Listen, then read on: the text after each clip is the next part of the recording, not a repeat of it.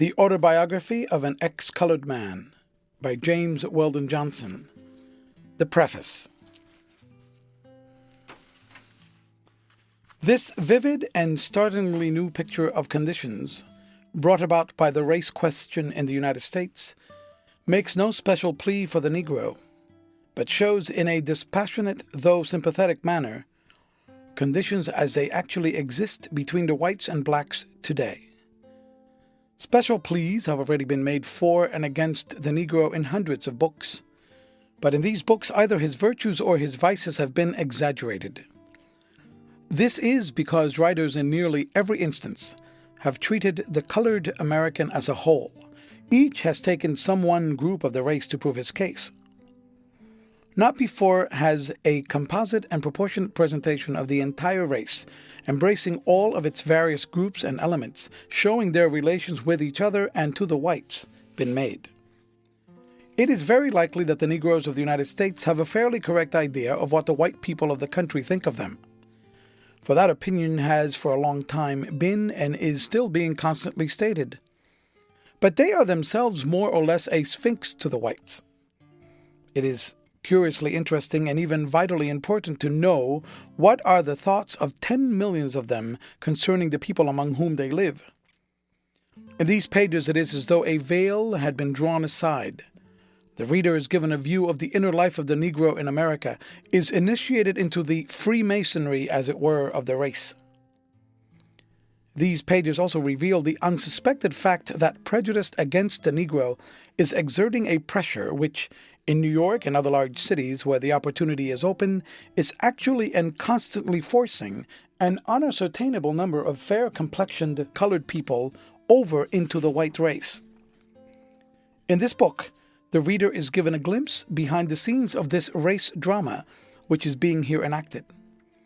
He is taken upon an elevation where he can catch a bird's eye view of the conflict which is being waged. End of chapter.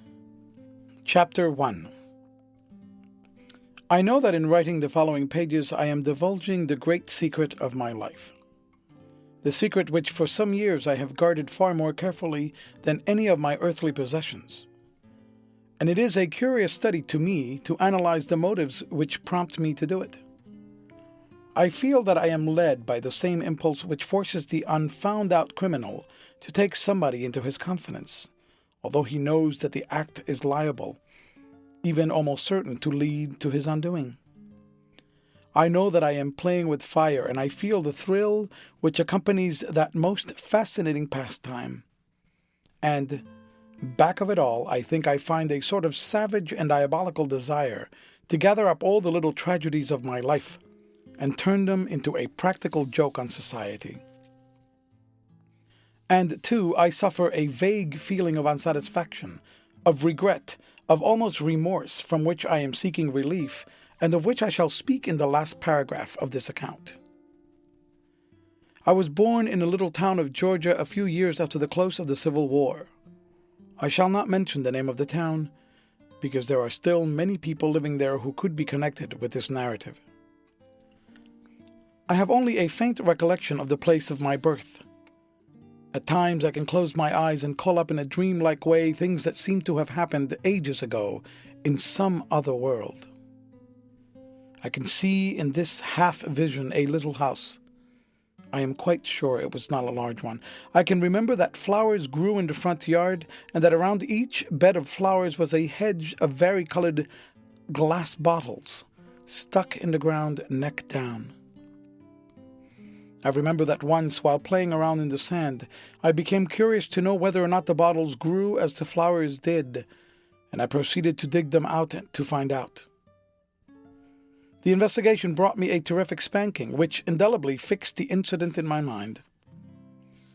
I can remember, too, that behind the house was a shed under which stood 2 or 3 wooden wash tubs.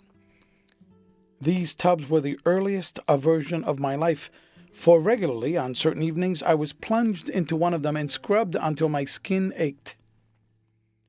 I can remember to this day the pain caused by the strong, rank soap getting into my eyes. Back from the house, A vegetable garden ran perhaps 75 or 100 feet, but to my childish fancy it was an endless territory.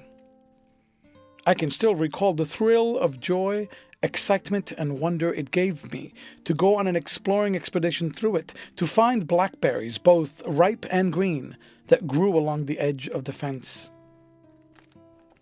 I remember with what pleasure I used to arrive at and stand before a little enclosure in which stood a patient cow chewing her cud, how I would occasionally offer her, through the bars, a piece of my bread and molasses, and how I would jerk back my hand in half fright if she made any motion to accept my offer. I have a dim recollection of several people who moved in and about this little house, but I have a distinct mental image of only two. One, my mother, and the other a tall man with a small, dark mustache. I remember that his shoes or boots were always shiny, and that he wore a gold chain and a great gold watch, with which he was always willing to let me play. My admiration was almost equally divided between the watch and chain and the shoes. He used to come to the house evenings, perhaps 2 or 3 times a week, and it became my appointed duty, whenever he came, to bring him a pair of slippers, and to put the shiny shoes in a particular corner. He often gave me in return for this service a bright coin, which my mother taught me to promptly drop in a little tin bank. I remember distinctly the last time this tall man came to the little house in Georgia. That evening, before I went to bed, he took me up in his arms and squeezed me very tightly. My mother stood behind his chair, wiping tears from her eyes. I remember how I sat upon his knee and watched him laboriously drill a hole through a $10 gold piece, and then tie the coin around my neck with a string. I have worn that gold piece around my neck the greater part of my life, and still possess it. But more than once I have wished that some other way had been found of attaching it to me besides putting a hole through it. On the day after the coin was put around my neck, my mother and I started on what seemed to me an endless journey. I knelt on the seat and watched through the train window the corn and cotton fields pass swiftly by until I fell asleep. When I fully awoke, we were being driven through the streets of a large city, Savannah. I sat up and blinked at the bright lights. At Savannah, we boarded a steamer which finally landed us in New York. From New York, we went to a town in Connecticut, which became the home of my boyhood. My mother and I lived together in a little cottage which seemed to me to be fitted up almost luxuriously. There were horsehair-covered chairs in the parlor, and the little square piano. There was a stairway with red carpet on it leading to a half-second story. There were pictures on the walls and a few books in a glass-doored case. My mother dressed me very neatly, and I developed that pride which well-dressed boys generally have. She was careful about my associates, and I myself was quite particular. As I look back now, I can see that I was a perfect little aristocrat. My mother rarely went to anyone's house, but she did sewing, and there were a great many ladies coming to our cottage. If I were around, they would generally call me and ask me my name and age, and tell my mother what a pretty boy I was. Some of them would pat me on the head and kiss me. My mother was kept very busy with her sewing. Sometimes she would have another woman helping her. I think she must have derived a fair income from her work. I know, too, that at least once each month she received a letter. I used to watch for the postman, get the letter, and run to her with it. Whether she was busy or not, she would take it and instantly thrust it into her bosom. I never saw her read one of them. I knew later that these letters contained money and, what was to her more than money. As busy as she generally was, she, however, found time to teach me my letters and figures and how to spell a number of easy words. Always on Sunday evenings, she opened the little piano and picked out hymns. I can recall now that whenever she played hymns from the book, her tempos were always decidedly largo. Sometimes on other evenings when she was not sewing, she would play a simple accompaniment to some old Southern songs which she sang. In these songs she was freer, because she played them by ear. Those evenings on which she opened the little piano were the happiest hours of my childhood. Whenever she started toward the instrument, I used to follow her with all the interest and irrepressible joy that a pampered pet dog shows when a package is opened in which he knows there is a sweet bit for him. I used to stand by her side and often interrupt and annoy her by chiming in with strange harmonies which I found either on the high keys or the treble or low keys of the bass. I remember that I had a particular fondness for the black keys. Always on such evenings, when the music was over, my mother would sit with me in her arms, often for a very long time. She would hold me close, softly crooning some old melody without words, all the while gently stroking her face against my head. Many and many a night I thus fell asleep. I can see her now, her great dark eyes looking into the fire, to where no one knew but she. The memory of that picture has more than once kept me from straying too far from the place of purity and safety in which her arms held me. At a very early age, I began to thump on the piano alone, and it was not long before I was able to pick out a few tunes. When I was 7 years old, I could play by ear all of the hymns and songs that my mother knew. I had also learned the names of the notes in both clefs, but I preferred not to be hampered by notes. About this time, several ladies for whom my mother sewed heard me play, and they persuaded her that I should at once be put under a teacher. So arrangements were made for me to study the piano with a lady who was a fairly good musician. At the same time, arrangements were made for me to study my books with this lady's daughter. My music teacher had no small difficulty at first in pinning me down to the notes. If he played my lesson over for me, I invariably attempted to reproduce the required sounds, without the slightest recourse to the written characters. Her daughter, my other teacher, also had her worries. She found that in reading, whenever I came to words that were difficult or unfamiliar, I was prone to bring my imagination to the rescue and read from the picture. She has laughingly told me since then that I would sometimes substitute whole sentences and even paragraphs from what meaning I thought the illustrations conveyed. She said she sometimes was not only amused at the fresh treatment I would give an author's subject, but that when I gave some new and sudden turn to the plot of the story, she often grew interested and even excited in listening to hear what kind of denouement I would bring about. But I am sure this was not due to dullness, for I made rapid progress in both my music and my books. And so for a couple of years my life was divided between my music and my school books. Music took up the greater part of my time. I had no playmates, but amused myself with games, some of them of my own invention, which could be played alone. I knew a few boys whom I had met at the church which I attended with my mother, but I had formed no close friendships with any of them. Then, when I was 9 years old, my mother decided to enter me into public school. So all at once I found myself thrown among a crowd of boys of all sizes and kinds.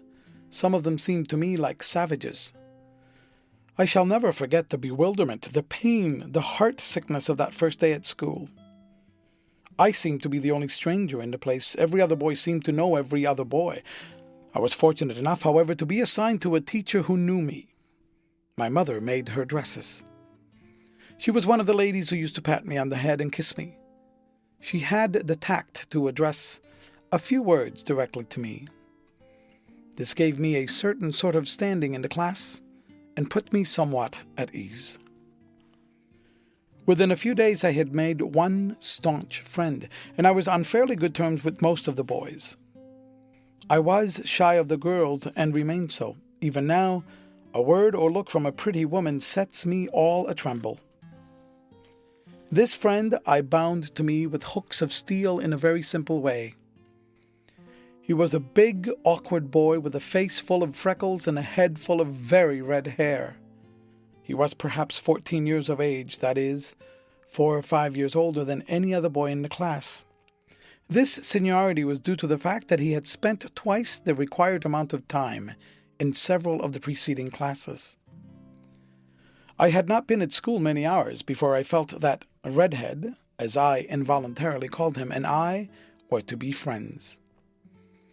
I do not doubt that this feeling was strengthened by the fact that I had been quick enough to see that a big, strong boy was a friend to be desired at a public school, and perhaps in spite of his dullness, Redhead had been able to discern that I could be of service to him. At any rate, there was a simultaneous mutual attraction.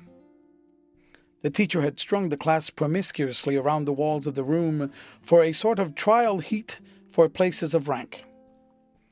When the line was straightened, I found that by skillful maneuvering I had placed myself third and had piloted Redhead to the place next to me. The teacher began by giving us to spell the words corresponding to our order in line. Spell first, spell second, spell third. I rattled off THIRD, third, in a way which said, "Why don't you give us something hard?" As the words went down the line, I could see how lucky I had been to get a good place together with an easy word. As young as I was, I felt impressed with the unfairness of the whole proceeding when I saw the Trailanders going down before the 12th and 20th, and I felt sorry for those who had to spell such words in order to hold a low position.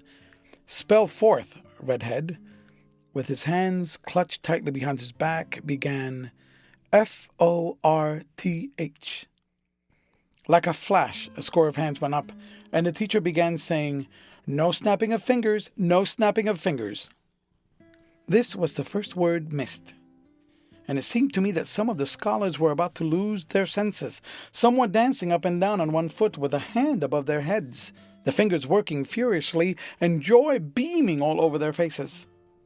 Others stood still, their hands raised not so high, their fingers working less rapidly, and their faces expressing not quite so much happiness. There were still others who did not move nor raise their hands, but stood with great wrinkles on their foreheads, looking very thoughtful. The whole thing was new to me, and I did not raise my hand, but slyly whispered the letter U to Redhead several times. "Second chance," said the teacher. The hands went down, and the class became quiet. Redhead, his face now red, after looking beseechingly at the ceiling, then pitiably at the floor, began very haltingly, "F-U." Immediately an impulse to raise hands went through the class, but the teacher checked it, and poor Redhead, though he knew that each letter he added only took him further out of the way, went doggedly on and finished RTH. The hand-raising was now repeated with more hubbub and excitement than at first. Those who before had not moved a finger were now waving their hands above their heads. Redhead felt that he had lost. He looked very big and foolish, and some of the scholars began to snicker. His helpless condition went straight to my heart and gripped my sympathies. I felt that if he failed, it would in some way be my failure. I raised my hand, and under the cover of excitement and the teacher's attempts to retain order, I hurriedly shot up into his ear twice, quite distinctly, FOURTH, FOURTH. The teacher tapped on her desk and said, "Third and last chance." The hands came down. The silence became oppressive. Redhead began, F. Since that day I have waited anxiously for many a turn of the wheel of fortune, but never under greater tension than I watched for the order in which those letters would fall from Red's lips.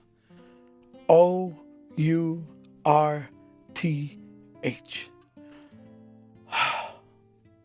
A sigh of relief and disappointment went up from the class. Afterwards, through all our school days, Redhead shared my wit and quickness, and I benefited by his strength and dogged faithfulness.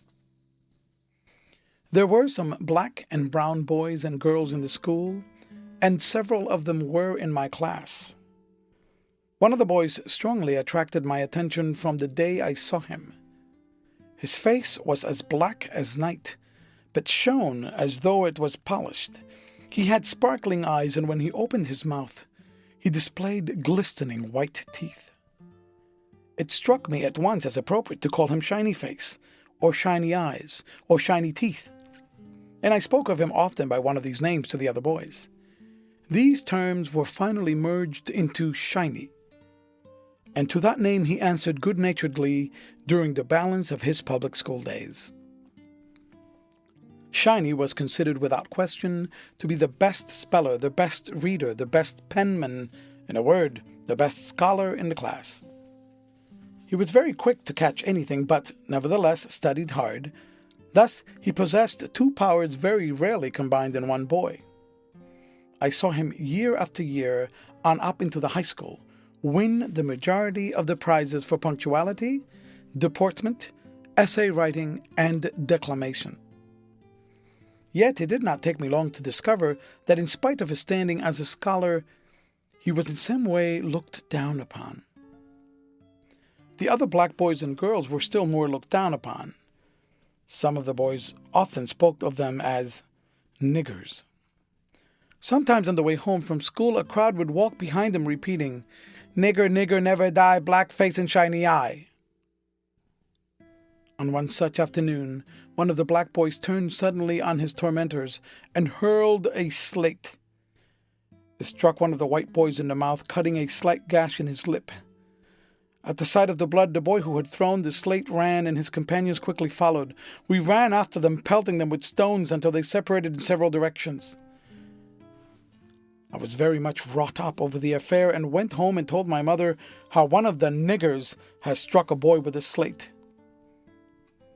I shall never forget how she turned on me. "Don't you ever use that word again," she said. "And don't you ever bother the colored children at the school. You ought to be ashamed of yourself." I did hang my head in shame, but not because she had convinced me that I had done wrong, but because I was hurt by the first sharp word she had ever given me. My school days ran along very pleasantly. I stood well in my studies, not always so well with regard to my behavior. I was never guilty of any serious misconduct, but my love of fun sometimes got me into trouble. I remember, however, that my sense of humor was so sly that most of the trouble usually fell on the head of another fellow. My ability to play on the piano at school exercises was looked upon as little short of marvelous in a boy of my age. I was not chummy with many of my mates, but on the whole was about as popular as it is good for a boy to be. One day near the end of my second term at school, the principal came into our room and after talking to the teacher for some reason said, "I wish all of the white scholars to stand for a moment." I rose with the others. The teacher looked at me and, calling my name, said, "You sit down for the present and rise with the others." I did not quite understand her and questioned, "Ma'am?" She repeated with a softer tone in her voice, "You sit down now and rise with the others." I sat down dazed. I saw and heard nothing. When the others were asked to rise, I did not know it. When school was dismissed, I went out in a kind of stupor. A few of the white boys jeered me, saying, "Oh, you're a nigger too." I heard some black children say, "We knew he was colored." Shiny said to them, "Come along, don't tease him," and thereby won my undying gratitude. I hurried on as fast as I could and had gone some distance before I perceived that redhead was walking by my side. After a while he said to me, "Let me carry your books." I gave him my strap without being able to answer. When he got to my gate, he said as he handed me my books, "Say, you know my big great agate? I can't shoot with it anymore. I'm going to bring it to school for you tomorrow." I took my books and ran into the house. As I passed through the hallway, I saw that my mother was busy with one of her customers. I rushed up into my own little room, shut the door, and went quickly to where my looking glass hung on the wall. For an instant, I was afraid to look. But when I did, I looked long and earnestly. I had often heard people say to my mother, "What a pretty boy you have." I was accustomed to hear remarks about my beauty, but now, for the first time, I became conscious of it and recognized it. I noticed the ivory whiteness of my skin, the beauty of my mouth, the size and liquid darkness of my eyes, and how the long black lashes that fringed and shaded them produced an effect that was strangely fascinating even to me. I noticed the softness and glossiness of my dark hair that fell in waves over my temples, making my forehead appear whiter than it really was. How long I stood there gazing at my image, I do not know. When I came out and reached the head of the stairs, I heard the lady who had been with my mother going out. I ran downstairs and rushed to where my mother was sitting with a piece of work in her hands. I buried my head in her lap and blurted out, "Mother, Mother, tell me, am I a nigger?" I could not see her face, but I knew the piece of work dropped to the floor, and I felt her hands on my head. I looked up into her face and repeated, "Tell me, Mother, am I a nigger?" There were tears in her eyes, and I could see that she was suffering for me. And then it was that I looked at her critically for the first time. I had thought of her in a childish way only as the most beautiful woman in the world. Now I looked at her searching for defects. I could see that her skin was almost brown, that her hair was not so soft as mine, and that she did differ in some way from the other ladies who came to the house. Yet, even so, I could see that she was very beautiful, more beautiful than any of them. She must have felt that I was examining her, for she hid her face in my hair and said with difficulty, "No, my darling, you are not a nigger." She went on, "You are as good as anybody. If anyone calls you a nigger, don't notice them." But the more she talked, the less was I reassured, and I stopped her by asking, "Well, Mother, am I white? Are you white?" She answered tremblingly, "No, I am not white. But you, your father is one of the greatest men in the country. The best blood of the South is in you." This suddenly opened up in my heart a fresh chasm of misgiving and fear, and I almost fiercely demanded, "Who is my father? Where is he?" She stroked my hair and said, "I'll tell you about him someday."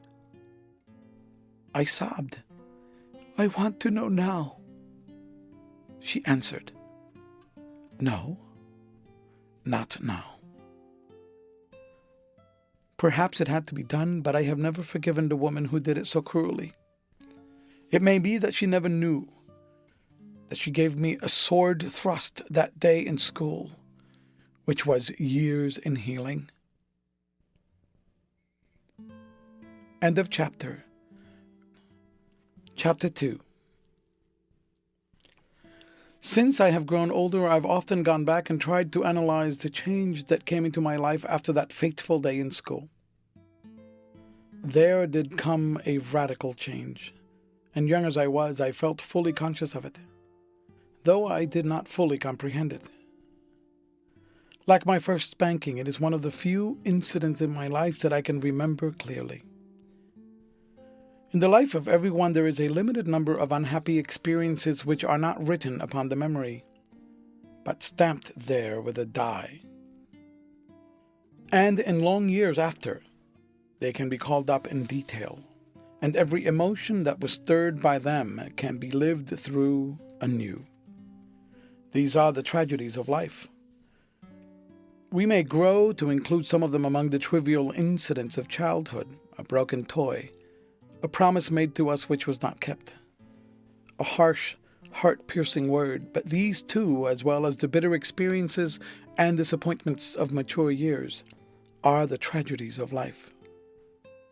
And so I have often lived through that hour, that day, that week, in which was wrought the miracle of my transition from one world into another. For I did indeed pass into another world. From that time I looked out through other eyes. My thoughts were colored, my words dictated, my actions limited by one domineering, all-pervading idea which constantly increased in force and weight until I finally realized in it a great, tangible fact. And this is the dwarfing, warping, distorting influence which operates upon each colored man in the United States. He is forced to take his outlook on all things not from the viewpoint of a citizen or a man, nor even a human being, but from the viewpoint of a colored man. It is wonderful to me that the race has progressed so broadly as it has, since most of its thought and all of its activity must run through the narrow neck of one funnel. And it is this, too, which makes the colored people of this country, in reality, a mystery to the whites. It is a difficult thing for a white man to learn what a colored man really thinks, because generally with the latter an additional and different light must be brought to bear on what he thinks. And his thoughts are often influenced by considerations so delicate and subtle that it would be impossible for him to confess or explain them to one of the opposite race. This gives to every colored man, in proportion to his intellectuality, a sort of dual personality. There is one phase of him which is disclosed only in the Freemasonry of his own race. I have often watched with interest and sometimes with amazement even ignorant colored men under the cover of broad grins and minstrel antics maintain this dualism in the presence of white men. I believe it to be a fact that the colored people of this country know and understand the white people better than the white people know and understand them. I now think that this change which came into my life was at first more subjective than objective. I do not think my friends at school changed so much toward me as I did toward them. I grew reserved. I might say suspicious. I grew constantly more and more afraid of laying myself open to some injury to my feelings or my pride.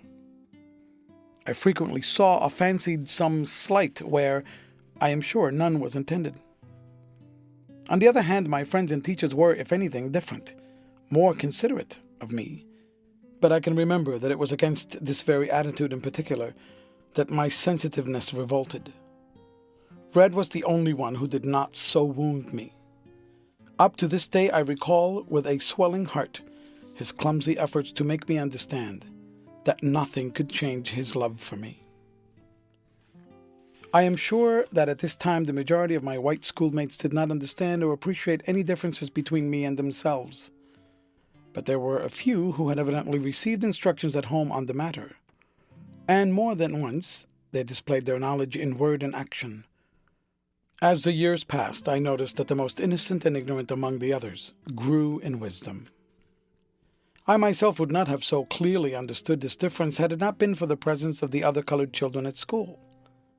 I had learned what their status was, and now I learned that theirs was mine. I had had no particular like or dislike for these black and brown boys and girls. In fact, with the exception of Shiny, they had occupied very little of my thought. But I do know that when the blow fell, I had a very strong aversion to being classed with them. So I became something of a solitary.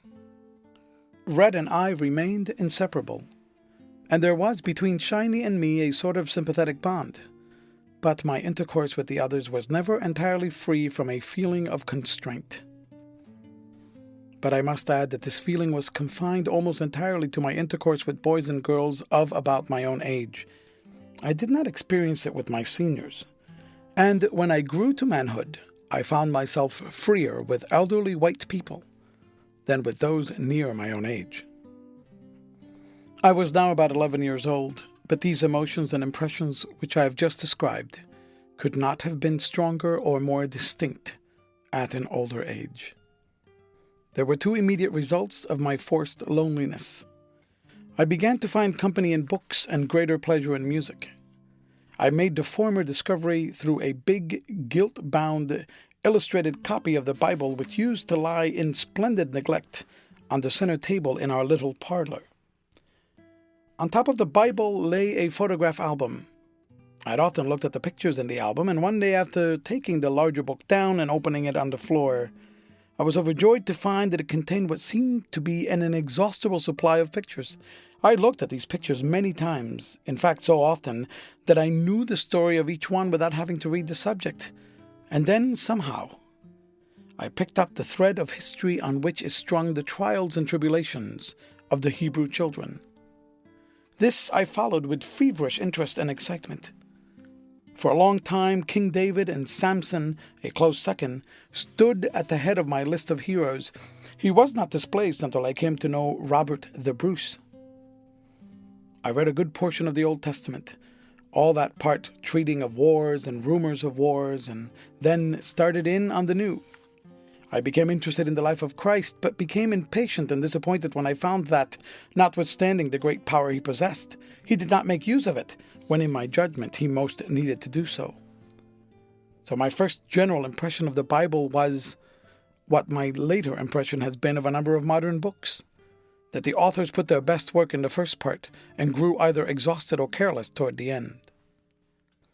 After reading the Bible, or those parts which held my attention, I began to explore the glass-doored bookcase, which I have already mentioned. I found there Pilgrim's Progress, Peter Parley's History of the United States, Grimm's Household Stories, Tales of a Grandfather, a bound volume of an old English publication, I think it was called The Mirror, a little volume called Familiar Science, and somebody's Natural Theology, which latter, of course, I could not read, but which, nevertheless, I tackled with the result of gaining a permanent dislike for all kinds of theology. There were several other books of no particular name or merit, such as agents sell to people who know nothing of buying books. How my mother came by this little library, which, considering all things, was so well suited to me, I never sought to know. But she was far from being an ignorant woman, and had herself very likely read the majority of these books, though I do not remember ever having seen her with a book in her hand, with the exception of the Episcopal Prayer Book. At any rate, she encouraged in me the habit of reading, and when I had about exhausted those books in the little library which interested me, she began to buy books for me. She also regularly gave me money to buy a weekly paper, which was then very popular for boys. At this time I went in for music with an earnestness worthy of mature years. A change of teachers was largely responsible for this. I began now to take lessons of the organist of the church which I attended with my mother. He was a good teacher and quite a thorough musician. He was so skillful in his instruction and filled me with such enthusiasm that my progress, these are his words, was marvelous. I remember that when I was barely 12 years old, I appeared on a program with a number of adults at an entertainment given for some charitable purpose, and carried off the honors. I did more. I brought upon myself, through the local newspapers, the handicapping title of Infant Prodigy. I can believe that I did astonish my audience, for I never played the piano like a child, that is, in the 1-2-3 style with an accelerated motion. Neither did I depend upon more brilliancy or technique, a trick by which children often surprise their listeners. But I always tried to interpret a piece of music. I always played with feeling. Very early I acquired that knack of using the pedals which makes the piano a sympathetic singing instrument, quite a different thing from the source of hard or blurred sounds it so generally is. I think this was not due entirely to natural artistic temperament, but largely to the fact that I did not begin to learn the piano by counting out exercises, but by trying to reproduce the quaint songs which my mother used to sing, with all their pathetic turns and cadences. Even at a tender age in playing, I helped to express what I felt by some of the mannerisms which I afterwards observed in great performance. I had not copied them. I have often heard people speak of the mannerisms of musicians as affectations adopted for mere effect. In some cases, this may be so, but a true artist can no more play upon the piano or violin without putting his whole body in accord with the emotions he is striving to express than a swallow can fly without being graceful. Often when playing, I could not keep the tears which formed in my eyes from rolling down my cheeks. Sometimes at the end, or even in the midst of a composition, as big a boy as I was, I would jump from the piano and throw myself sobbing into my mother's arms. She, by her caresses and often by her tears, only encouraged these fits of sentimental hysteria. Of course, to counteract this tendency to temperamental excesses, I should have been out playing ball or in swimming with other boys of my age, but my mother did not know that. There was only once when she was really firm with me, making me do what she considered was best. I did not want to return to school after the unpleasant episode which I have related, and she was inflexible. I began my third term, and the days ran long as I have already indicated. I had been promoted twice and had managed each time to pull Red along with me. I think the teachers came to consider me the only hope of his ever getting through school, and I believe they secretly conspired with me to bring about that desired end. At any rate, I know it became easier in each succeeding examination for me not only to assist Red, but absolutely to do his work. It is strange how in some things honest people can be dishonest without the slightest compunction. I knew boys at school who were too honorable to tell a fib, even when one would have been just the right thing, but could not resist the temptation to assist or receive assistance in an examination. I have long considered it the highest proof of honesty in a man to hand his streetcar fare to the conductor who had overlooked it. One afternoon after school, during my third term, I rushed home in a great hurry to get my dinner and go to my music teacher's. I was never reluctant about going there, but on this particular afternoon, I was impetuous. The reason of this was I had been asked to play the accompaniment for a young lady who was to play a violin solo at a concert given by the young people of the church. And on this afternoon, we were to have our first rehearsal. At that time, playing accompaniments was the only thing in music I did not enjoy. Later, this feeling grew into positive dislike. I have never been a really good accompanist, because my ideas of interpretation were always too strongly individual. I constantly forced my accelerandos and rubatos upon the soloist, often throwing the duet entirely out of gear. Perhaps the reader has already guessed why I was so willing and anxious to play the accompaniment to this violin solo. If not, the violinist was a girl of 17 or 18 whom I had first heard play a short time before on a Sunday afternoon at a special service of some kind, and who had moved me to a degree which now I can hardly think of as possible. At present, I do not think it was due to her wonderful playing, though I judge she must have been a very fair performer. But there was just the proper setting to produce the effect upon a boy such as I was. The half-dim church, the air of devotion on the part of the listeners, the heaving tremor of the organ under the clear wail of the violin, and she, her eyes almost closing, the escaping strands of her dark hair wildly framing her pale face, and her slender body swaying to the tones she called forth, all combined to fire my imagination and my heart with a passion, though boyish, yet strong and somehow lasting. I have tried to describe the scene. If I have succeeded, it is only half success, for words can only partially express what I would wish to convey. Always, in recalling that Sunday afternoon, I am subconscious of a faint but distinct fragrance which, like some old memory-awaking perfume, rises and suffuses my whole imagination, inducing a state of reverie so airy as to just evade the powers of expression. She was my first love, and I loved her as only a boy loves. I dreamed of her. I built air castles for her. She was the incarnation of each beautiful heroine I knew. When I played the piano, it was for her. Not even did music furnish an adequate outlet for my passion. I bought a new notebook and, to sing her praises, made my first and last attempts at poetry. I remember one day at school, having given in our notebooks to have some exercises corrected, the teacher called me to her desk and said I couldn't correct your exercises because I found nothing in your book but a rhapsody on somebody's brown eyes. I had passed the wrong notebook. I don't think I have felt greater embarrassment in my whole life than I did at that moment. I was not only ashamed that my teacher should see this nakedness of my heart, but that she should find out that I had any knowledge of such affairs. It did not then occur to me to be ashamed of the kind of poetry that I had written. Of course, the reader must know that all of this adoration was in secret. Next to my great love for this young lady was the dread that in some way she would find it out. I did not know what some men never find out, that the woman who cannot discern when she is loved has never lived. It makes me laugh to think how successful I was in concealing it all. Within a short time after our duet, all of the friends of my dear one were referring to me as her little sweetheart, or her little beau, and she laughingly encouraged it. This did not entirely satisfy me. I wanted to be taken seriously. I had definitely made up my mind that I should never love another woman, and that if she deceived me, I should do something desperate. The great difficulty was to think of something sufficiently desperate. And the heartless jade, how she led me on.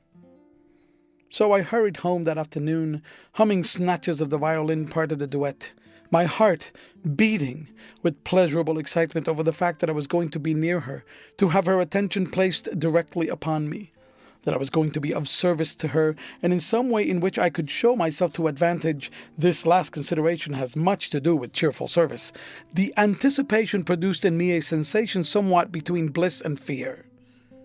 I rushed through the gate, took the 3 steps to the house at one bound, threw open the door, and was about to hang my cap on its accustomed peg of the hall rack when I noticed that a particular peg was occupied by a black derby hat.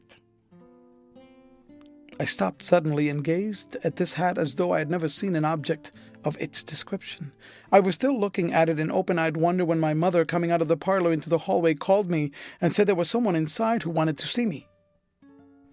Feeling that I was being made a party to some kind of mystery, I went in with her, and there I saw a man standing leaning with one elbow on the mantel, his back partly turned toward the door. As I entered, he turned, and I saw a tall, handsome, well-dressed gentleman of perhaps 35. He advanced a step toward me with a smile on his face. I stopped and looked at him with the same feelings with which I had looked at the derby hat, except that they were greatly magnified. I looked at him from head to foot, but he was an absolute blank to me until my eyes rested on his slender, elegant, polished shoes. Then it seemed that indistinct and partly obliterated films of memory began at first slowly, then rapidly to unroll, forming a vague panorama of my childhood days in Georgia. My mother broke the spell by calling me by name and saying, "This is your father." Father. Father. That was the word which had been to me a source of doubt and perplexity ever since the interview with my mother on the subject. How often I had wondered about my father, who he was and what he was like, whether alive or dead, and above all, why she would not tell me about him. More than once, I had been on the point of recalling to her the promise she had made me, but I instinctively felt that she was happier for not telling me and that I was happier for not being told. Yet I had not the slightest idea what the real truth was. And here he stood before me, just the kind of looking father I had wistfully pictured him to be. But I made no advance toward him. I stood there feeling embarrassed and foolish, not knowing what to say or do. I am not sure but that he felt pretty much the same. My mother stood at my side with one hand on my shoulder, almost pushing me forward, but I did not move. I can well remember the look of disappointment, even pain on her face, and I can now understand that she could expect nothing else but that at the name Father, I should throw myself into his arms. But I could not rise to this dramatic, or better, melodramatic climax. Somehow I could not arouse any considerable feeling or need for a father. He broke the awkward tableau by saying, "Well, boy, aren't you glad to see me?" He evidently meant the words kindly enough, but I don't know what he could have said that would have had a worse effect. However, my good breeding came into my rescue, and I answered, "Yes, sir." And I went to him and offered him my hand. He took my hand into one of his, and with the other stroked my head, saying that I had grown into a fine youngster.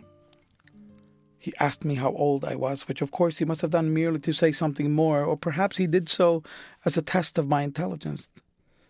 I replied, 12, sir. He then made a trite observation about the flight of time, and we lapsed into another awkward pause.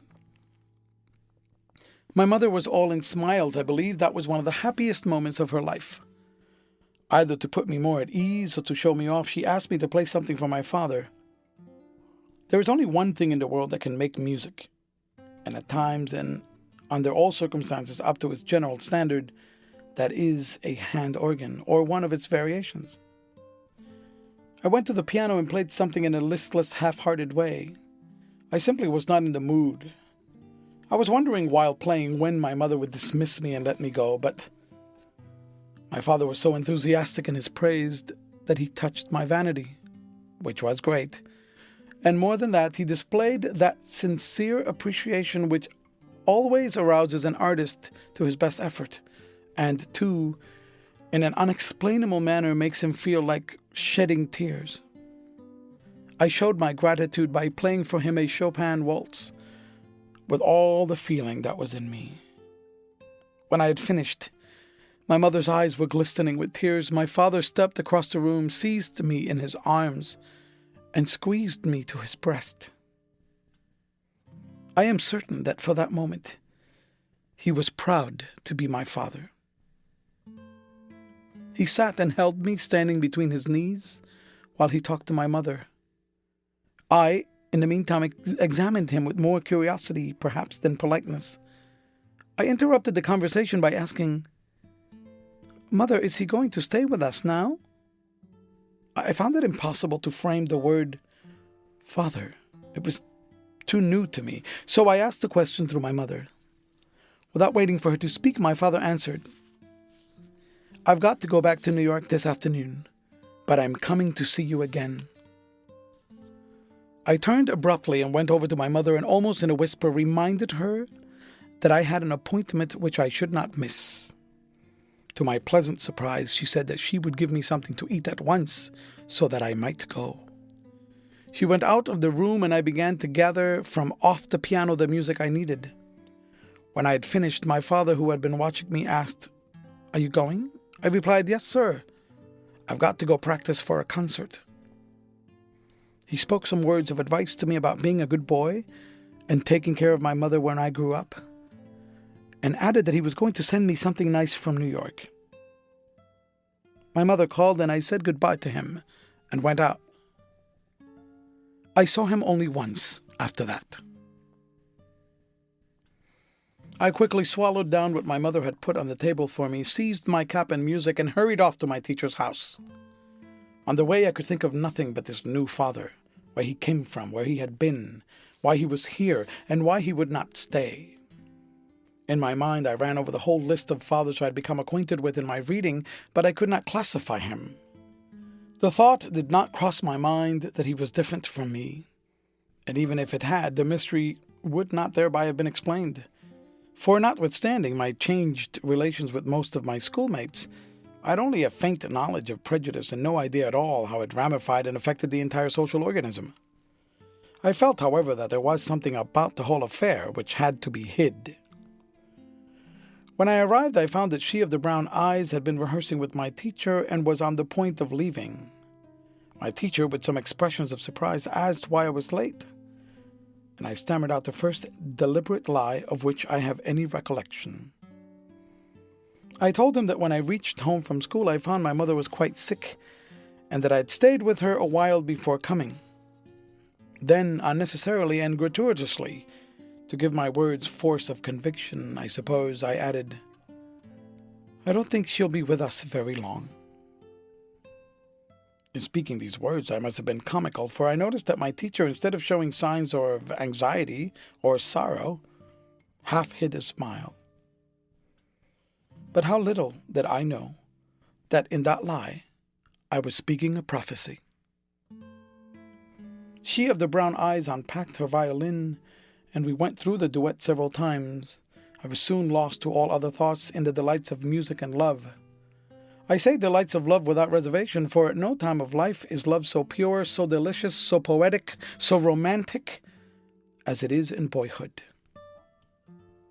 A great deal has been said about the heart of a girl when she stands where the brook and river meet. But what she feels is negative. More interesting is the heart of a boy when, just at the budding dawn of manhood, he stands looking wide-eyed into the long vistas opening before him, when he first becomes conscious of the awakening and quickening of strange desires and unknown powers, when what he sees and feels is still shadowy and mystical enough to be intangible and so more beautiful, when his imagination is unsullied and his faith new and whole, then it is that love wears a halo. The man who has not loved before he was 14 has missed a foretaste of Elysium. When I reached home, it was quite dark, and I found my mother without a light, sitting rocking in a chair as she so often used to do in my childhood days, looking into the fire and singing softly to herself. I nestled close to her, and with her arms around me, she haltingly told me who my father was. A great man, a fine, gentle man. He loved me and loved her very much. He was going to make a great man of me. All she said was so limited by reserve and so colored by her feelings that it was but half truth, and so I did not yet fully understand. End of chapter. Chapter 3. Perhaps I ought not pass on this narrative without mentioning that the duet was a great success. So great that we were obliged to respond with 2 encores. It seemed to me that life could hold no greater joy than it contained when I took her hand and we stepped down to the front of the stage, bowing to our enthusiastic audience. When we reached the little dressing room, where the other performers were applauding as wildly as the audience, she impulsively threw both her arms around me and kissed me, while I struggled to get away. One day, a couple of weeks after my father had been to see us, a wagon drove up to our cottage loaded with a big box. I was about to tell the man on the wagon that they had made a mistake when my mother, acting darkly wise, told them to bring their load in. She had them unpack the box, and quickly there was evolved from the boards, paper and other packing material, a beautiful, brand new, upright piano. Then she informed me that it was a present to me from my father. I at once sat down and ran my fingers over the keys. The full, mellow tone of the instrument was ravishing. I thought, almost remorsefully, of how I had left my father, but even so there momentarily crossed my mind a feeling of disappointment that the piano was not a grand. The new instrument greatly increased the pleasure of my hours of study and practice at home. Shortly after this, I was made a member of the boys' choir, it being found that I possessed a clear, strong soprano voice. I enjoyed singing very much. About a year later, I began to study the pipe organ and the theory of music. And before I finished the grammar school, I had written out several simple preludes for organ, which won the admiration of my teacher, in which he did me the honor to play at services. The older I grew, the more thought I gave to the question of my and my mother's position, and what was our exact relation to the world in general.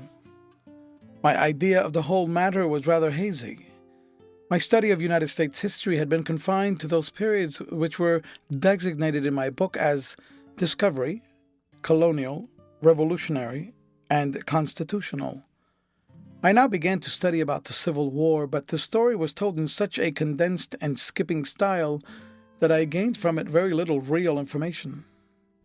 It is a marvel how children ever learn any history out of the books of that sort. And two, I began now to read the newspapers. I often saw articles which aroused my curiosity, but did not enlighten me. But one day I drew from the circulating library a book that cleared the whole mystery, a book that I read with the same feverish intensity with which I had read the old Bible stories, a book that gave me my first perspective of the life I was entering. That book was Uncle Tom's Cabin. This work of Harriet Beecher Stowe has been the object of much unfavorable criticism. It has been assailed not only as a fiction of the most imaginative sort, but as being a direct misrepresentation. Several successful attempts have lately been made to displace the book from northern school libraries. Its critics would brush it aside with the remark that there never was a Negro as good as Uncle Tom, nor a slaveholder as bad as Legree. For my part, I was never an admirer of Uncle Tom, nor of his type of goodness. But I believe that there were lots of old Negroes as foolishly good as he, the proof of which is that they knowingly stayed and worked the plantations that furnished sinews for the army which was fighting to keep them enslaved. But in these later years, several cases have come to my personal knowledge in which old Negroes have died and left what was a considerable fortune to the descendants of their former masters. I do not think it takes any great stretch of the imagination to believe there was a fairly large class of slaveholders typified in Legree. And we must also remember that the author depicted a number of worthless, if not vicious, Negroes, and a slaveholder who was as much of a Christian and a gentleman as it was possible for one in his position to be. That she pictured the happy, singing, shuffling darky, as well as the mother waiting for her child sold down river. I do not think it is claiming too much to say that Uncle Tom's Cabin was a fair and truthful panorama of slavery. However that may be, it opened my eyes as to who and what I was and what my country considered me. In fact, it gave me my bearing. But there was no shock. I took the whole revelation in a kind of stoical way. One of the greatest benefits I derived from reading the book was that I could afterwards talk frankly with my mother on all questions which had been vaguely troubling my mind. As a result, she was entirely freed from reserve, and often herself brought up the subject, talking of things directly touching her life and mine, and of things which had come down to her through the old folks. What she told me interested and even fascinated me, and, what may seem strange, kindled in me a strong desire to see the South. She spoke to me quite frankly about herself, my father, and myself. She, the sewing girl of my father's mother, he, an impetuous young man, home from college. I, the child of this unsanctioned love. She told me even the principal reason for our coming north. My father was about to be married to a young lady of another great Southern family. She did not neglect to add that another reason for our being in Connecticut was that he intended to give me an education and make a man of me. In none of her talks did she ever utter one word of complaint against my father. She always endeavored to impress upon me how good he had been and still was, and that he was all to us that custom and the law would allow. She loved him. More, she worshipped him, and she died firmly believing that he loved her more than any woman in the world. Perhaps she was right. Who knows? All of these newly awakened ideas and thoughts took the form of a definite aspiration on the day I graduated from the grammar school. And what a day that was! The girls in white dresses with fresh ribbons in their hair, the boys in new suits and creaky shoes, the great crowd of parents and friends, the flowers, the prizes and congratulations made the day seem to me one of great importance. I was on the program and played piano solo, which was received by the audience with that amount of applause which I had come to look upon as being only the just due of my talent. But the real enthusiasm was aroused by Shiny. He was the principal speaker of the event, and well did he measure up to the honor. He made a striking picture, that thin little black boy standing on the platform, dressed in clothes that did not fit him any too well, his eyes burning with excitement, his shrill musical voice vibrating in tones of appealing defiance, and his black face alight with such great intelligence and earnestness as to be positively handsome. What were his thoughts when he stepped forward and looked into that crowd of faces, all white, with the exception of a score or so that were lost to view? I do not know, but I fancy he felt his loneliness. I think there must have rushed over him a feeling akin to that of a gladiator tossed into the arena and bade to fight for his life. I think that solitary little black figure standing there felt that for the particular time and place he bore the weight and responsibility of his race. That for him to fail meant general defeat, but he won, and nobly. His oration was Wendell Phillips' Toussaint L'Ouverture, a speech which may now be classed as rhetorical, even perhaps bombastic. But as the words fell from Shiny's lips, their effect was magical. How so young an orator could stir so great enthusiasm was to be wondered at. When in the famous peroration, his voice trembling with suppressed emotion rose higher, and then rested on the name Toussaint L'Ouverture. It was like touching an electric button which loosed the pent-up feelings of his listeners. They actually rose to him. I have since known of colored men who have been chosen as class orators in our leading universities, of others who have played on the varsity football and baseball teams, of colored speakers who have addressed great white audiences. In each of these instances, I believe the men were stirred by the same emotions which actuated Shiny on the day of his graduation. And two, in each case, where the efforts have reached any high standard of excellence, they have been followed by the same phenomenon of enthusiasm. I think the explanation of the latter lies in what is a basic, though often dormant, principle in the Anglo-Saxon heart: love of fair play. Shiny, it is true, was what is so common in his race, a natural orator.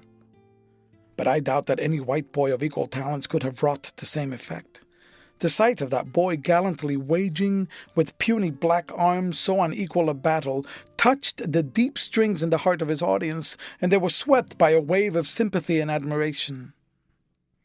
But the effect upon me of Shiny's speech was double. I not only shared the enthusiasm of his audience, but he imparted to me some of his own enthusiasm. I felt leap within me pride that I was colored. I began to form wild dreams of bringing glory and honor to the Negro race. For days I could talk of nothing else with my mother except my ambitions to be a great man, a great colored man, to reflect credit on the race and gain fame for myself. It was not until years after that I formulated a definitive and feasible plan for realizing my dreams. I entered the high school with my class and still continued my study of the piano, the pipe organ, and the theory of music. I had to drop out of the boys' choir on account of a changing voice. This I regretted very much. As I grew older, my love for reading grew stronger. I read with studious interest everything I could find relating to colored men who had gained prominence. My heroes had been King David, then Robert the Bruce. Now Frederick Douglass was enshrined in the place of honor. When I learned that Alexander Dumas was a colored man, I reread Monte Cristo and the Three Guardsmen with magnified pleasure. I lived between my music and books, on the whole a rather unwholesome life for a boy to lead. I dwelt in a world of imagination, of dreams and air castles, the kind of atmosphere that sometimes nourishes a genius, more often men unfitted for the practical struggles of life.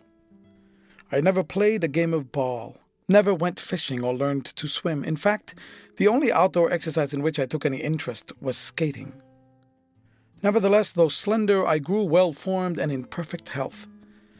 After I entered the high school, I began to notice the change in my mother's health, which I suppose had been going on for some years. She began to complain a little and to cough a great deal. She tried several remedies and finally went to see a doctor, but though she was failing in health, she kept up her spirits. She still did a great deal of sewing, and in the busy seasons hired 2 women to help her. The purpose she had formed of having me go through college without financial worries kept her at work when she was not fit for it. I was so fortunate as to be able to organize a class of 8 or 10 beginners on the piano, and so start a separate little fund of my own. As the time for my graduation from the high school grew nearer, the plans for my college career became the chief subject of our talks. I sent for catalogs of all the prominent schools in the East and eagerly gathered all the information I could concerning them from different sources. My mother told me that my father wanted me to go to Harvard or Yale. She herself had half a desire for me to go to Atlanta University, and even had me write for a catalog of that school. There were 2 reasons, however, that inclined her to my father's choice. The first, that at Harvard or Yale I should be near her. The second, that my father had promised to pay a part of my college education. Both Shiny and Red came to my house quite often of evenings, and we used to talk over our plans and prospects for the future. Sometimes I would play for them, and they seemed to enjoy the music very much. My mother often prepared sundry southern dishes for them, which I am not sure, but that they enjoyed more. Shiny had an uncle in Amherst, Massachusetts, and he expected to live with him and work his way through Amherst College. Red declared that he had enough of school and that after he got his high school diploma, he would get a position in a bank. It was his ambition to become a banker, and he felt sure of getting the opportunity through certain members of his family. My mother barely had strength to attend the closing exercises of the high school when I graduated, and after that day she was seldom out of bed. She could no longer direct her work, and under the expense of medicines, doctors, and someone to look after her, our college fund began to diminish rapidly. Many of her customers and some of the neighbors were very kind and frequently brought her nourishment of one kind or another. My mother realized what I did not, that she was mortally ill, and she had me write a long letter to my father. For some time past, she had heard from him only at irregular intervals. We never received an answer. In those last days, I often sat at her bedside and read to her until she fell asleep. Sometime I would leave the parlor door open and play on the piano just loud enough for the music to reach her. This she always enjoyed. One night, near the end of July, after I had been watching beside her for some hours, I went into the parlor and, throwing myself into the big armchair, dozed off into a fitful sleep. I was suddenly aroused by one of the neighbors who had come to sit with her that night. She said, "Come to your mother at once." I hurried upstairs, and at the bedroom door met the woman who was acting as nurse. I noted with a dissolving heart the strange look of awe on her face. From my first glance at my mother, I discerned the light of death upon her countenance. I fell upon my knees beside the bed, and burying my face in the sheets, sobbed convulsively. She died with the fingers of her left hand entwined in my hair. I will not rake over this, one of the 2 sacred sorrows of my life. Nor could I describe the feeling of unutterable loneliness that fell upon me. After the funeral, I went to the house of my music teacher. He had kindly offered me the hospitality of his home for so long as I might need it. A few days later, I moved my trunk, piano, my music, and most of my books to his home. The rest of my books I divided between Shiny and Red. Some of the household effects I gave to Shiny's mother and to 2 or 3 of the neighbors who had been kind to us during my mother's illness. The others I sold. After setting up my little estate, I found that besides a good supply of clothes, a piano, some books, and other trinkets, I had about $200 in cash. The question of what I was to do now confronted me. My teacher suggested a concert tour, but both of us realized that I was too old to be exploited as an infant prodigy and too young and inexperienced to go before the public as a finished artist. He, however, insisted that the people of the town would generously patronize the benefit concert, so took up the matter and made arrangements for such an entertainment. a more than sufficient number of people with musical and elocutionary talent volunteered their services to make a program. Among these was my brown-eyed violinist. But our relations were not the same as they had been when we had played our first duet together. A year or so after that time, she had dealt me a crushing blow by getting married. I was partially avenged, however, by the fact that, though she was growing more beautiful, she was losing her ability to play the violin. I was down on the program for one number. My selection might have appeared at that particular time as a bit of affectation, but I considered it deeply appropriate. I played Beethoven's Sonata Pathétique. When I sat down at the piano and glanced into the faces of the several hundreds of people who were there solely on account of love or sympathy for me, emotions swelled in my heart, which enabled me to play the pathetic as I could never again play it. When the last tone died away, the few who began to applaud were hushed by the silence of the others, and for once I played without receiving an encore. The benefit yielded me a little more than $200, thus raising my cash capital to about $400.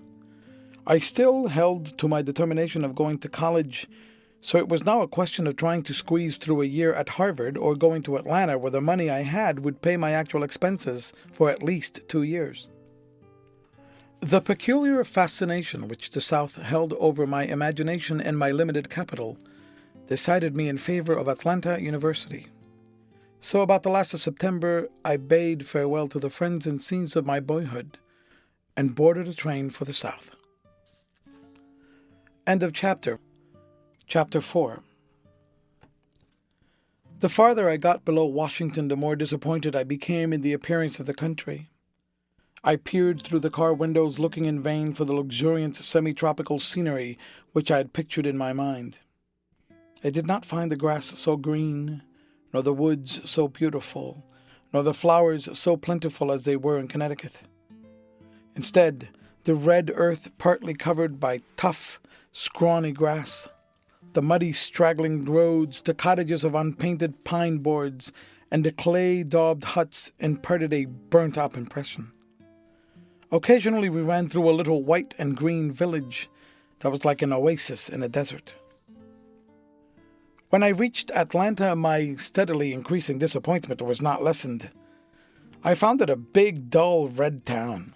This dull, red color of that part of the South I was then seeing had much, I think, to do with the extreme depression of my spirits.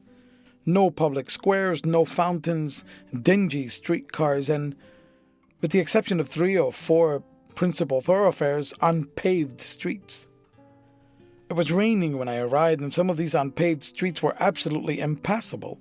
Wheels sank to the hubs in red mire, and I actually stood for an hour and watched 4 or 5 men work to save a mule which had stepped into a deep sink from drowning, or rather suffocating in the mud. The Atlanta of today is a new city. On the train I had talked with one of the Pullman car porters, a bright young fellow who was himself a student, and told him that I was going to Atlanta to attend school. I had also asked him to tell me where I might stop for a day or 2 until the university opened. He said I might go with him to the place where he stopped during his layovers in Atlanta. I gladly accepted his offer and went with him along one of those muddy streets until we came to a rather rickety-looking frame house which we entered. The proprietor of the house was a big, fat, greasy-looking, brown-skinned man. When I asked him if he could give me accommodation, he wanted to know how long I would stay. I told him perhaps 2 days, no more than 3. In reply, he said, "Oh, that's all right then." At the same time, leading the way up a pair of creaky stairs, I followed him and the porter to my room, the door of which the proprietor opened while continuing, it seemed, his remark, "Oh, that's all right then," by adding, "You can sleep in that cot in the corner there. 50 cents, please." The porter interrupted by saying, "You needn't collect from him now. He's got a trunk." This seemed to satisfy the man, and he went down, leaving me and my porter friend in the room. I glanced around the apartment and saw that it contained a double bed and 2 cots, 2 washstands, 3 chairs, and a time-worn bureau with a looking-glass that would have made Adonis appear hideous. I looked at the cot in which I was asleep and suspected not without good reason that I should not be the first to use the sheets and pillowcase since they had last come from the wash. When I thought of the clean, tidy, comfortable surroundings in which I had been reared, a wave of homesickness swept over me that made me feel faint. Had it not been for the presence of my companion, and that I knew this much of his history, that he was not yet quite 20, just 3 years older than myself, and that he had been fighting his way in the world, earning his own living and providing for his own education since he was 14, I should not have been able to stop the tears that were welling up in my eyes. I asked him why it was that the proprietor of the house seemed unwilling to accommodate me for more than a couple of days. He informed me that the man ran a lodging house especially for Pullman porters, and as their stays in town were not longer than 1 or 2 nights, it would interfere with his arrangements to have anyone stay longer. He went on to say, "You see, this room is fixed up to accommodate 4 men at a time. Well, by keeping a sort of table of trips in and out of the men and working like the checkers, he can accommodate 15 or 16 in each week and generally avoid having an empty bed.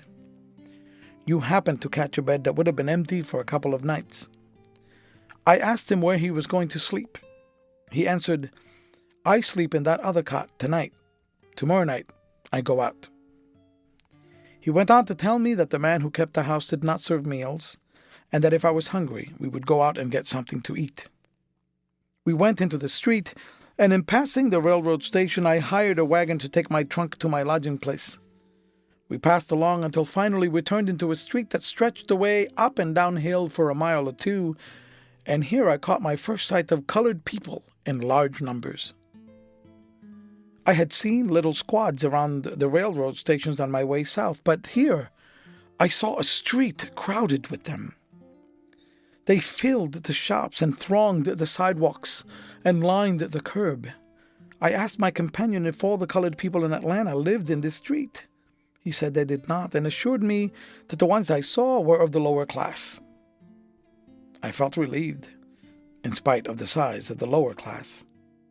The unkempt appearance, the shambling, slouching gait, and loud talk and laughter of these people aroused in me a feeling of almost repulsion.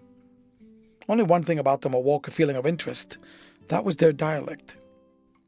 I had read some Negro dialect and had heard snatches of it on my journey down from Washington, but here I heard it in all of its fullness and freedom.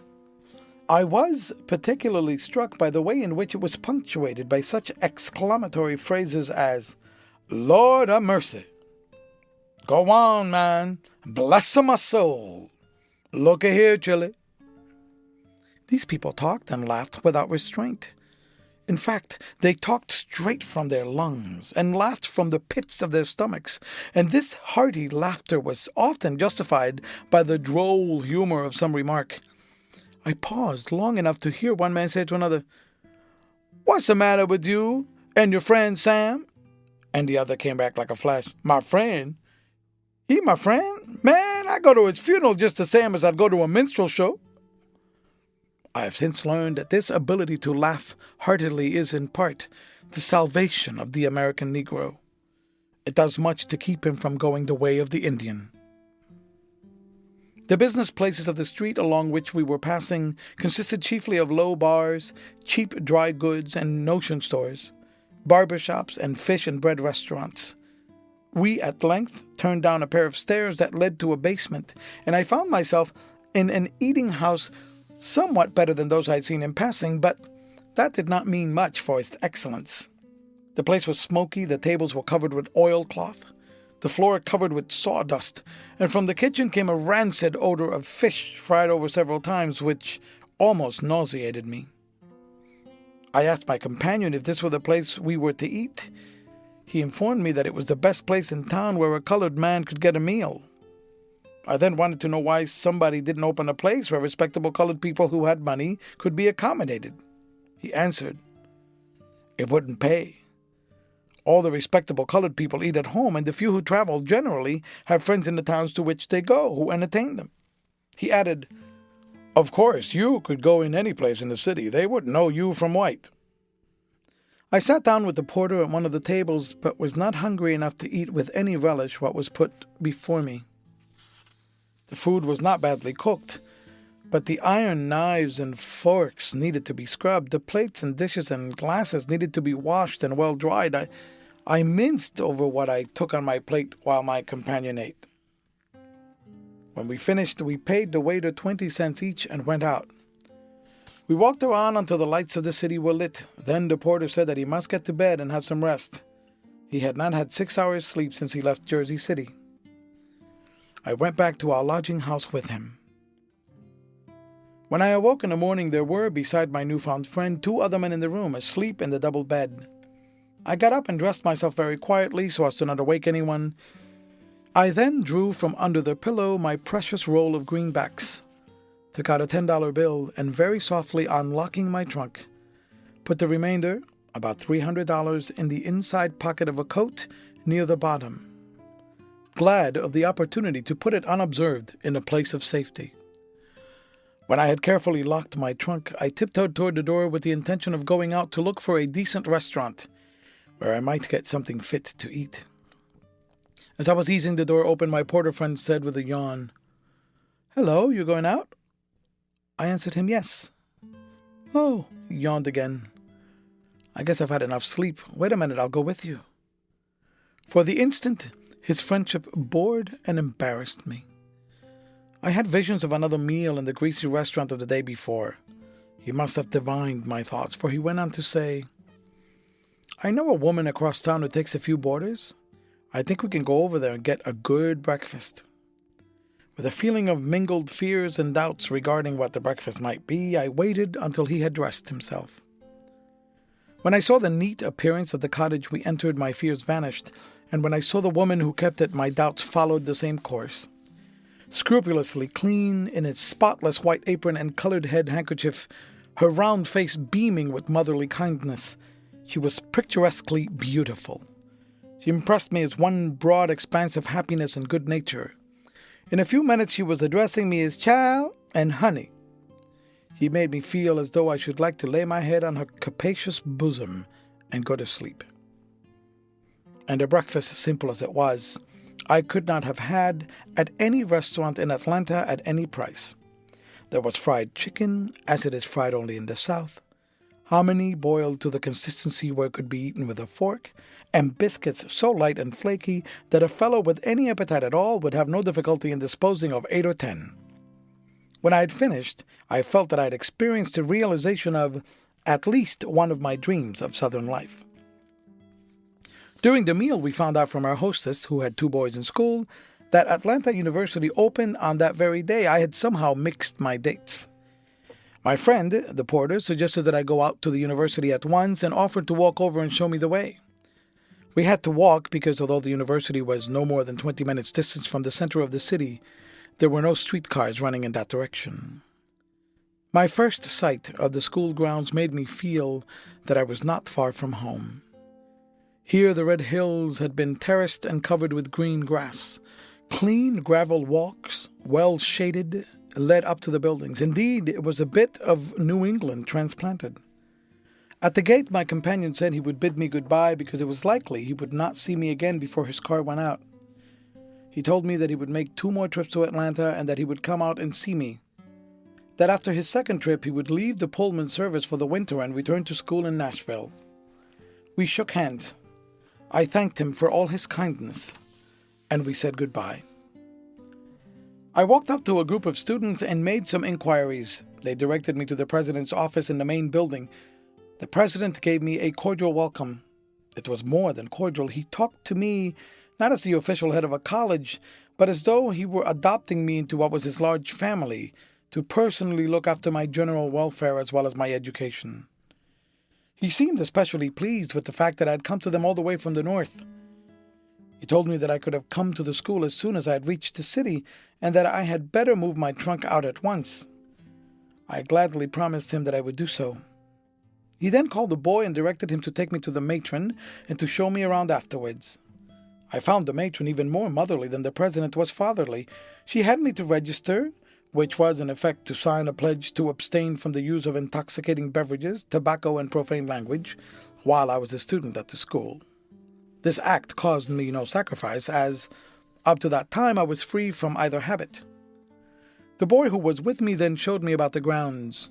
I was especially interested in the industrial building. The sounding of a bell, he told me, was the signal for the students to gather in the General Assembly Hall, and he asked me if I would go. Of course would. There were between 300 and 400 students, and perhaps all of the teachers gathered in the room. I noticed that several of the latter were colored.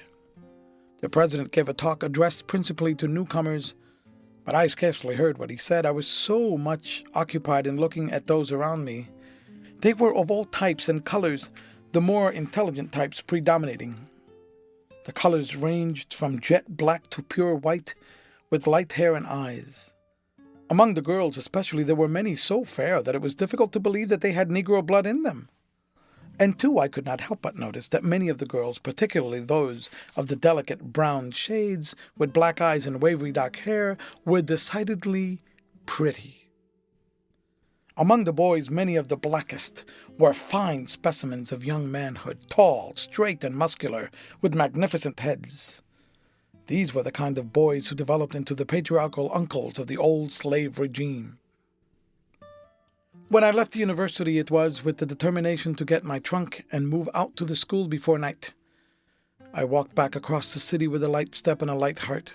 I felt perfectly satisfied with life for the first time since my mother's death.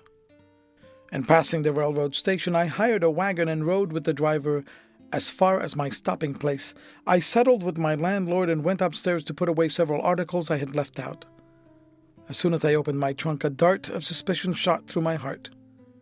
The arrangement of things did not look familiar. I began to dig down excitedly to the bottom till I reached the coat in which I had concealed my treasure. My money was gone. Every single bill of it. I knew it was useless to do so, but I searched through every other coat, every pair of trousers, every vest, and even into each pair of socks. When I had finished my fruitless search, I sat down dazed and heartsick. I called the landlord up and informed him of my loss. He comforted me by saying that I ought to have better sense than to keep my money in a trunk, and that he was not responsible for his lodger's personal effects. His cooling words brought me enough to my senses to cause me to look and see if anything else was missing. Several small articles were gone, among them a black and gray necktie of odd design upon which my heart was set, almost as much as the loss of my money. I felt the loss of my tie. After thinking for a while as best I could, I wisely decided to go at once back to the university and lay my troubles before the president. I rushed breathlessly back to the school. As I neared the grounds, the thought came across me, would not my story sound fishy? Would it not place me in the position of an impostor, of a beggar? What right had I to worry these busy people with the results of my carelessness? If the money could not be recovered, and I doubted that it could, what good would it do to tell them about it? The shame and embarrassment which the whole situation gave me caused me to stop at the gate. I paused, undecided for a moment, then turned and slowly retraced my steps, and so changed the whole course of my life. If the reader has never been in a strange city without money or friends, it is useless to try to describe what my feelings were. He could not understand. If he has been, it is equally useless, for he understands more than words could convey.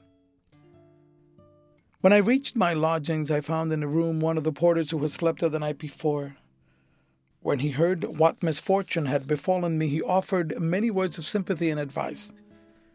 He asked me how much money I had left. I told him I had $10 or $12 in my pocket. He said, "That won't last you very long here, and you will hardly be able to find anything to do in Atlanta. I'll tell you what to do. Go down to Jacksonville, and you won't have any trouble to get a job in one of the big hotels there, or in St. Augustine." I thanked him, but intimated my doubts of being able to get to Jacksonville on the money I had. He reassured me by saying, "Oh, that's all right. You express your trunk on through, and I'll take you down in my closet." I thanked him again, not knowing then what it was to travel in a Pullman's porter's closet.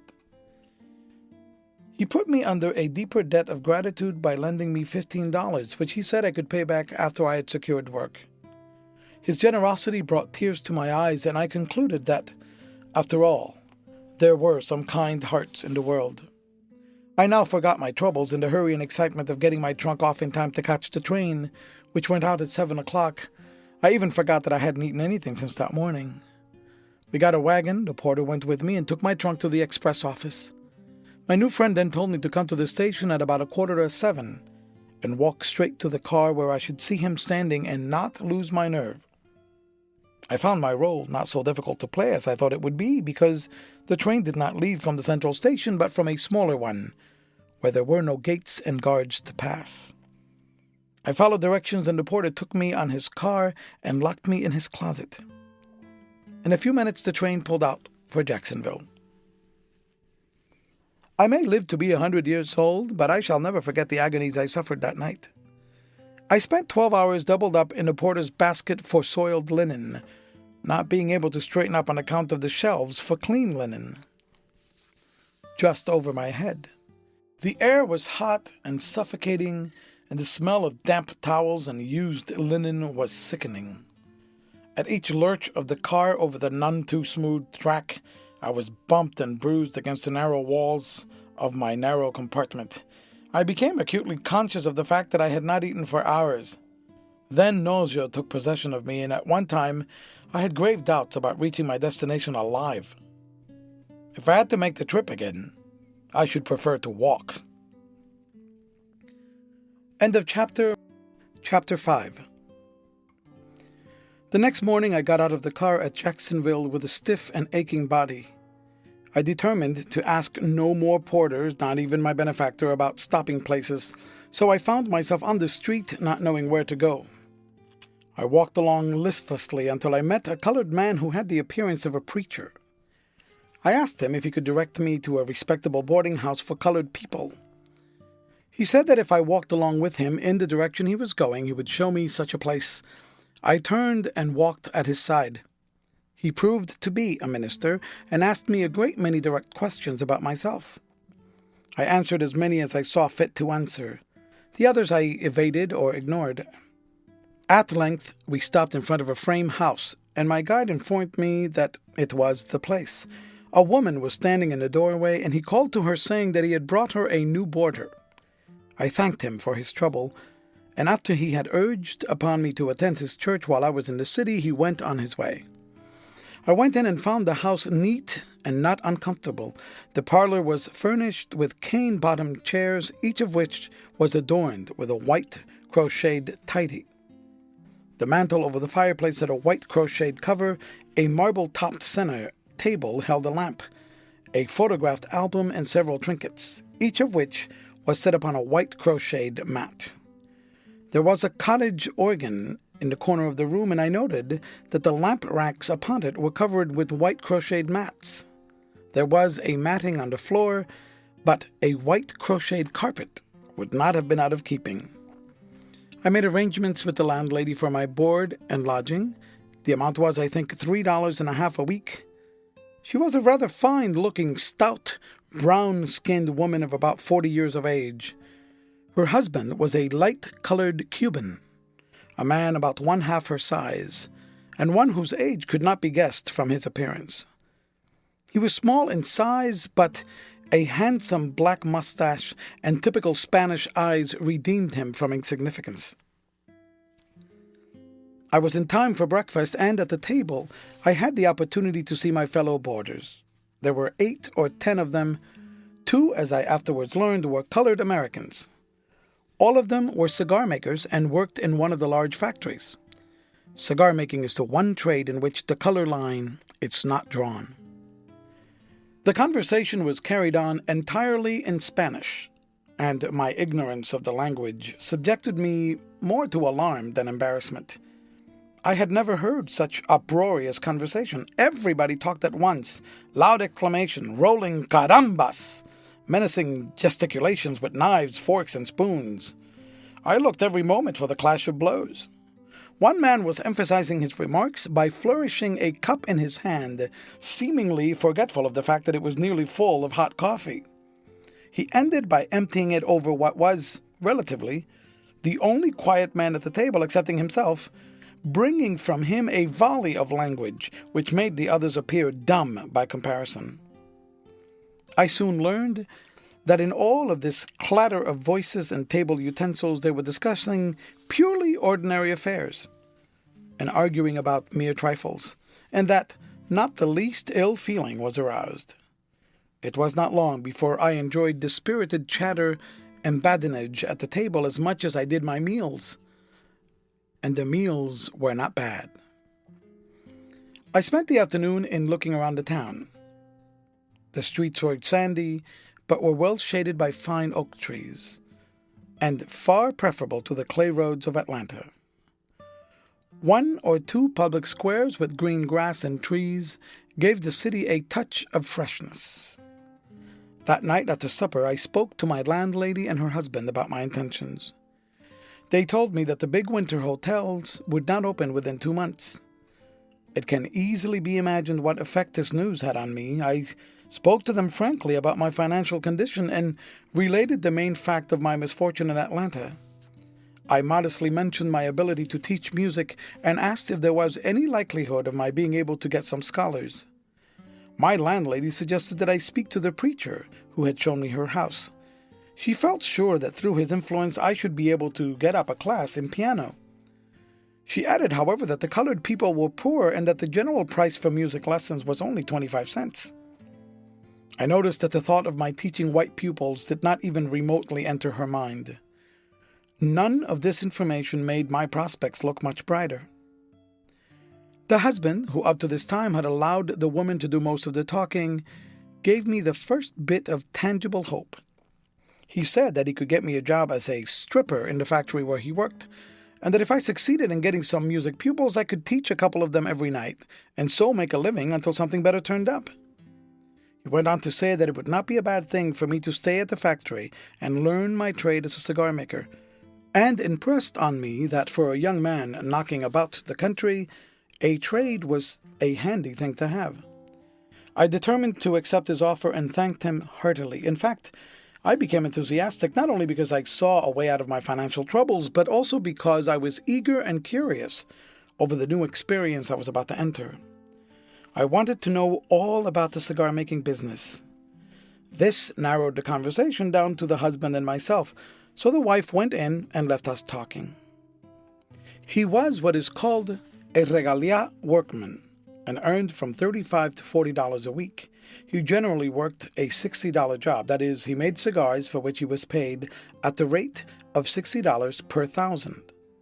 It was impossible for him to make 1,000 in a week because he had to work very carefully and slowly. Each cigar was made entirely by hand.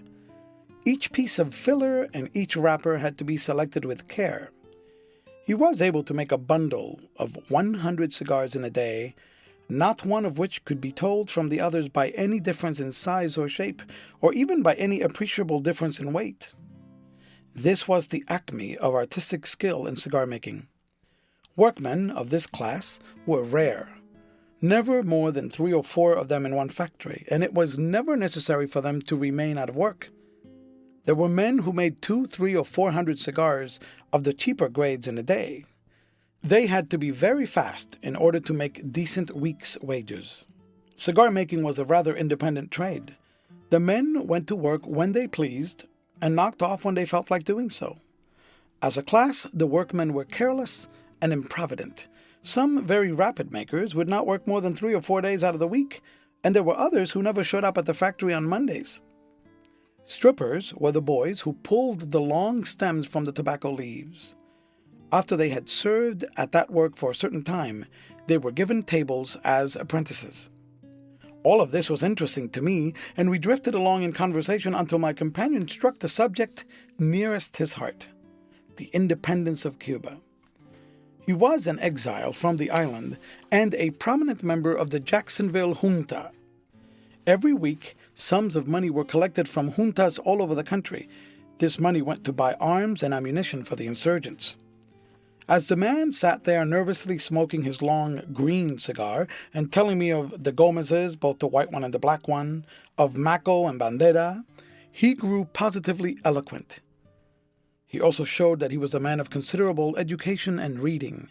He spoke English excellently and frequently surprised me by using words one would hardly expect from a foreigner. The first one of this class of words he employed almost shocked me, and I never forgot it. 'Twas ramify. We sat on the piazza until after 10 o'clock. When he arose to go into bed, it was with the understanding that I should start in the factory on the next day. I began work the next morning, seated at a barrel with another boy who showed me how to strip the stems from the leaves, to smooth out each half leaf, and to put the rights together in one pile and the lefts together in another pile on the edge of the barrel. My fingers, strong and sensitive from their long training, were well adapted to this kind of work, and within 2 weeks I was accounted the fastest stripper in the factory. At first, the heavy odor of the tobacco almost sickened me, but when I became accustomed to it, I liked the smell. I was now earning $4 a week and was soon able to pick up a couple more by teaching a few scholars at night, whom I had secured through the good offices of the preacher I had met on my first morning in Jacksonville. At the end of about 3 months, through my skill as a stripper and the influence of my landlord, I was advanced to a table and began to learn my trade. In fact, more than my trade. For I learned not only to make cigars, but also to smoke, to swear, and to speak Spanish. I discovered that I had a talent for languages as well as for music. The rapidity and ease with which I acquired Spanish astonished my associates. In a short time, I was able not only to understand most of what was said at the table during meals, but to join in the conversation. I bought a method for learning the Spanish language, and with the aid of my landlord as a teacher, by constant practice with my fellow workmen, and by regularly reading the Cuban newspapers, and finally some books of standard Spanish literature which were at the house, I was able in less than a year to speak like a native. In fact, it was my pride that I spoke better Spanish than many of the Cuban workmen at the factory. After I had been in the factory a little over a year, I was repaid for all the effort I had put forth to learn Spanish by being selected as reader.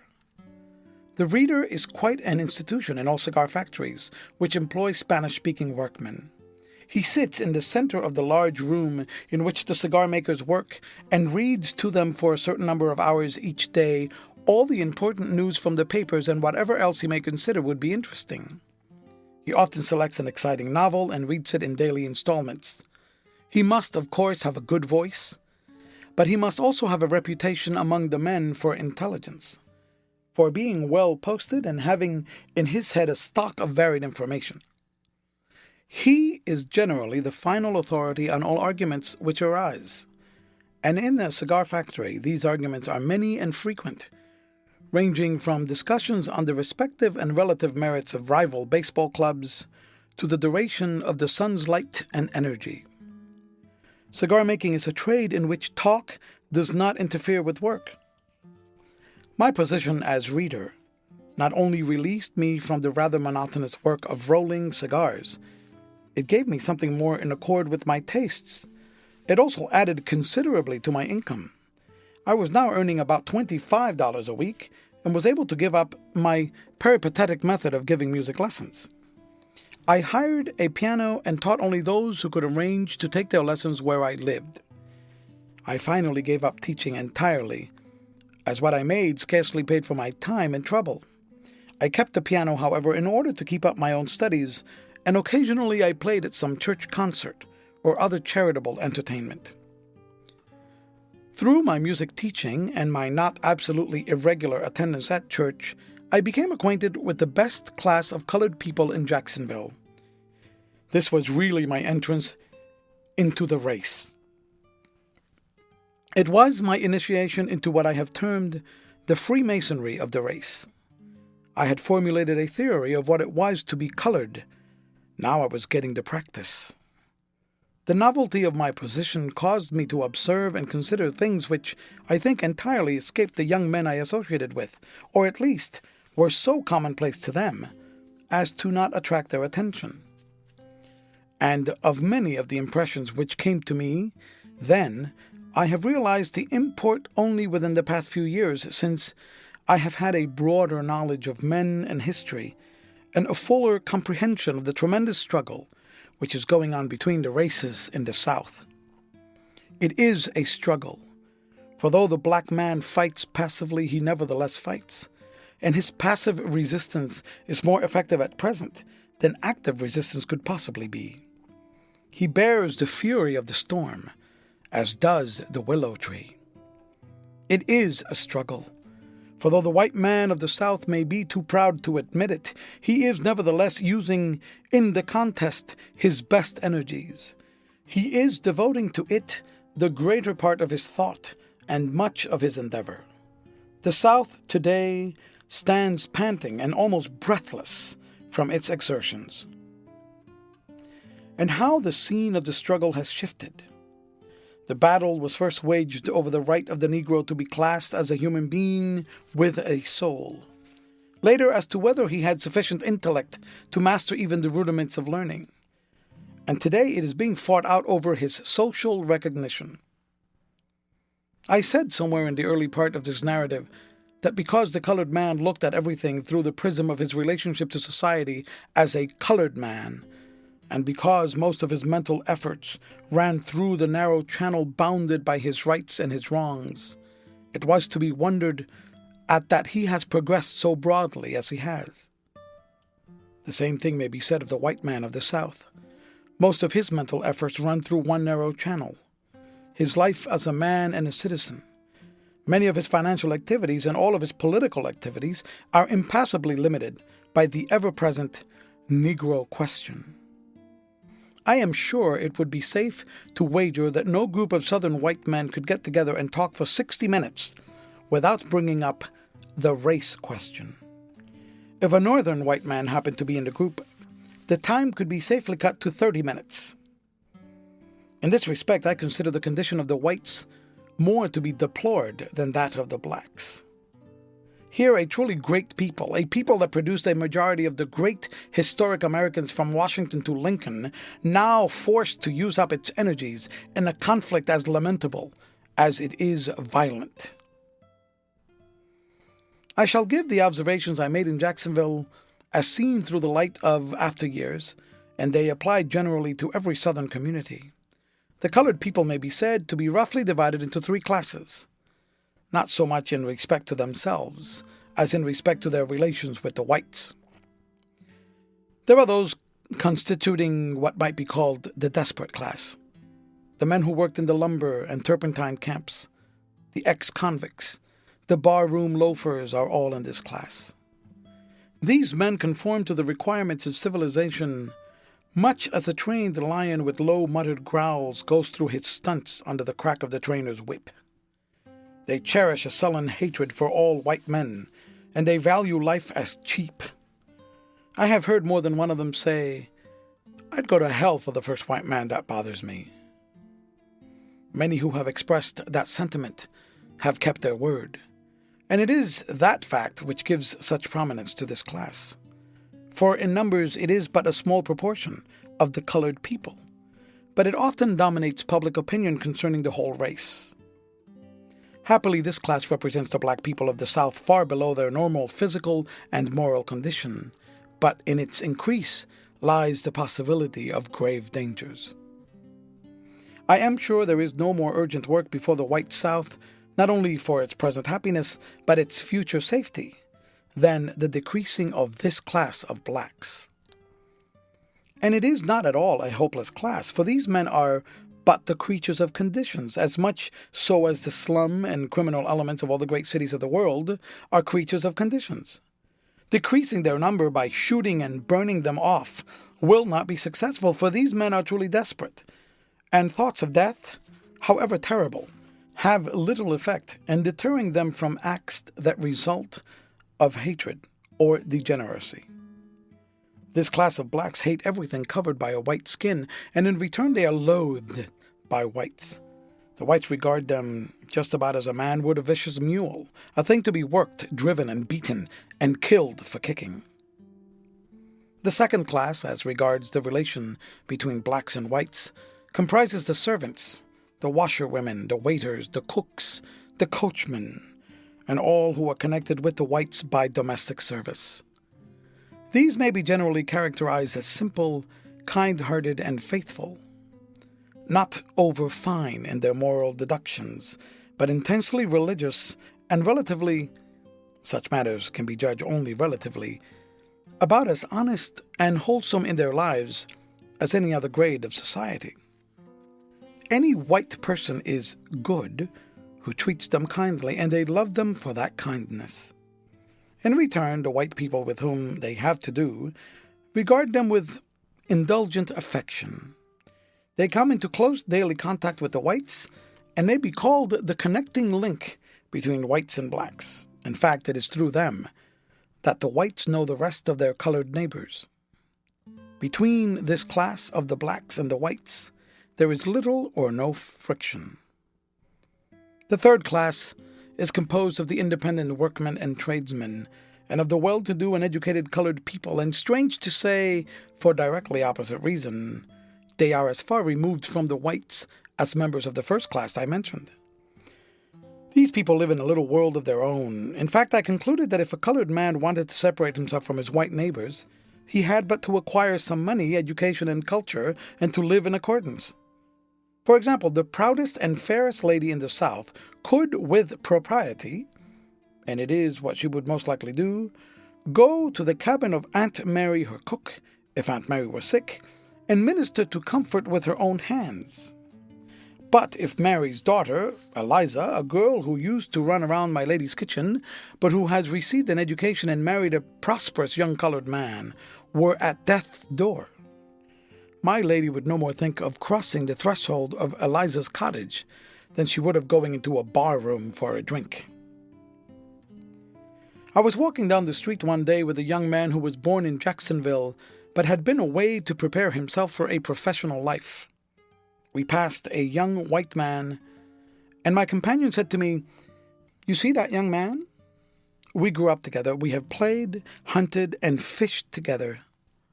We have even eaten and slept together, and now, since I've come back home, he barely speaks to me." The fact that the whites of the South despise and ill-treat the desperate class of blacks is not only explainable according to the ancient laws of human nature, but it is not nearly so serious or important as the fact that as the progressive colored people advance, they constantly widen the gulf between themselves and their white neighbors. I think that the white people somehow feel that colored people who have education and money, who wear good clothes and live in comfortable homes, are putting on airs. That they do these things for the sole purpose of spitting the white folks, or are at best going through a sort of monkey-like imitation. Of course, such feelings can only cause irritation or breed disgust.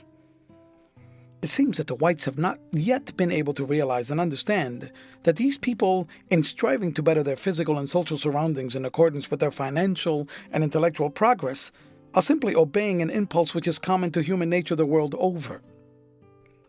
I am in grave doubt as to whether the greater part of the friction in the South is caused by the whites having a natural antipathy to Negroes as a race, or an acquired antipathy to Negroes in certain relations to themselves. However that may be, there is, to my mind, no more pathetic side of this many-sided question than the isolated position into which are forced the very colored people who most need and who could best appreciate sympathetic cooperation.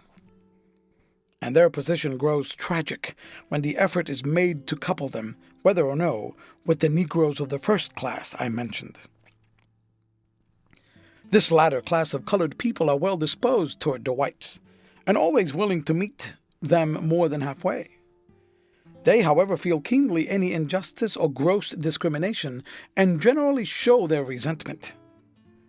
The effort is sometimes made to convey the impression that the better class of colored people fight against riding in Jim Crow cars because they want to ride with white people, or object to being with humbler members of their own race.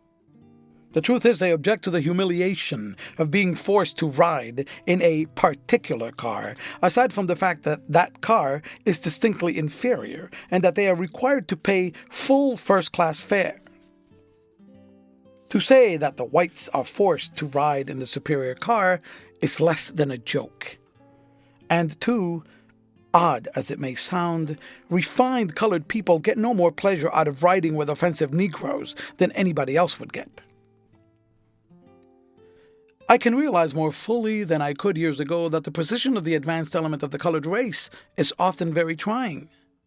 They're the ones among the blacks who carry the entire weight of the race question.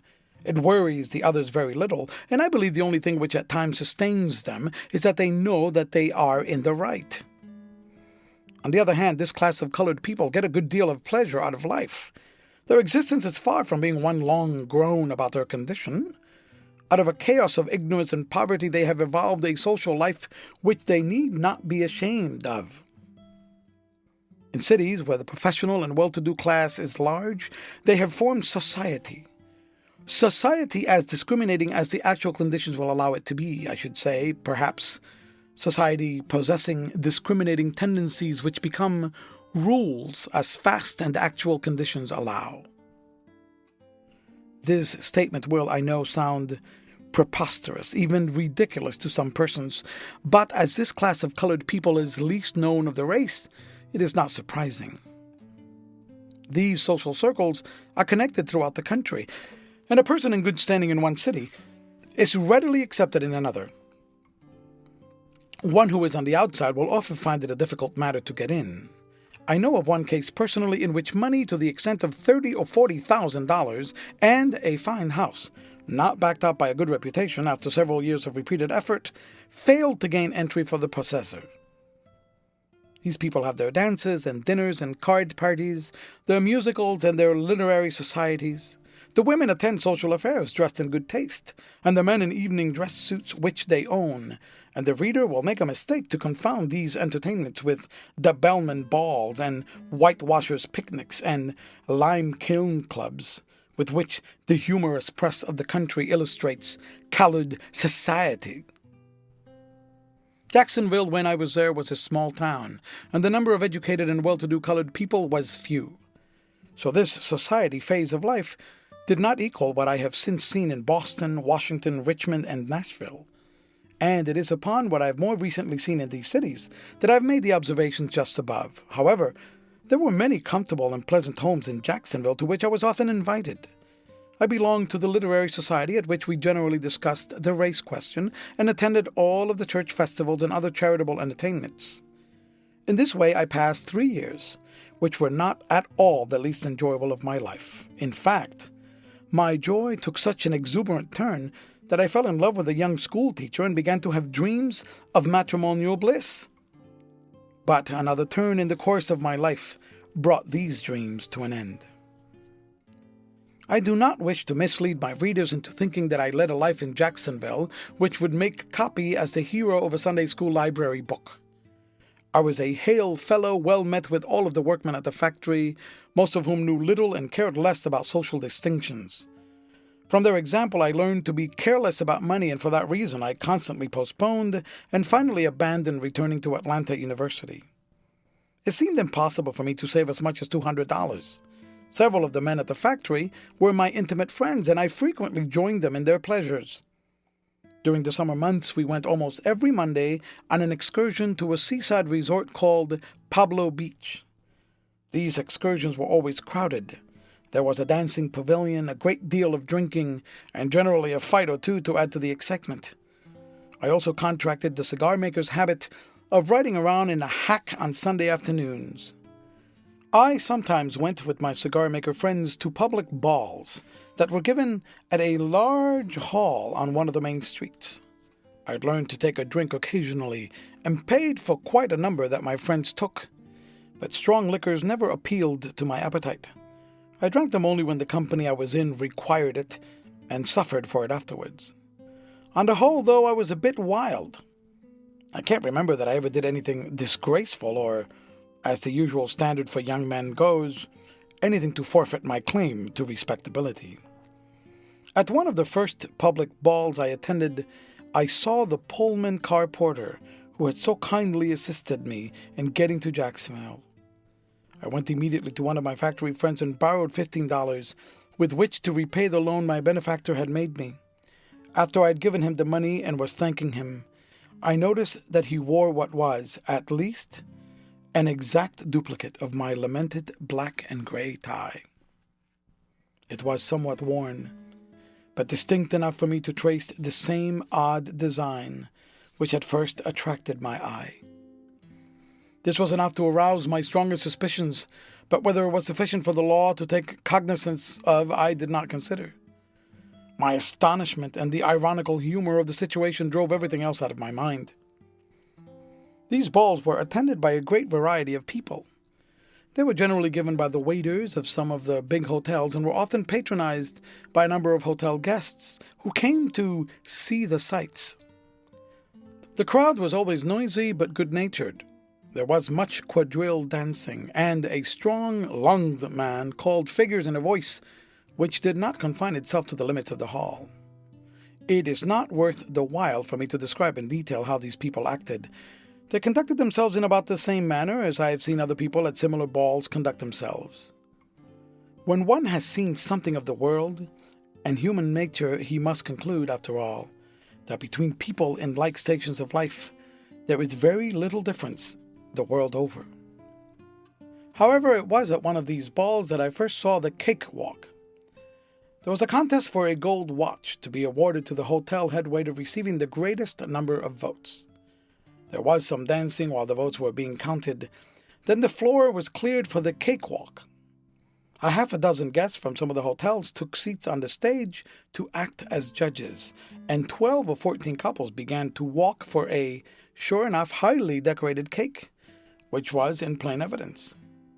The spectators crowded around the space reserved for the contestants and watched them with interest and excitement. The couples did not walk around in a circle, but in a square, with the men on the inside. The fine points to be considered were the bearing of the men, the precision with which they turned the corners, the grace of the women, and the ease with which they swung around the pivots. The men walked with stately and soldierly step, and the women with considerable grace. The judges arrived at their decision by a process of elimination. The music and the walk continued for some minutes, then both were stopped while the judges conferred. When the walk began again, several couples were left out. In this way, the contest was finally narrowed down to 3 or 4 couples. Then the excitement became intense. There was much partisan cheering as one couple or another would execute a turn in extra elegant style.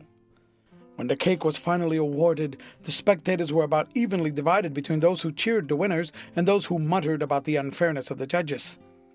This was the cakewalk in its original form, and it is what the colored performers on the theatrical stage developed into the prancing movements now known all over the world, and which some Parisian critics pronounced the acme of poetic motion. There are a great many colored people who are ashamed of the cakewalk, but I think they ought to be proud of it. It is my opinion that the colored people of this country have done 4 things which refute the oft-advanced theory that they are an absolutely inferior race, which demonstrate that they have originality and artistic conception, and, what is more, the power of creating that which can influence and appeal universally. The first of these 2 are the Uncle Remus stories, collected by Joel Chandler Harris, and the Jubilee songs to which the Fisk singers made the public and the skilled musicians of both America and Europe listen. The other 2 are ragtime music and the cakewalk. No one who has traveled can question the world-conquering influence of ragtime. And I do not think it would be an exaggeration to say that in Europe, the United States is popularly known better by ragtime than by anything else it has produced in a generation. In Paris, they call it American music. The newspapers have already told how the practice of intricate cakewalk steps has taken up the time of European royalty and nobility. These are lower forms of art, but they give evidence of a power that will someday be applied to the higher forms. In this measure, at least, and aside from the number of prominent individuals the colored people of the United States have produced, the race has been a world influence, and all of the Indians between Alaska and Patagonia haven't done as much. Just when I was beginning to look upon Jacksonville as my permanent home, and was beginning to plan about marrying the young schoolteacher, raising a family, and working in a cigar factory the rest of my life, for some reason which I do not now remember, The factory at which I worked was indefinitely shut down. Some of the men got work in other factories in town. Some decided to go to Key West and Tampa. Others made up their minds to go to New York for work. All at once, a desire like a fever seized me to see the North again, and I cast my lot with those bound for New York. End of chapter. Chapter 6. We steamed up into the New York harbor late one afternoon in spring. The last efforts of the sun were being put forth in turning the waters of the bay to glistening gold. The green islands on either side, in spite of their warlike mountings, looked calm and peaceful. The buildings of the town shone out in a reflected light which gave the city an air of enchantment. And truly, it is an enchanted spot. New York City is the most fatally fascinating thing in America. She sits like a great witch at the gate of the country, showing her alluring white face and hiding her crooked hands and feet under the folds of her wide garments, constantly enticing thousands from far within and tempting those who come from across the seas to go no farther. And all these become the victims of her caprice. Some she at once crushes beneath her cruel feet, others she condemns to a fate like that of galley slaves. A few she favors and fondles, riding them high on the bubbles of fortune. Then with a sudden breath, she blows the bubbles out and laughs mockingly as she watches them fall. Twice I had passed through it, but this was really my first visit to New York, and as I walked about that evening I began to feel the dread power of the city. The crowds, the lights, the excitement, the gaiety and all its subtler stimulating influences began to take effect on me. My blood ran quicker, and I felt that I was just beginning to live.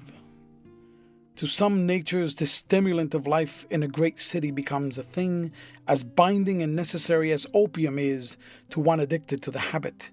It becomes their breath of life. They cannot exist outside of it. Rather than be deprived of it, they are content to suffer hunger, want, pain, and misery. They would not exchange even a ragged and wretched condition among the great crowd for any degree of comfort away from it. As soon as we landed, 4 of us went directly to a lodging house in 27th Street, just west of 6th Avenue. The house was run by a short, stout mulatto man who was exceedingly talkative and inquisitive. In 15 minutes, he not only knew the history of the past life of each of us, but had a clearer idea of what we intended to do in the future than we ourselves. He sought this information so much with an air of being very particular as to whom he admitted into his house that we tremblingly answered every question that he asked. When we had become located, we went out and got supper, then walked around until about 10 o'clock. At that hour, we met a couple of young fellows who lived in New York and were known to one of the members of our party. It was suggested we go to a certain place which was known by the proprietor's name. We turned into one of the cross streets and mounted the stoop of a house in about the middle of a block between 6th and 7th Avenues. One of the young men whom we had met rang a bell, and a man on the inside cracked the door a couple of inches, then opened it and let us in. We found ourselves in the hallway of what had once been a residence. The front parlor had been converted into a bar, and a half a dozen or so well-dressed men were in the room. We went in, and after a general introduction, had several rounds of beer. In the back parlor, a crowd was sitting and standing around the walls of the room watching an exciting and noisy game of pool. I walked back and joined this crowd to watch the game and principally to get away from the drinking party. The game was really interesting, the players being quite expert, and the excitement was heightened by the bets which were being made on the result. At times, the antics and remarks of both players and spectators were amusing. When at a critical point a player missed a shot, he was deluged by those financially interested in his making it with a flood of epithets synonymous to chump, while from the others he would be jeered by such remarks as, "Nigger, that cue ain't no hoe handle." I noticed that among this class of colored men the word nigger was freely used in about the same sense as the word fellow, and sometimes as a term of almost endearment. But I soon learned that its use was positively and absolutely prohibited to white men. I stood watching this pool game until I was called by my friends who were still in the bar room to go upstairs. On the second floor there were 2 large rooms. From the hall I looked into one out on the front. There was a large round table in the center at which 5 or 6 men were seated playing poker. The air and conduct here were greatly in contrast to what I had just seen in the pool room. These men were evidently the aristocrats of the place. They were, well, perhaps a bit flashily dressed, and spoke in low modulated voices, frequently using the word gentleman. In fact, they seemed to be practicing a sort of Chesterfieldian politeness toward each other. I was watching these men with a great deal of interest and some degree of admiration when I was again called by the members of our party, and I followed them onto the back room. There was a doorkeeper at this room, and we were admitted only after inspection. When we got inside, I saw a crowd of men of all ages and kinds grouped about an old billiard table, regarding some of whom, in supposing them to be white, I made no mistake. At first I did not know what these men were doing. They were using terms that were strange to me. I could hear only a confusion of voices exclaiming, "Shoot the 2, shoot the 4, fate me, I've got you fated, 25 cents, he don't turn." This was the ancient and terribly fascinating game of dice, popularly known as craps. I myself had played pool in Jacksonville. It is a favorite game among cigar makers, and I had seen others play cards. But here was something new.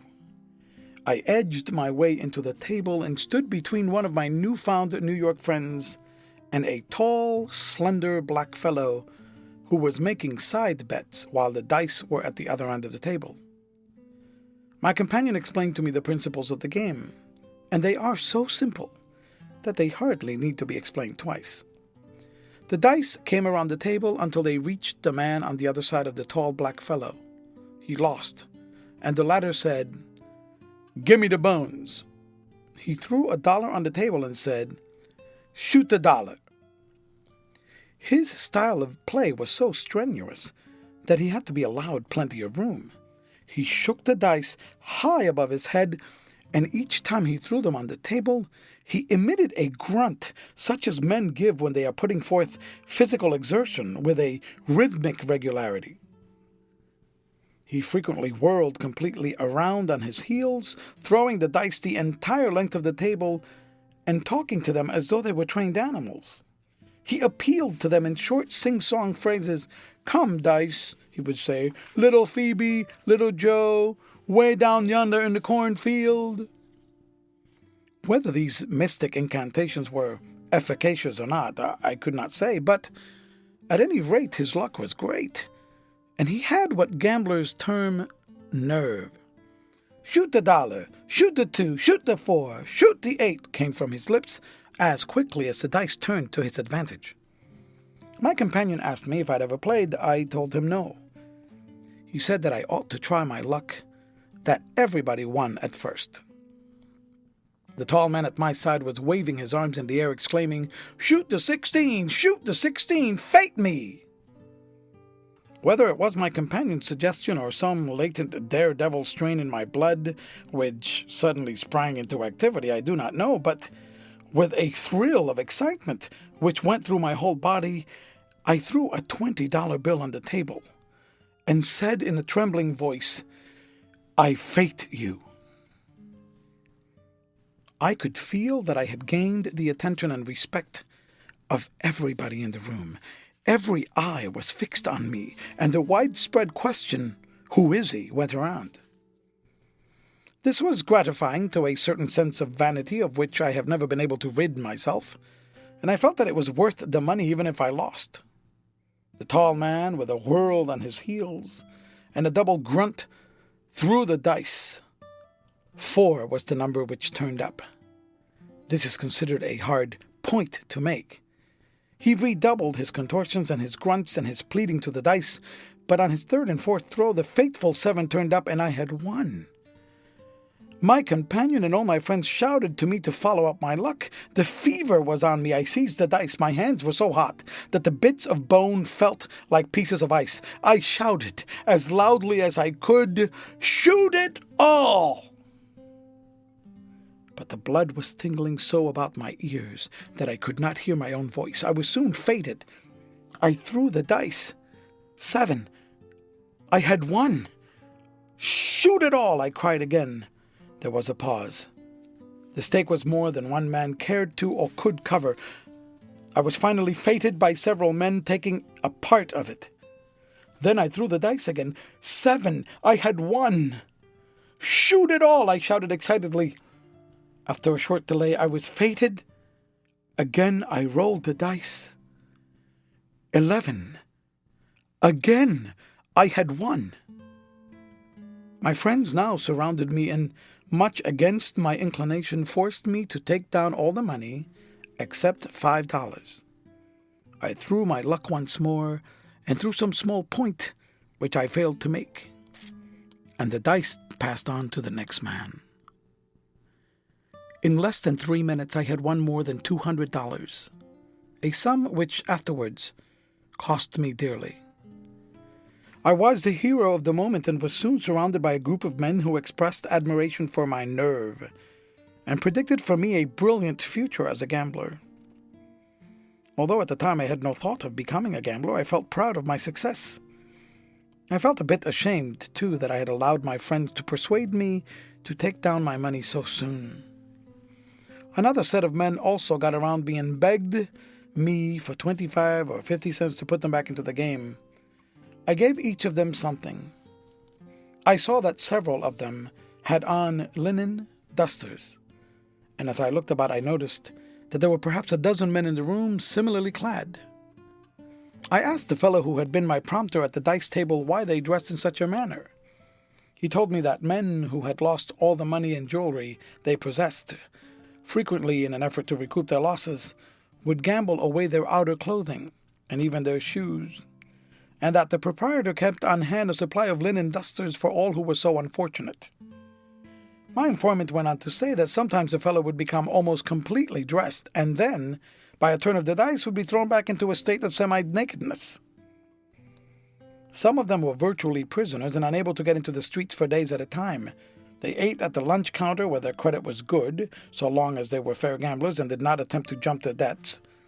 And they slept around in chairs. They importuned friends and winners to put them back in the game and kept at it until fortune again smiled on them. I laughed heartily at this, not thinking the day was coming, which would find me in the same ludicrous predicament. On passing downstairs, I was told that the third and top floor of the house was occupied by the proprietor. When we passed through the bar, I treated everybody in the room, and that was no small number, for 8 or 10 had followed us down. Then our party went out, and it was now about 12:30, but my nerves were at such a tension that I could not endure the mere thought of going to bed. I asked if there were no other place to which we could go. Our guide said yes, and suggested that we go to the club. We went to 6th Avenue, walked 2 blocks, and turned to the west into another street. We stopped in front of a house with 3 stories and a basement. In the basement was the Chinese chop suey restaurant. There was a red lantern at the iron gate to the areaway, inside of which the Chinaman's name was printed. We went up the steps of the stoop, rang the bell, and were admitted without any delay. From the outside, the house bore a rather gloomy aspect, the windows being absolutely dark, but within it was a veritable house of mirth. When we had passed through a small vestibule and reached the hallway, we heard mingled sounds of music and laughter, the clink of glasses and the pop of bottles. We went into the main room, and I was little prepared for what I saw. The brilliancy of the place, the display of diamond rings, scarf pins, earrings, and breast pins, the big rolls of money that were brought into evidence when drinks were paid for, and the air of gaiety that pervaded all completely dazzled and dazed me. I felt positively giddy, and it was several minutes before I was able to make any clear and definite observations. We at length secured places at a table in a corner of the room, and as soon as we could attract the attention of one of the busy waiters, ordered a round of drinks. When I had somewhat collected my senses, I realized that in a large back room into which the main room opened, there was a young fellow singing a accompanied on the piano by a short, thick-set dark man. Between each verse he did some dance steps, which brought forth great applause and a shower of small coins at his feet. After the singer had responded to a rousing encore, the stout man at the piano began to run his fingers up and down the keyboard. This he did in a manner which indicated that he was a master of a good deal of technique. Then he began to play. And such playing! I stopped talking to listen. It was music of a kind I had never heard before. It was music that demanded physical response, patting of the feet, drumming of the fingers, or nodding of the head in time with the beat. The barbaric harmonies, the audacious resolutions, often consisting of an abrupt jump from one key to another, the intricate rhythms in which the accents fell in the most unexpected places, but in which the beat was never lost, produced a most curious effect. And, too, the player. The dexterity of his left hand in making rapid octave runs and jumps was little short of marvelous, and with his right hand he frequently swept half the keyboard with clean-cut chromatics, which he fitted in so nicely as never to fail to arouse in his listeners a sort of pleasant surprise at the accomplishment of the feat. This was ragtime music, then a novelty in New York, and just growing to be a rage which has not yet subsided. It was originated in the questionable resorts about Memphis and St. Louis by Negro piano players who knew no more of the theory of music than they did of the theory of the universe, but were guided by natural musical instinct and talent. It made its way to Chicago, where it was popular some time before it reached New York. These players often improvised crude and at times vulgar words to fit the melodies. This was the beginning of the ragtime song. Several of these improvisations were taken down by white men, the words slightly altered and published under the names of the arrangers. They sprang into immediate popularity and earned small fortunes of which the Negro originators got only a few dollars. But I've learned that since that time, a number of colored men of not only musical talent but training are writing out their own melodies and words and reaping the reward of their work. I have learned also that they have a large number of white imitators and adulterators. American musicians, instead of investigating ragtime, attempt to ignore it or dismiss it with a contemptuous word. But that has always been the course of scholasticism in every branch of art. Whatever new thing the people like is pooh-poohed. Whatever is popular is spoken of as not worth the while. The fact is, nothing great or enduring, especially in music, has ever sprung full-fledged and unprecedented from the brain of any master. The best that he gives to the world he gathers from the hearts of the people and runs it through the alembic of his genius. In spite of the bans which musicians and music teachers have placed upon it, the people still demand and enjoy ragtime. One thing cannot be denied. It is music which possesses at least one strong element of greatness. It appeals universally. Not only the American, but the English, the French, and even the German people find delight in it. In fact, there's not a corner of the civilized world in which it is not known. And this proves its originality, for if it were an imitation, the people of Europe, anyhow, would not have found it a novelty. Anyone who doubts that there is a peculiar, heel-tickling, smile-provoking, joy-awakening charm in ragtime needs only to hear a skillful performer play the genuine article to be convinced. I believe that it has its place as well as the music which draws from us sighs and tears. I became so interested in both the music and the player that I left the table where I was sitting and made my way through the hall into the back room, where I could see as well as hear. I talked to the piano player between the musical numbers and found out that he was just a natural musician, never having taken a lesson in his life. Not only could he play almost anything he heard, but could accompany singers in songs he had never heard. He had by ear alone composed some pieces, several of which he played over for me. Each of them was properly proportioned and balanced.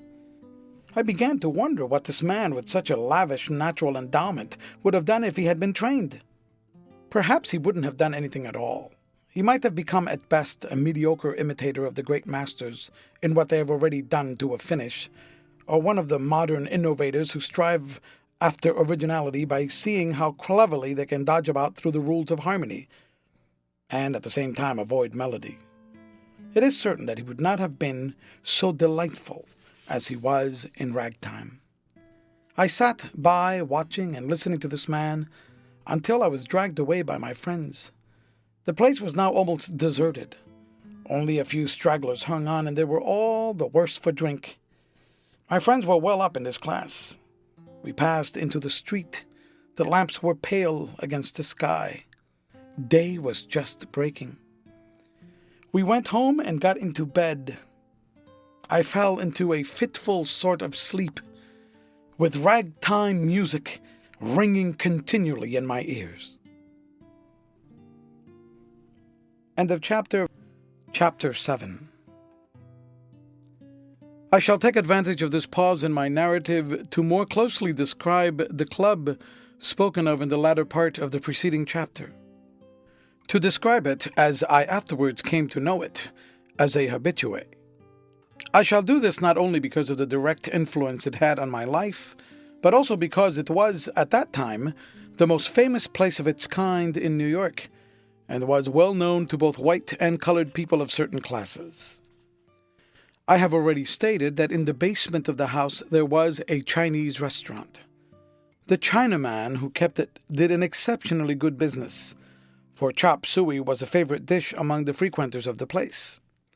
It is a food that somehow has the power of absorbing alcoholic liquors that have been taken into the stomach. I have heard men claim that they could sober up on chop suey. Perhaps that accounted in some degree for its popularity.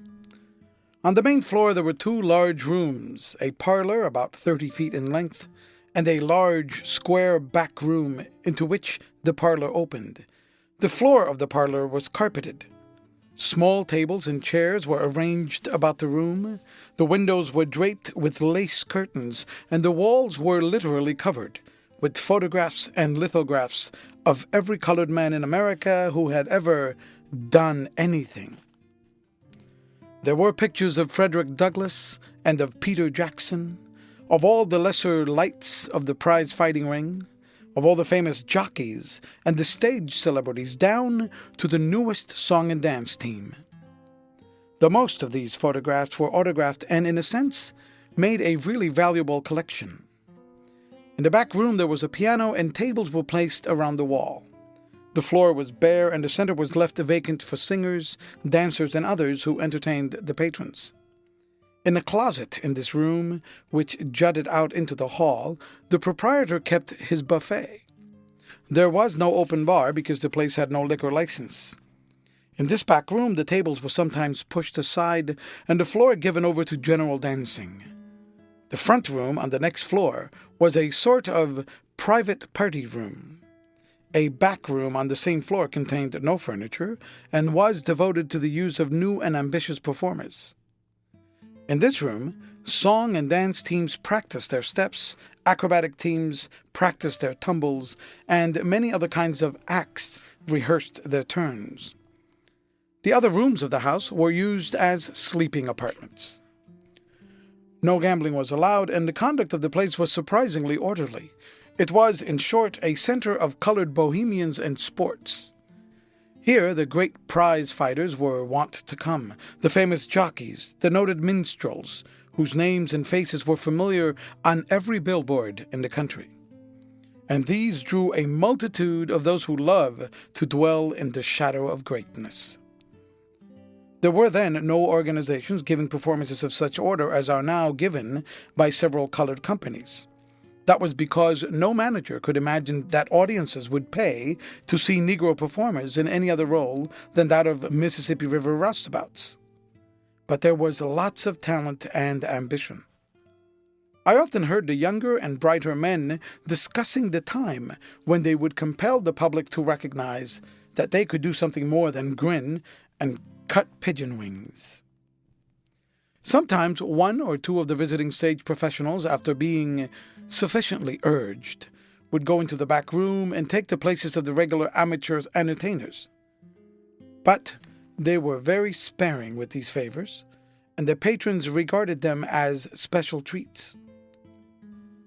There was one man, a minstrel, who, whenever he responded to a request to do something, never essayed anything below a reading from Shakespeare. How well he read I do not know, but he greatly impressed me, and I can at least say that he had a voice which strangely stirred those who heard it. Here was a man who made people laugh at the size of his mouth, while he carried in his heart a burning ambition to be a tragedian, and so after all, he did play a part in the tragedy. These notables of the ring, the turf, and the stage drew to the place crowds of admirers, both white and colored. Whenever one of them came in, there were awe-inspired whispers from those who knew him by sight, in which they enlightened those around them as to his identity, and hinted darkly at their great intimacy with the noted one. Those who were on terms of approach immediately showed their privilege over others less fortunate by gathering around their divinity. I was at first among those who dwelt in darkness. Most of these celebrities I had never heard of. This made me an object of pity among many of my new associates. I, however, soon learned to fake a knowledge for the benefit of those who were greener than I, and finally I became personally acquainted with the majority of the famous personages who came to the club. A great deal of money was spent here. So many of the patrons were men who earned large sums. I remember one night a dapper little brown-skinned fellow was pointed out to me, and I was told that he was the most popular jockey in the day and that he earned $12,000 a year. This latter statement I couldn't doubt, for with my own eyes I saw him spending at about that rate. For his friends and those who were introduced to him, he bought nothing but wine. In the sporting circle, wine means champagne, and paid for it at $5 a quart. He sent a quart to every table in the place with his compliments, and on the table at which he and his party were seated, there were more than a dozen bottles. It was the custom at the club for the waiter not to remove the bottles when champagne was being drunk until the party had finished. There were reasons for this. It advertised the brand of wine, it advertised that the party was drinking wine, and advertised how much they had bought. This jockey had won a great race that day, and he was rewarding his admirers for the homage they paid him, all of which he accepted with a fine air of condescension. Besides the people I have just been describing, there was at the place almost every night 1 or 2 parties of white people, men and women who were out sightseeing or slumming. They generally came in cabs. Some of them would stay only for a few minutes, while others sometimes stayed until morning. There was also another set of white people who came frequently. It was made up of variety performers and others who delineated darky characters. They came to get their imitations first-hand from the Negro entertainers they saw there. There was still another set of white patrons composed of women. These were not occasional visitors, but 5 or 6 of them were regular habitués. When I first saw them, I was not sure that they were white. In the first place, among the many colored women who came to the club, there were several just as fair, and secondly, I always saw these women in company with colored men. They were all good-looking and well-dressed, and seemed to be women of some education. One of these in particular attracted my attention. She was an exceedingly beautiful woman of perhaps 35. She had glistening copper-colored hair, very white skin, and eyes very much like Du Maurier's conception of Chilby's twin gray stars. When I came to know her, I found that she was a woman of considerable culture. She had traveled in Europe, spoke French, and played the piano well. She was always dressed elegantly, but in absolute good taste. She always came to the club in a cab and was soon joined by a well-set-up, very black young fellow. He was always faultlessly dressed. One of the most exclusive tailors in New York made his clothes, and he wore a number of diamonds in about as good taste as they could be worn by a man. I learned that she paid for his clothes and his diamonds. I learned, too, that he was not the only one of his kind. More that I learned would be better suited to a book on social phenomena than to a narrative of my life. This woman was known at the club as the Rich Widow. She went by a very aristocratic-sounding name which corresponded to her appearance. I shall never forget how hard it was for me to get over my feelings of surprise, perhaps more than surprise, at seeing her with her black companion. Somehow I never exactly enjoyed the sight. I have devoted so much time to this pair, the widow and her companion, because it was through them that another decided turn was brought about in my life. End of chapter 8. On the day following our night at the club, we slept until late in the afternoon, so late that beginning of search for work was entirely out of the question. This did not cause me much worry, for I had more than $300, and New York had impressed me as a place where there was lots of money and not much difficulty in getting it. It is needless to inform my readers that I did not long hold this opinion. We got out of the house about dark, went around to a restaurant on 6th Avenue and ate something, then walked around for a couple of hours. I finally suggested that we visit the same places we had been in the night before. Following my suggestion, we started first to the gambling house. The man on the door let us in without any question. I accredited this to my success of the night before.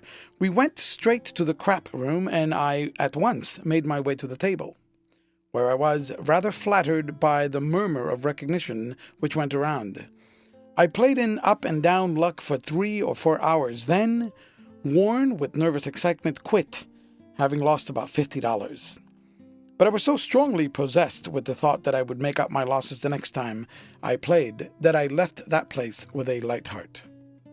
When we got into the street, our party was divided against itself. 2 were for going home at once and getting to bed.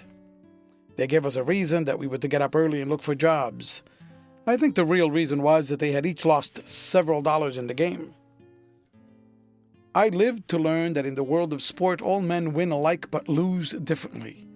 And so gamblers are rated not by the way in which they win, but by the way in which they lose. Some men lose with a careless smile, recognizing that losing is part of the game. Others curse their luck and rail at fortune. And others, still, lose sadly. After each such experience, they are swept by a wave of reform. They resolve to stop gambling and be good. When in this frame of mind, it would take very little persuasion to lead them into a prayer meeting. Those in the first class are looked upon with admiration. Those in the second class are merely commonplace, while those in the third are regarded with contempt. I believe these distinctions hold good in all the ventures of life. After some minutes, one of my friends and I succeeded in convincing the other 2 that a while at the club would put us all in better spirits, and they consented to go on our promise not to stay longer than an hour. We found the place crowded, and the same sort of thing going on which we had seen the night before. I took a seat at once by the side of the piano player and was soon lost to everything else except the novel charm of the music. I watched the performer with the idea of catching the trick, and during one of his intermissions, I took his place at the piano and made an attempt to imitate him, but even my quick ear and ready fingers were unequal to the task on first trial.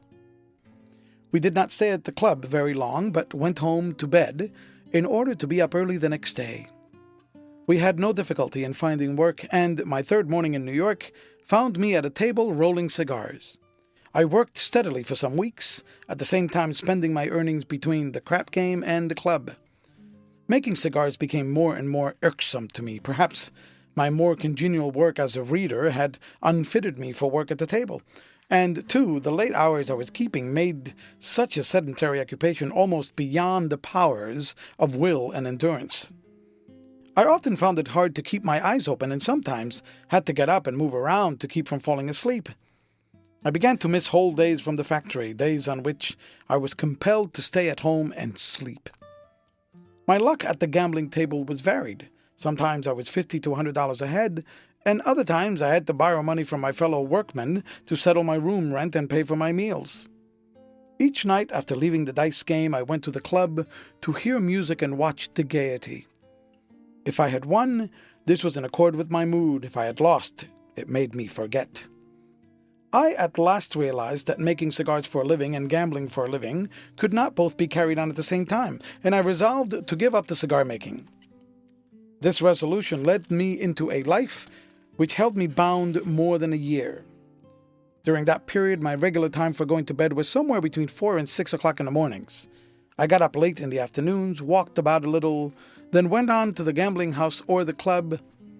My New York was limited to 10 blocks. The boundaries were 6th Avenue from 23rd to 33rd Streets, with the cross streets 1 block to the west. Central Park was a distant forest, and the lower park of the city a foreign land. I look back upon the life I then led with a shudder, when I think what would have been had I not escaped it. But had I not escaped it, I would have been no more unfortunate than are many young colored men who come to New York. During that dark period, I became acquainted with a score of bright, intelligent young fellows who had come up to the great city with high hopes and ambitions, and who had fallen under the spell of this underlife, a spell they could not throw off. There was one popularly known as the Doctor. He had had 2 years in the Harvard Medical School, but here he was living this gaslight life, his will and moral sense so enervated and deadened that it was impossible for him to break away. I do not doubt that the same thing is going on now, but I have rather sympathy than censure for these victims, for I know how easy it is to slip into a slough from which it takes a Herculean effort to leap. I regret that I cannot contrast my views of life among colored people of New York, but the truth is, during my entire stay in this city, I did not become acquainted with a single respectable family. I knew that there were several colored men worth $100,000 or so each, and some families who proudly dated their free ancestry back a half a dozen generations. I also learned that in Brooklyn there lived quite a large colony in comfortable homes, most of which they owned. But at no point did my life come in contact with theirs. In my gambling experiences, I passed through all the states and conditions that a gambler is heir to. Some days found me able to peel $10 and $20 bills from a roll, and others found me clad in a linen duster and carpet slippers. I finally caught up another method of earning money, and so did not have to depend entirely upon the caprices of fortune at the gaming table. Though continually listening to the music at the club, and through my own previous training, my natural talent and perseverance, I developed into a remarkable player of ragtime. Indeed, I had the name at that time of being the best ragtime player in New York. I brought all my knowledge of classic music to bear, and in so doing, achieved some novelties which pleased and even astonished my listeners. It was I who first made ragtime transcriptions of familiar classic selections.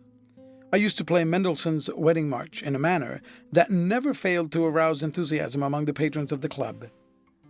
Very few nights passed during which I was not asked to play it. It was no secret that the great increase in slumming visitors was due to my playing. By mastering ragtime, I gained several things. First of all, I gained the title of professor. I was known as the professor as long as I remained in that world. Then, too, I gained the means of earning a rather fair livelihood. This work took up much of my time and kept me almost entirely away from the gambling table. Through it, I also gained a friend, who was the means by which I escaped from this lower world. And finally, I secured a wedge which has opened to me more doors and made me a welcome guest than my playing Beethoven and Chopin could ever have done. The greater part of the money I now began to earn came through the friend to whom I alluded in the foregoing paragraph. Among the other white slummers, there came into the club one night a clean-cut, slender, but athletic-looking man who would have been taken for a youth had it not been for the tinge of gray about his temples. He was clean-shaven, had regular features, and all of his movements bore the indefinable but unmistakable stamp of culture. He spoke to no one, but sat languidly puffing cigarettes and sipping a glass of beer. He was the center of a great deal of attention. All of the old-timers were wondering who he was. When I had finished playing, he called a waiter and by him sent me a $5 bill. For about a month after that, he was at the club 1 or 2 nights each week, and each time after I had played, he gave me $5. One night he sent for me to come to his table. He asked me several questions about myself, then told me that he had an engagement which he wanted me to fill. He gave me a card containing his address and asked me to be there on a certain night. I was on hand promptly, and found that he was giving a dinner in his own apartments to a party of ladies and gentlemen, and that I was expected to furnish the musical entertainment. When the grave, dignified man at the door let me in, the place struck me as being almost dark. My eyes had been so accustomed to the garish light of the club. He took my coat and hat, bade me take a seat, and went to tell his master that I had come. When my eyes were adjusted to the soft light, I saw that I was in the midst of elegance and luxury in such a degree as I had never seen, but not the elegance which makes one ill at ease. As I sank into a great chair, the subdued tone, the delicately sensuous harmony of my surroundings drew from me a deep sigh of relief and comfort. How long the man was gone I do not know, but I was startled by a voice saying, "Come this way, if you please, sir." And I saw him standing by my chair. I had been asleep, and I awoke very much confused and a little ashamed, because I did not know how many times he may have called me. I followed him through into the dining room, where the butler was putting the finishing touches on a table which already looked like a big jewel. The doorman turned me over to the butler, and I passed with the butler on back to where several waiters were busy polishing and assorting table utensils. Without being asked whether I was hungry or not, I was placed at a table and given something to eat. Before I had finished eating, I heard the laughter and talk of the guests who were arriving. Soon afterwards, I was called in to begin my work.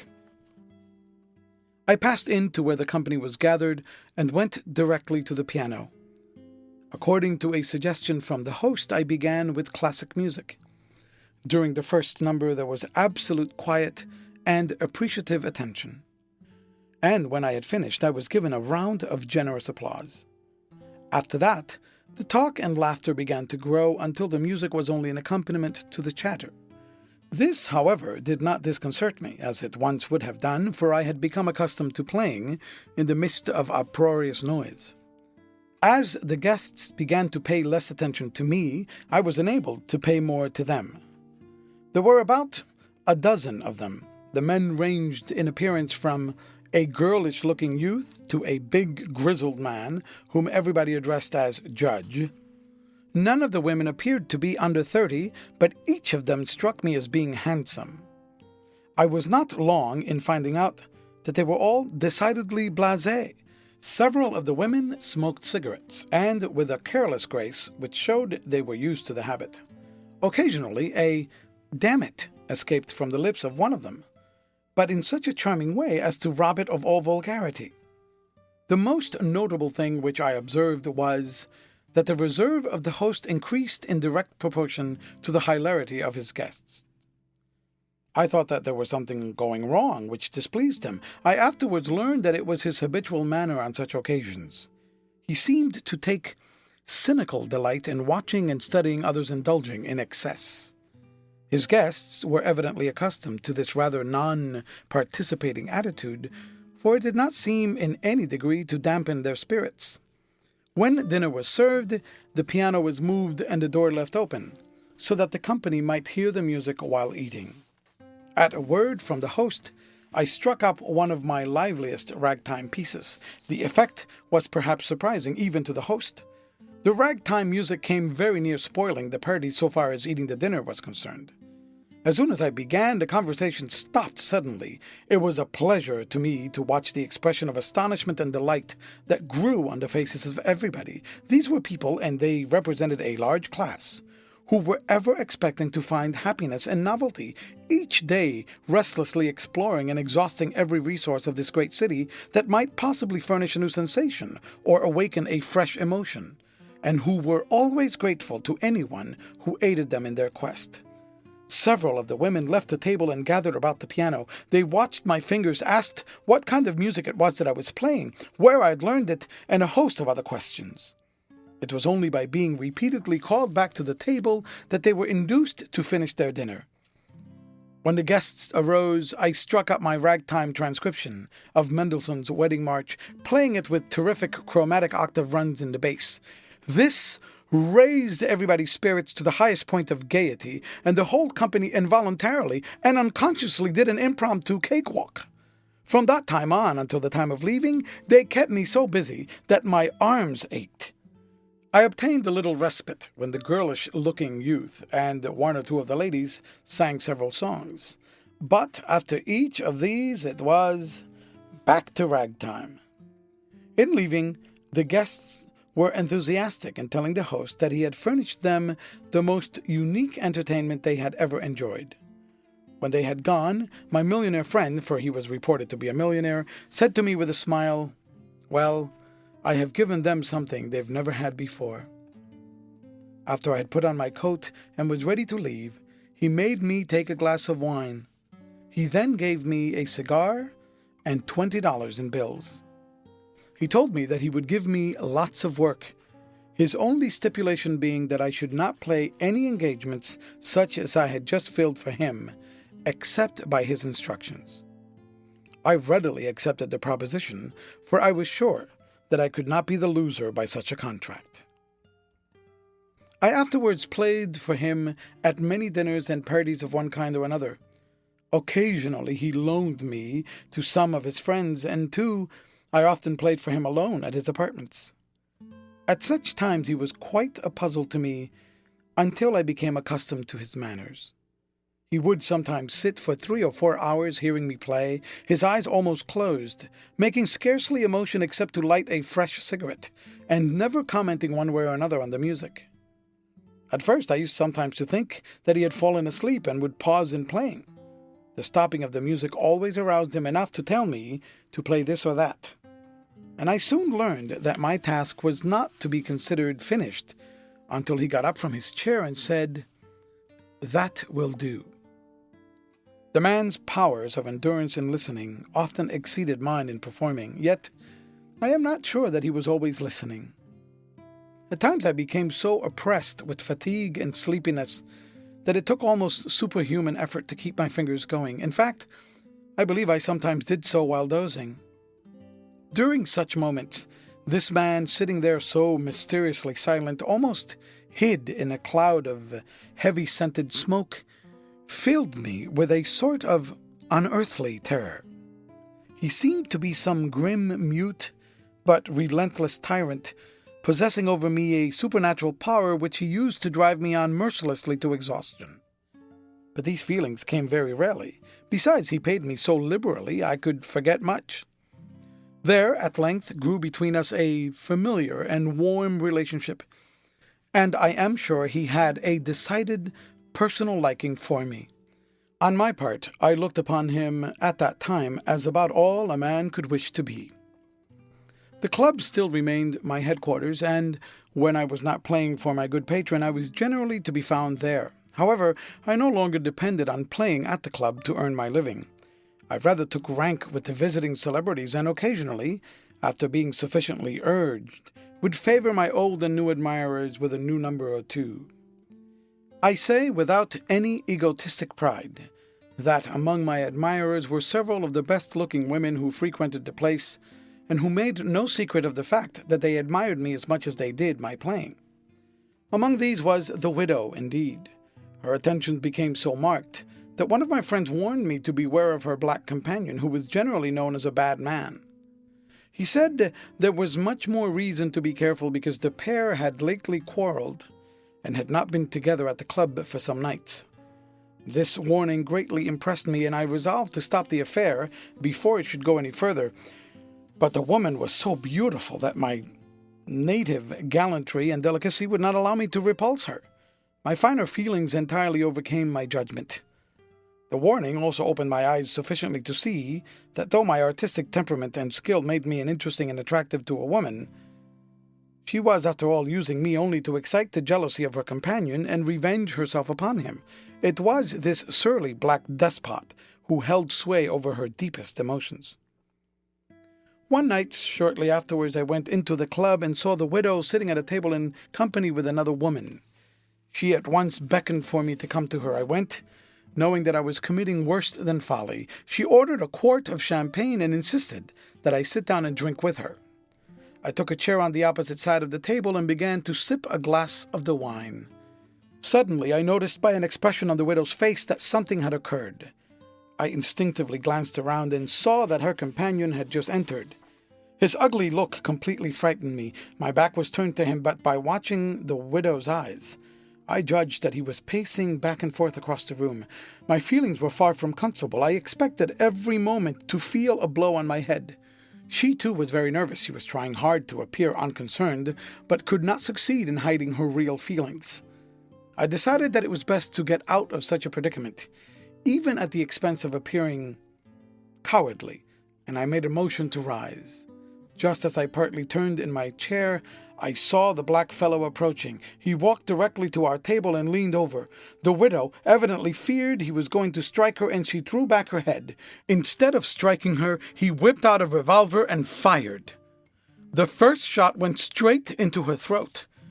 There were other shots fired, but how many I do not know, for the first knowledge I had of my surroundings and actions was that I was rushing through the chop suey restaurant into the street. Just which street I followed when I got outside I do not know, but I think I must have gone toward 8th Avenue, then down toward 23rd Street, and across toward 5th Avenue. I traveled not by sight, but instinctively. I felt like one fleeing in a horrible nightmare. How long and far I walked I cannot tell, but on 5th Avenue, under a light, I passed a cab containing a solitary occupant who called to me, and I recognized the voice and face of my millionaire friend. He stopped the cab and asked, "What on earth are you doing strolling in this part of town?" For answer, I got into the cab and related to him all that had happened. He reassured me by saying that no charge of any kind could be brought against me, then added, "But of course, you don't want to be mixed up in such an affair." He directed the driver to turn around and go into the park, and then went on to say, "I decided last night that I'd go to Europe tomorrow. I think I'll take you along instead of Walter." Walter was his valet. It was settled that I should go to his apartments for the rest of the night and sail with him in the morning. We drove around through the park, exchanging only an occasional word. The cool air somewhat calmed my nerves, and I lay back and closed my eyes. But still I could see that beautiful white throat with the ugly wound. The jet of blood pulsing from it had placed an indelible red stain on my memory. End of chapter. Chapter 9. I did not feel at ease until the ship was well out of New York Harbor, and notwithstanding the repeated reassurances of my millionaire friend and my own knowledge of the facts in the case, I somehow could not rid myself of the sentiment that I was, in a great degree, responsible for the widow's tragic end. We had brought most of the morning papers aboard with us, but my great fear of seeing my name in connection with the killing would not permit me to read the accounts. Although in one of the papers I did look at the picture of the victim, which did not in the least resemble her. This morbid state of mind, together with seasickness, kept me miserable for 3 or 4 days. At the end of that time, my spirits began to revive, and I took an interest in the ship, my fellow passengers, and the voyage in general. On the 2nd or 3rd day out, we passed several spouting whales, but I could not arouse myself to make the effort to go to the other side of the ship to see them. A little later, we ran in close proximity to a large iceberg. I was curious enough to get up and look at it, and I was fully repaid for my pains. The sun was shining full upon it, and it glistened like a mammoth diamond, cut with 1,000,000 facets. As we passed it, constantly changed its shapes. At each different angle of vision it assumed new and astonishing forms of beauty. I watched it through a pair of glasses, seeking to verify my early conception of an iceberg. In the geographies of my grammar school days, the pictures of icebergs always included a stranded polar bear, standing desolately upon one of the snowy crags. I looked for the bear, but if he was there, he refused to put himself on exhibition. It was not, however, until the morning that we entered the harbor of Havre that I was able to shake off my gloom. Then the strange sights, the chatter in an unfamiliar tongue, and the excitement of landing and passing the customs officials caused me to forget completely the events of a few days before. Indeed, I grew so light-hearted that when I caught my first sight of the train which was to take us to Paris, I enjoyed a hearty laugh. The toy-looking engine, the stuffy little compartment cars with tiny old-fashioned wheels struck me as being extremely funny. But before we reached Paris, my respect for our train rose considerably. I found that the tiny engine made remarkable fast time, and that the old-fashioned wheels ran very smoothly. I even began to appreciate the stuffy cars for their privacy. As I watched the passing scenery from the car window, it seemed too beautiful to be real. The bright-colored houses against the green background impressed me as the work of some idealistic painter. Before we arrived in Paris, there was awakened in my heart a love for France, which continued to grow stronger, a love which today makes that country for me the one above all others to be desired. We rolled into the station of Saint-Lazare about 4 o'clock in the afternoon and drove immediately to the Hotel Continental. My benefactor, humoring my curiosity and enthusiasm, which seemed to please him very much, suggested that we take a short walk before dinner. We stepped out of the hotel and turned to the right into the Rue de Rivoli. When the vista of the Place de la Concorde and the Champs-Élysées suddenly burst on me, I could hardly credit my own eyes. I shall attempt no such superoratory task as a description of Paris. I wish only to give briefly the impressions which that wonderful city made upon me. It impressed me as the perfect and perfectly beautiful city.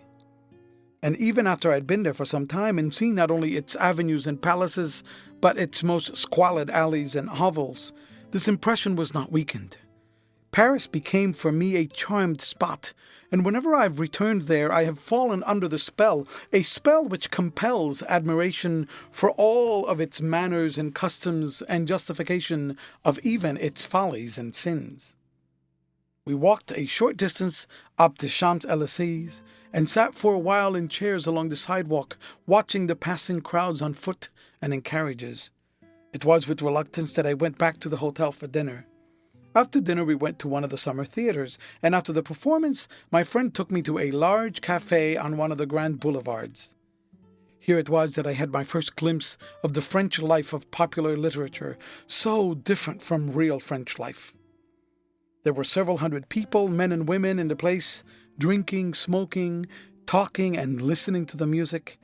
My millionaire friend and I took seats at a table where we sat smoking and watching the crowd. It was not long before we were joined by 2 or 3 good-looking, well-dressed young women. My friend talked to them in French and bought drinks for the whole party. I tried to recall my high school French, but the effort availed me little. I could stammer out a few phrases, but very naturally could not understand a word that was said to me. We stayed at the cafe a couple of hours, then went back to the hotel. The next day we spent several hours in the shops and at the tailor's.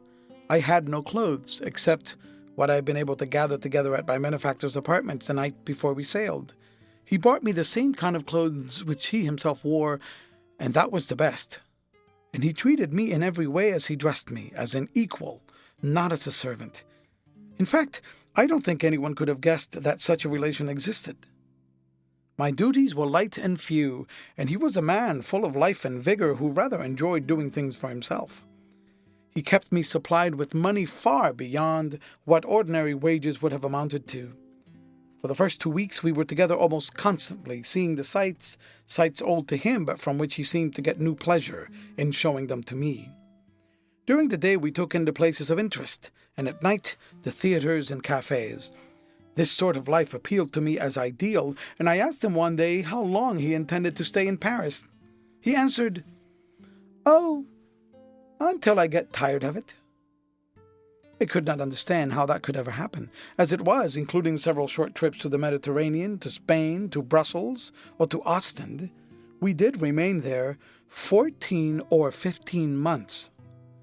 We stayed at the Hotel Continental about 2 months of this time. Then my millionaire took apartments, hired a piano, and lived almost the same life he lived in New York. He entertained a great deal, some of the parties being a good deal more blasé than the New York ones. I played for the guests, and all of them with an effect which to relate would be but a tiresome repetition to the reader. I played not only for the guests, but continued, as I used to do in New York, to play often for the host, when he was alone.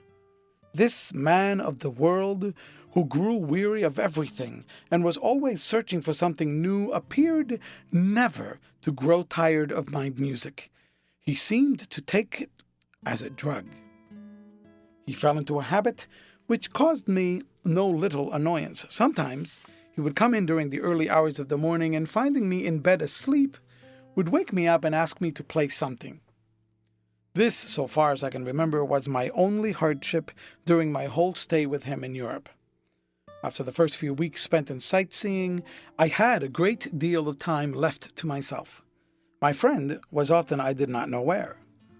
When not with him, I spent the day nosing about all the curious nooks and corners of Paris. Of this, I never grew tired. At night, I usually went to some theater, but always ended up at the big cafe on the grand boulevards. I wish the reader to know that it was not alone the gaiety which drew me there. Aside from that, I had a laudable purpose. I had purchased an English-French conversational dictionary, and I went there every night to take a language lesson. I used to get 3 or 4 of the young women who frequented the place at a table and buy beer and cigarettes for them. In return, I received my lesson. I got more than my money's worth, for they actually compelled me to speak the language. This, together with the reading of the papers every day, enabled me within a few months to express myself fairly well, and, before I left Paris, to have more than an ordinary command of French. Of course, every person who goes to Paris could not dare to learn French in this manner, but I can think of no easier or quicker way of doing it. The acquiring of another foreign language awoke me to the fact that with a little effort I could secure an added accomplishment as fine and as valuable as music. So I determined to make myself as much of a linguist as possible. I bought a Spanish newspaper every day in order to freshen my memory on that language, and for French, devised what was, so far as I knew, an original system of study. I compiled a list which I termed 300 necessary words. These I thoroughly committed to memory. Also, the conjugation of the verbs which were included in the list. I studied these words over and over, much like children of a couple of generations ago studied the alphabet. I also practiced a set of phrases like the following. How? What did you say? What does the word mean? I understand what you say, except... Please repeat. What do you call... How do you say... These I called my working sentences. In an astonishingly short time, I reached the point where the language taught itself, where I learned to speak merely by speaking. This point is the place which students taught foreign languages in our schools and colleges find great difficulty in reaching. I think the main trouble is that they learn too much of a language at a time. A French child with a vocabulary of 200 words can express more spoken ideas than a student of French can with a knowledge of 2,000. A small vocabulary, the smaller the better, which embraces the common everyday used ideas, thoroughly mastered, is the key to a language. When that much is acquired, the vocabulary can be increased simply by talking, and it is easy. Who cannot commit 300 words to memory? Later, I tried my method, if I so may term it, with German, and found that it worked in the same way. I spent a good many evenings at the Grand Opera. The music there made me strangely reminiscent of my life in Connecticut. It was an atmosphere in which I caught a fresh breath of my boyhood days and early youth. Generally, in the morning, after I had attended a performance, I would sit at the piano and for a couple of hours play the music which I used to play in my mother's little parlor. One night, I went to hear Faust. I got into my seat just as the lights went down for the first act. At the end of the act 1, I noticed that my neighbor on the left was a young girl. I cannot describe her either as to feature color of her hair or of her eyes. She was so young, so fair, so ethereal, that I felt to stare at her would be a violation, yet I was distinctly conscious of her beauty. During the intermission, she spoke English in a low voice to a gentleman and lady who sat in the seats to her left, addressing them as father and mother. I held my program as though studying it, but listened to each and every sound of her voice. Her observations on the performance and the audience were so fresh and naive as to be almost amusing. I gathered that she was just out of school and that this was her first trip to Paris. I occasionally stole a glance at her, and each time I did so, my heart leaped into my throat. Once I glanced beyond to the gentleman who sat next to her. My glance immediately turned into a stare. Yes, there he was. Unmistakably, my father. Looking hardly a day older than when I had seen him some 10 years before. What a strange coincidence. What should I say to him? What would he say to me? Before I had recovered from my first surprise, there came another shock and the realization that the beautiful, tender girl at my side was my sister. Then all the springs of affection in my heart, stopped since my mother's death, burst out in fresh and terrible torrents, and I could have fallen at her feet and worshipped her. They were singing the second act, but I did not hear the music. Slowly, the desolate loneliness of my position became clear to me. I knew that I could not speak, but I would have given a part of my life to touch her hand with mine and call her sister. I sat through the opera until I could stand it no longer. I felt that I was suffocating. Valentine's love seemed like mockery, and I felt an almost uncontrollable impulse to rise up and scream to the audience, Here in your very midst is a tragedy, a real tragedy. This impulse grew so strong that I became afraid of myself, and in the darkness of one of the scenes I stumbled out of the theater. I walked aimlessly about for an hour or so, my feelings divided between a desire to weep and a desire to curse. I finally took a cab and went from cafe to cafe, and for one of the very few times in my life, drank myself into a stupor. It was unwelcome news for me when my benefactor, I could not think of him as employer, informed me that he was at last tired of Paris. This news gave me, I think, a passing doubt as to his sanity. I had enjoyed life in Paris and, taking all things into consideration, enjoyed it wholesomely. One thing which greatly contributed to my enjoyment was the fact that I was an American. Americans are immensely popular in Paris, and this is not due solely to the fact that they spend lots of money there. Well, they spend just as much or more in London, and in the latter city they are merely tolerated because they do spend. The Londoner seems to think that Americans are people whose only claim to be classed as civilized is that they have money. And the regrettable thing about that is that the money is not English. But the French are more logical and freer from prejudices than the British, so the difference of attitude is easily explained. Only once in Paris did I have cause to blush for my American citizenship. I had become quite friendly with a young man from Luxembourg, whom I had met at the big cafe. He was a stolid, slow-witted fellow, but, as we say, with a heart of gold. He and I grew attached to each other and were together frequently. He was a great admirer of the United States and never grew tired of talking to me about the country and asking for information. It was his intention to try his fortune there some day. One night he asked me in a tone of voice which indicated that he expected an authoritative denial of an ugly rumor. Did they really burn a man alive in the United States? I never knew what I stammered out to him as an answer. I should have felt relieved if I could have even said to him, well, only one. When we arrived in London, my sadness at leaving Paris was turned into despair. After my long stay in the French capital, huge, ponderous, massive London seemed to me as ugly a thing as man could contrive to make. I thought of Paris as a beauty spot on the face of the earth, and of London as a big freckle. But soon London's massiveness, I might say its very ugliness, began to impress me. I began to experience that sense of grandeur which one feels when he looks at a great mountain or a mighty river. Beside London, Paris becomes a toy, a pretty plaything. And I must own that before I left the world's metropolis, I discovered much there that was beautiful. The beauty in and about London is entirely different from that in and about Paris. And I could not but admit that the beauty of the French city seemed handmade, artificial, as though set up for the photographer's camera. Everything nicely adjusted so as not to spoil the picture, while that of the English city was rugged, natural, and fresh. How these two cities typify the two peoples who built them. Even the sound of their names express a certain racial difference. Paris is the concrete expression of the gaiety, regard for symmetry, love of art, and, I might well add, of the morality of the French people.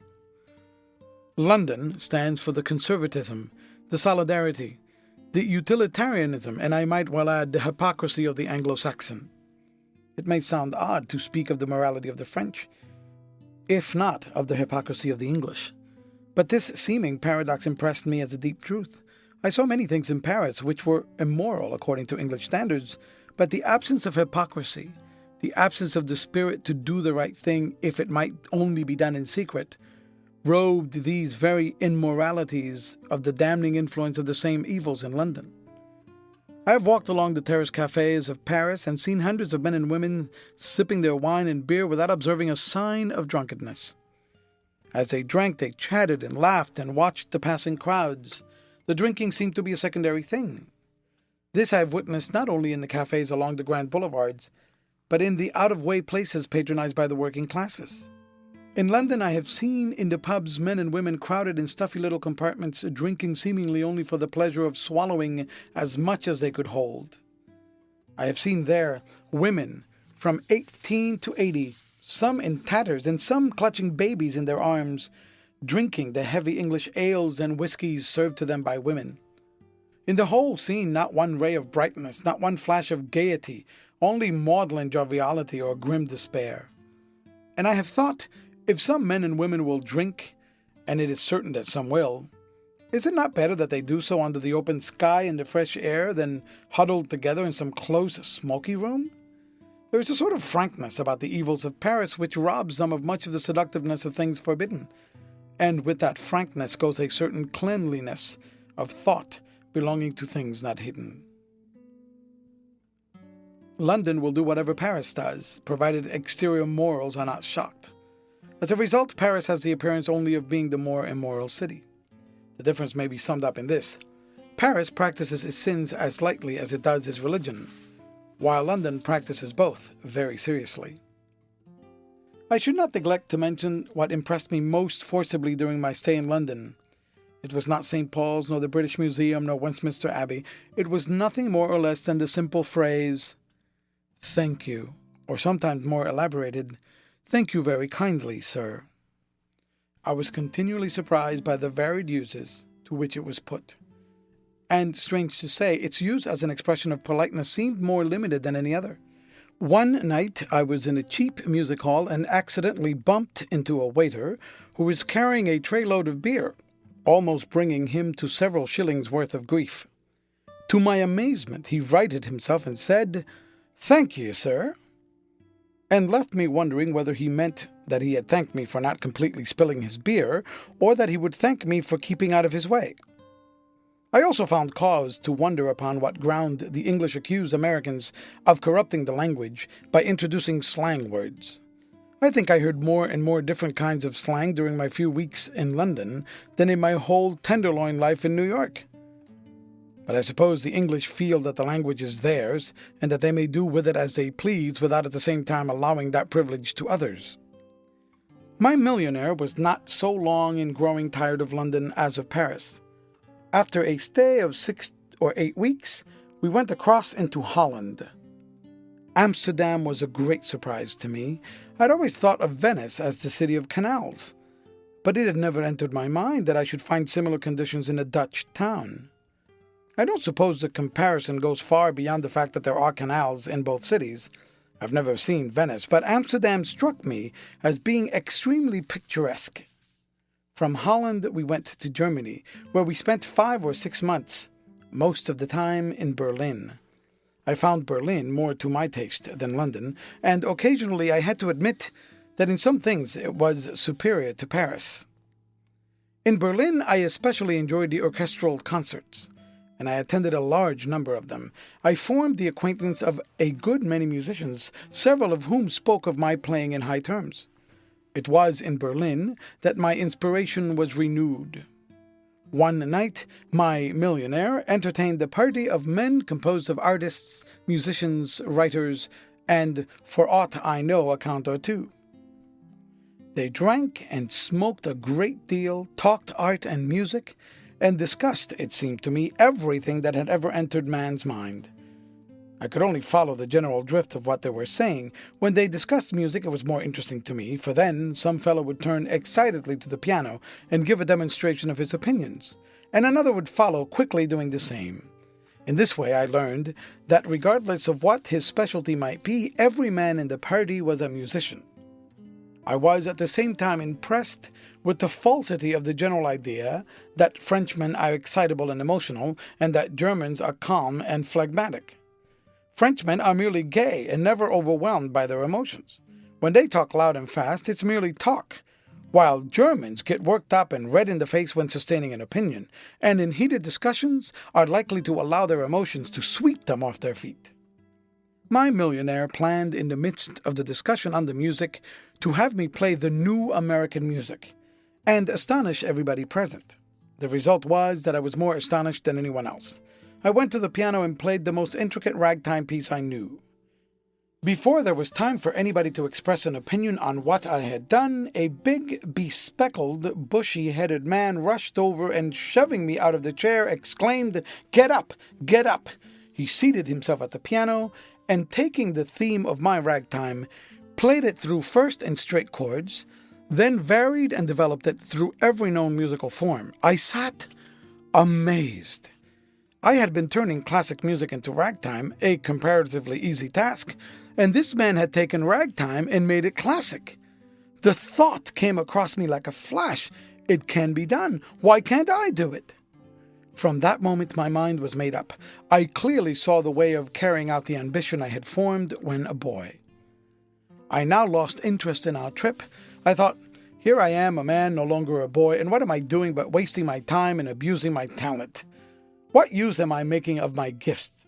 What future have I before me, following my present course? These thoughts made me feel remorseful and put me in a fever to get to work, to begin to do something. Of course, I know now that I was not wasting time, that there was nothing I could have done at that age which would have benefited more than going to Europe as I did. The desire to begin work grew stronger each day, and I could think of nothing else. I made up my mind to go back into the very heart of the South, to live among the people and drink in my inspiration firsthand. I gloated over the immense amount of material I had to work with, not only modern ragtime, but also the old slave songs, material which no one had yet touched. The more decided and anxious I became to return to the United States, the more I dreaded the ordeal of breaking with my millionaire. Between this peculiar man and me there had grown a very strong bond of affection, backed up by a debt which each owed to the other. He had taken me from a terrible life in New York and giving me the opportunity of traveling and of coming in contact with the people with whom he was associated, had made me a polished man of the world. On the other hand, I was his chief means of disposing of the thing which seemed to sum up all in life that he dreaded: time. As I remember him now, I can see that time was what he was always endeavoring to escape, to bridge over, to blot out. And it is not strange that some years later he did escape it forever, by leaping into eternity. For some weeks, I waited for just the right moment in which to tell my patron of my decision. Those weeks were a trying time to me. I felt that I was playing the part of a traitor to my best friend. At length, one day he said to me, "Well, get ready for a long trip. We're going to Egypt and then to Japan." The temptation was, for an instant, almost overwhelming, but I summoned determination enough to say, "I don't think I want to go." "What?" he exclaimed. "You want to go back to your dear Paris? You still think that's the only spot on earth? Wait till you see Cairo and Tokyo. You may change your mind." "No," I stammered. "It is not because I want to go back to Paris. I want to go back to the United States." He wished to know my reason, and I told him as best I could my dreams, my ambition, and my decision.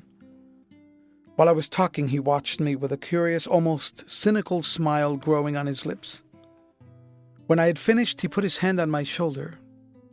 This was the first physical expression of tender regard he had ever shown me, and looking at me in a big brotherly way, he said, "My boy, you are by blood, by appearance, by education, and by tastes, a white man." Now, why do you want to throw your life away amidst the poverty and ignorance and the hopeless struggle of the black people of the United States? Then look at the terrible handicap you are placing on yourself by going home and working as a Negro composer. You can never be able to get the hearing of your work which it might deserve. I doubt that even a white musician of recognized ability could succeed by working on the theory that American music should be based on Negro themes. Music is a universal art. Anybody's music belongs to everybody. You can't limit it to race or country. Now, if you want to become a composer, why not stay right here in Europe? I will put you under the best teachers on the continent.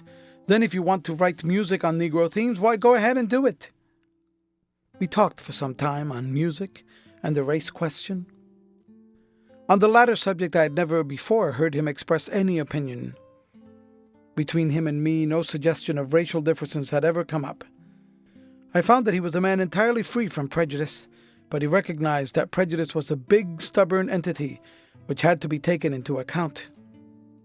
He went on to say, "This idea you have of making a Negro out of yourself is nothing more than a sentiment, and you do not realize the fearful import of what you intend to do. What kind of a Negro would you make now, especially in the South? If you had remained there, or perhaps even in your club in New York, you might have succeeded very well, but now you would be miserable. I can imagine no more dissatisfied human being than an educated, cultured, and refined colored man in the United States. I have given more study to the race question in the United States than you may suppose, and I sympathize with the Negroes there. But what's the use? I can't right their wrongs, and neither can you. They must do that themselves. They are unfortunate in having wrongs to right, and you would be foolish to unnecessarily take their wrongs on your shoulders. Perhaps someday, through study and observation, you will come to see that evil is a force, and like the physical and chemical forces, we cannot annihilate it. We may only change its form. We light upon one evil and hit it with all the might of our civilization, but only succeed in scattering it into a dozen other forms. We hit slavery through a great civil war. Did we destroy it? No. We only changed it into a hatred between sections of the country. In the South, into political corruption and chicanery. The degradation of the blacks through peonage, unjust laws, unfair and cruel treatment, and the degradation of the whites by their resorting to these practices. The paralyzation of the public conscience and the ever-overhanging dread of what the future may bring. Modern civilization hit ignorance on the masses through the means of popular education. What has it done to turn ignorance into anarchy, socialism, strikes, hatred between poor and rich, and universal discontent? In like manner, modern philanthropy hit at suffering and disease through asylums and hospitals. It prolongs the sufferers' lives, it is true, but is at the same time sending down strains of insanity and weakness into future generations. My philosophy of life is this: make yourself as happy as possible, and try to make those happy whose lives come into touch with yours. But to attempt to right the wrongs that ease the sufferings of the world in general is a waste of effort. You had just as well tried to bail the Atlantic by pouring the water into the Pacific. This tremendous flow of serious talk from a man I was accustomed to see either gay or taciturn so surprised and overwhelmed me that I could not frame a reply. He left me thinking over what he had said. Whatever was the soundness of his logic or the moral tone of his philosophy, his argument greatly impressed me. I could see, in spite of the absolute selfishness upon which it was based, that there was reason and common sense in it. I began to analyze my own motives and found that they too were very largely mixed with selfishness. Was it more a desire to help those I considered my people, or more a desire to distinguish myself, which was leading me back to the United States? That is a question I have never definitively answered. For several weeks longer I was in a troubled state of mind. Added to the fact that I was loath to leave my good friend was the weight of the question he had aroused in my mind, whether I was not making a fatal mistake. I suffered more than one sleepless night during that time. Finally, I settled the question on purely selfish grounds, in accordance with my millionaire's philosophy. I argued that music offered me a better future than anything else I had any knowledge of, and in opposition to my friend's opinion, that I should have greater chances of attracting attention as a colored composer than as a white one.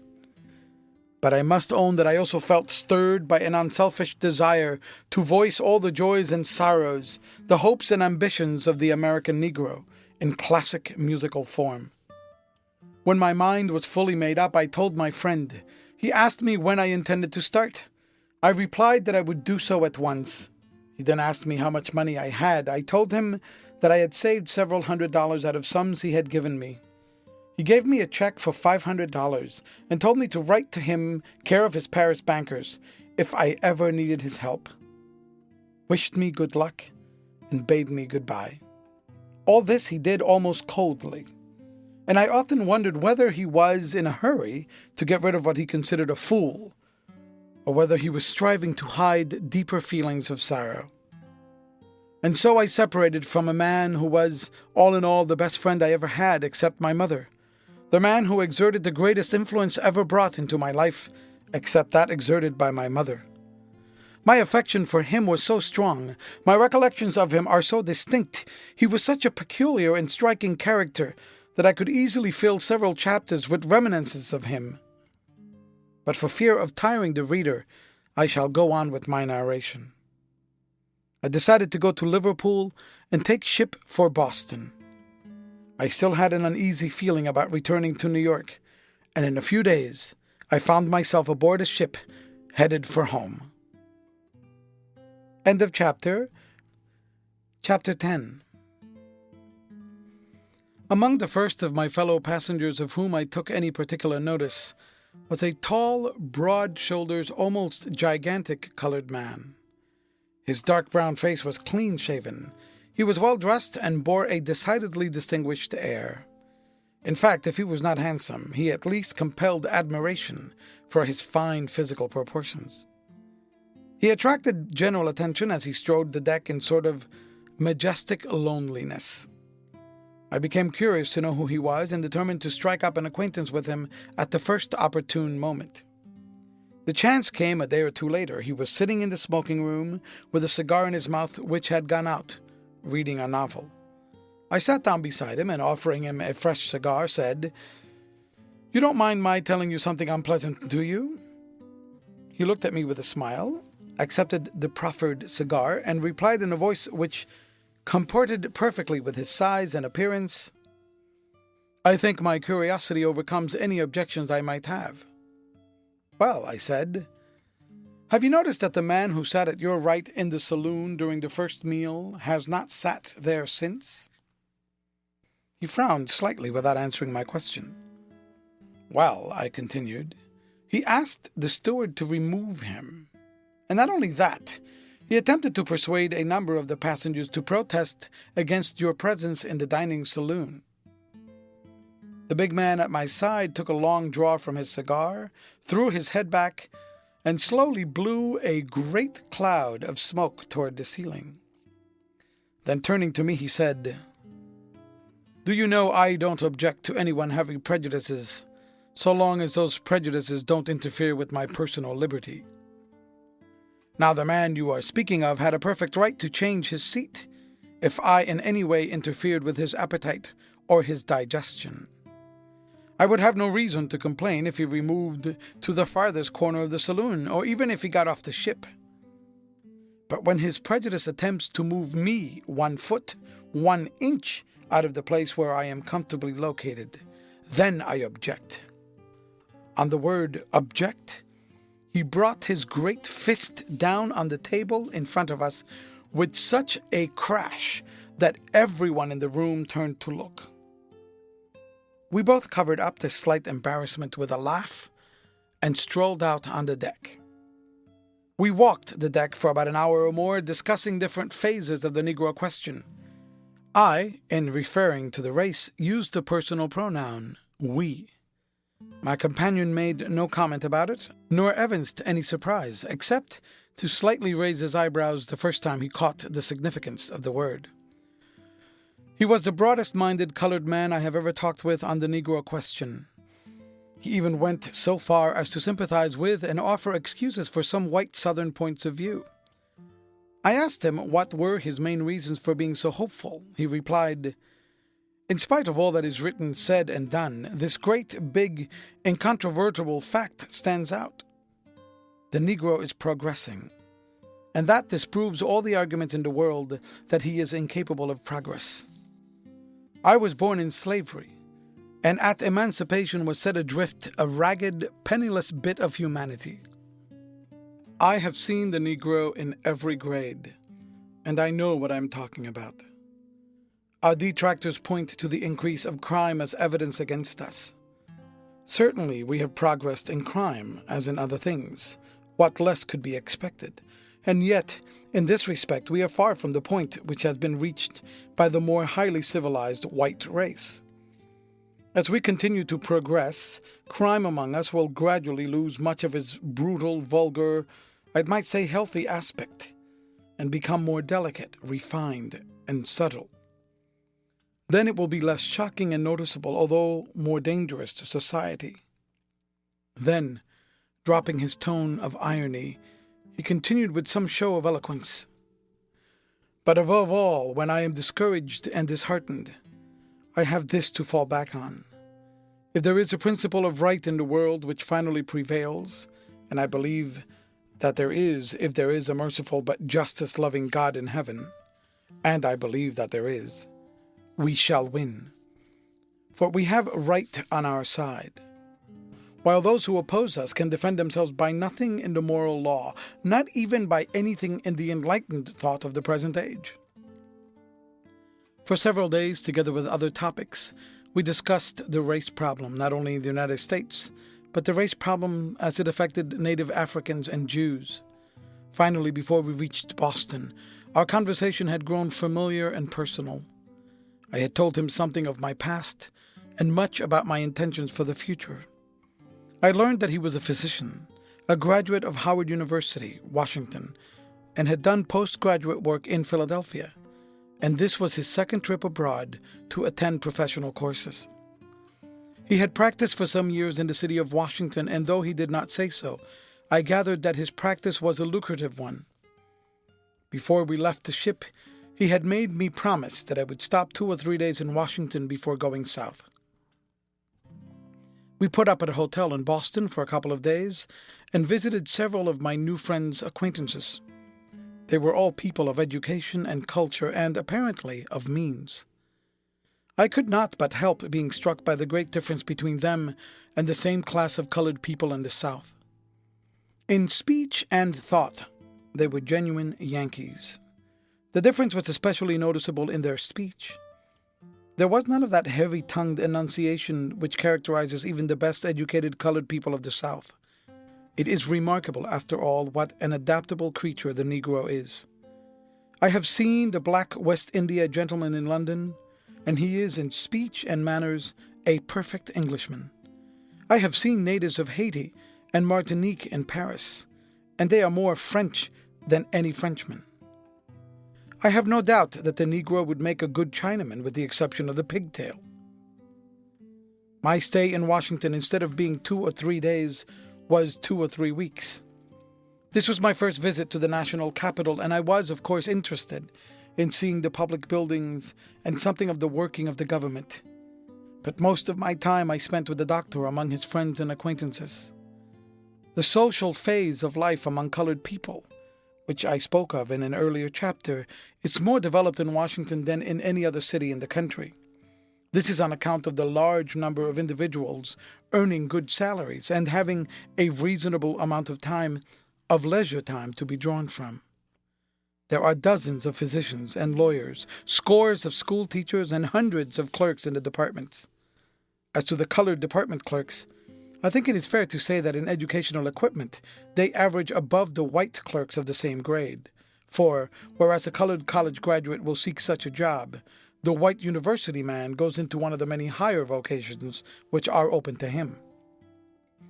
In a previous chapter, I spoke of social life among colored people, so there is no need to take it up here.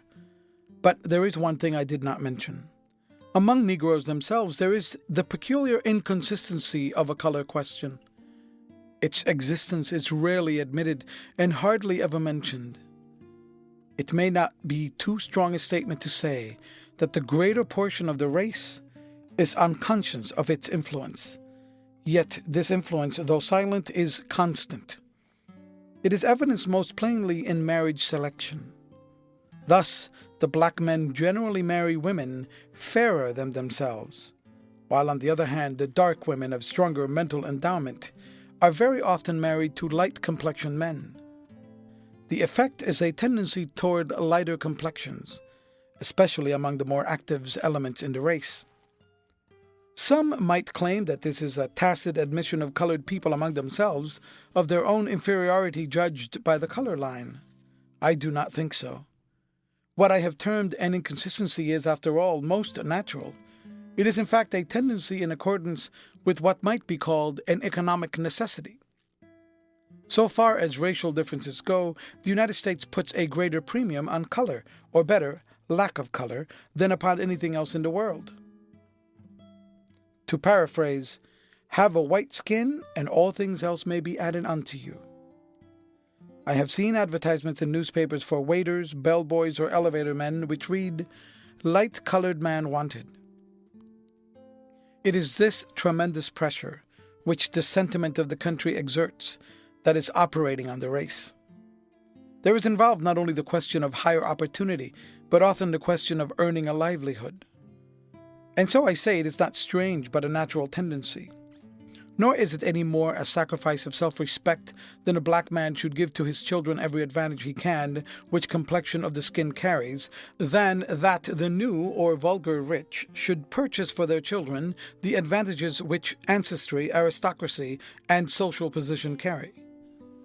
I once heard a colored man sum it up in these words: "It's no disgrace to be black, but it's often very inconvenient." Washington shows the Negro not only at his best, but also at his worst. As I drove around with the doctor, he commented rather harshly on those of the latter class which we saw. He remarked, "You see those lazy, loafing, good-for-nothing darkies? They're not worth digging graves for. Yet they are the ones who create impressions of the race for the casual observer.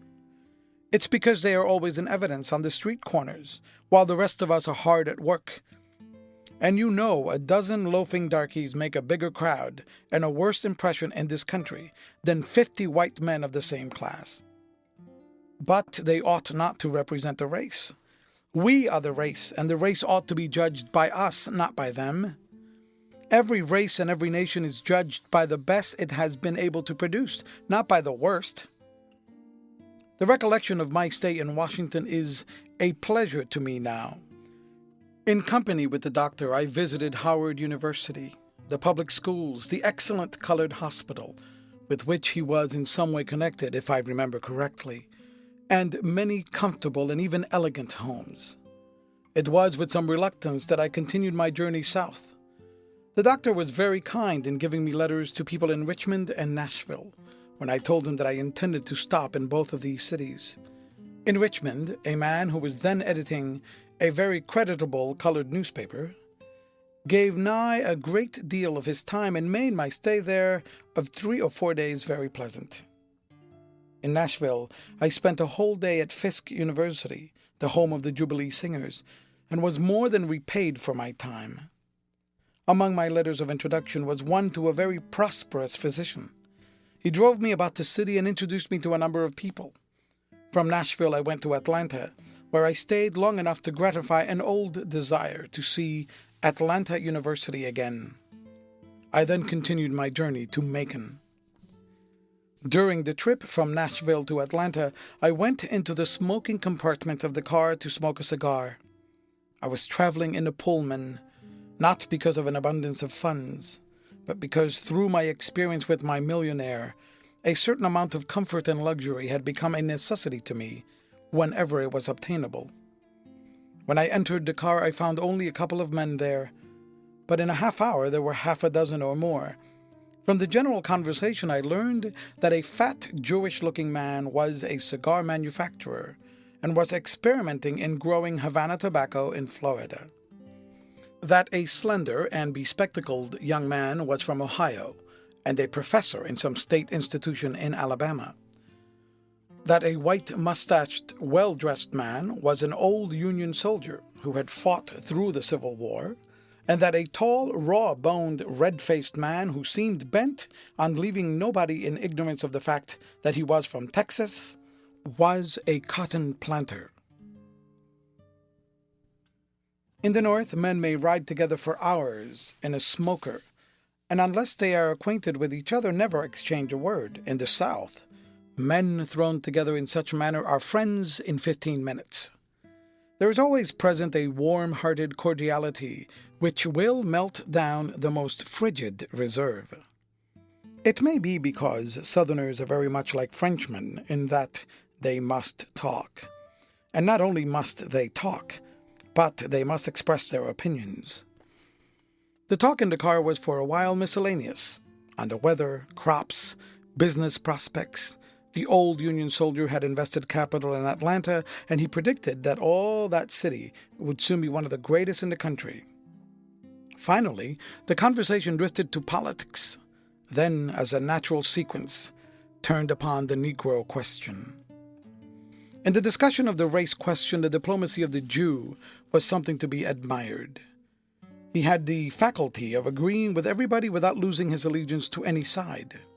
He knew that to sanction Negro oppression would be to sanction Jewish oppression, and would expose him to a shot along that line from the old soldier who stood firmly on the ground of equal rights and opportunity to all men. Yet, long traditions and business instincts told him, when in Rome, to act as a Roman. Altogether, his position was a delicate one, and I gave him credit for the skill he displayed in maintaining it. The young professor was apologetic. He had the same views as the GAR man, but a year in the South had opened his eyes, and he had to confess that the problem could hardly be handled any better than it was being handled by the Southern whites. To which the GAR man responded somewhat rudely that he had spent 10 times as many years in the South as his young friend, and that he could easily understand how holding a position in a state institution in Alabama would bring about a change of views. The professor turned very red and had very little more to say. The Texan was fierce, eloquent, and profane in his argument, and in a lower sense, there was a direct logic in what he said, which was convincing. It was only by taking higher ground, by dealing in what Southerners call theories, that he can be combated. Occasionally, some one of the several other men in the smoker would throw in a remark to reinforce what he said, but he really didn't need any help. He was sufficient in himself. In the course of a short time, the controversy narrowed itself down to an argument between the old soldier and the Texan. The latter maintained hotly that the Civil War was a criminal mistake on the part of the North, and that the humiliation which the South suffered during Reconstruction could never be forgotten. The Union man retorted just as hotly that the South was responsible for the war, and that the spirit of unforgetfulness on its part was the greatest cause of present friction, and that it seemed to be the one great aim of the South to convince the North that the latter made a mistake in fighting to preserve the Union and liberate the slaves. Can you imagine, he went on to say, what would have been the condition of things eventually if there had been no war and the South had been allowed to follow its course? Instead of one great prosperous country with nothing before it but the conquests of peace, a score of petty republics, as in Central and South America, wasting their energies in war with each other or in revolutions. Well, replied the Texan, anything, no country at all, is better than having niggers over you. But anyhow, the war was fought, and the niggers were freed. For it's no use beating around the bush. The niggers and not the Union was the cause of it. And now do you believe that all the niggers on earth are worth the good white blood that was spilt? You freed the nigger and you gave him the ballot, but you couldn't make a citizen out of him. He don't know what he's voting for, and we buy him like so many hogs. You're giving him education, but that only makes slick rascals out of him. Don't fancy for a moment, said the Northern man, that you have any monopoly in buying ignorant votes. The same thing is done on a larger scale in New York and Boston, and in Chicago and San Francisco, and they're not black votes either. As to education making the Negro worse, You had just as well tell me that religion does the same thing. And by the way, how many educated color men do you know personally? The Texan admitted that he knew only one and added that he was in a penitentiary. But, he said, do you mean to claim ballot or no ballot, education or no education, that niggers are equals of all white men? That's not the question, answered the other. But if the Negro is so distinctly inferior, it is a strange thing to me that it takes such tremendous effort on the part of the white man to make him realize it and to keep him in the same place into which inferior men naturally fall. However, let us grant for the sake of argument that the Negro is inferior in every respect to the white man. That fact only increases our moral responsibility in regard to our action toward him. Inequalities of numbers, wealth, and power, even of intelligence and morals, should make no difference in the essential rights of men. If he is inferior and weaker and is shoved to the wall, that's his own lookout, said the Texan. That's the law of nature, and he's bound to go to the wall, for no race in the world has ever been able to stand competition with the Anglo-Saxon. The Anglo-Saxon race has always been and always will be the masters of the world, and the niggers in the South ain't going to change all the records of history. My friend, said the old soldier slowly, if you have studied history, will you tell me, as confidentially between white men, what the Anglo-Saxon has ever done? The Texan was too much astonished by the question to venture any reply. His opponent continued, can you name a single one of the great fundamental and original intellectual achievements which have raised man in the scale of civilization that may be credited to the Anglo-Saxon? The art of letters, of poetry, of music, of sculpture, of painting, of the drama, of architecture, the science of mathematics, of astronomy, of philosophy, of logic, of physics, of chemistry, the use of the metals and the principles of mechanics, were all invented or discovered by darker and what we now call inferior races and nations. We have carried many of these to their highest point of perfection, but the foundation was laid by others. Do you know the only original contribution to civilization we can claim is what we have done in steam and electricity, and in making implements of war more deadly? And there we worked largely on principles which we did not discover. Why, we didn't even originate the religion we use. We are a great race, the greatest in the world today, but we ought to remember that we are standing on a pile of past races and enjoy our position with a little less show of arrogance. We are simply having our turn at the game, and we were a long time getting to it. After all, racial supremacy is merely a matter of dates in history. The man here who belongs to what is, all in all, the greatest race in the world ever produced, is almost ashamed to own it. If the Anglo-Saxon is the source of everything good and great in the human race from the beginning, why wasn't the German forest the birthplace of civilization? The Texan was somewhat disconcerted, for the argument had passed a little beyond his limits, but he swung it back to where he was sure his ground by saying, all that may be true, but it hasn't got much to do with us and the niggers here in the South. We've got 'em here, and we've got 'em to live with, and it's a question of white man or nigger, no middle ground. You want us to treat niggers as equals? Do you want to see 'em sitting around in our parlors? Do you want to see a mulatto South? To bring it right home to you, would you let your daughter marry a nigger? No, I wouldn't consent to my daughter marrying a nigger. But that doesn't prevent my treating a black man fairly. And I don't see what fair treatment has to do with niggers sitting around in your parlors. They can't come there unless they're invited. Out of all the white men I know, only 100 or so have the privilege of sitting around in my parlor. As to the mulatto South, if you Southerners have one boast that is stronger than another, it is your women. You put them on a pinnacle of purity and virtue and bow down in a chivalric worship before them. Yet you talk and act as though, should you treat the Negro fairly and take the anti-intermarriage laws off your statute books, these same women would rush into the arms of black lovers and husbands. It's a wonder to me that they don't rise up and resent the insult. "Colonel," said the Texan, as he reached into his handbag and brought out a large flask of whiskey, "you might argue from now until hell freezes over, and you might convince me that you're right, but you'll never convince me that I'm wrong. All you say sounds very good, but it's got nothing to do with facts. You can say what men ought to be, but they ain't that. So there you are. Down here in the South, we're up against facts, and we're meeting them like facts. We don't believe the nigger is or ever will be the equal of the white man, and we ain't going to treat him as an equal. I'll be damned if we will.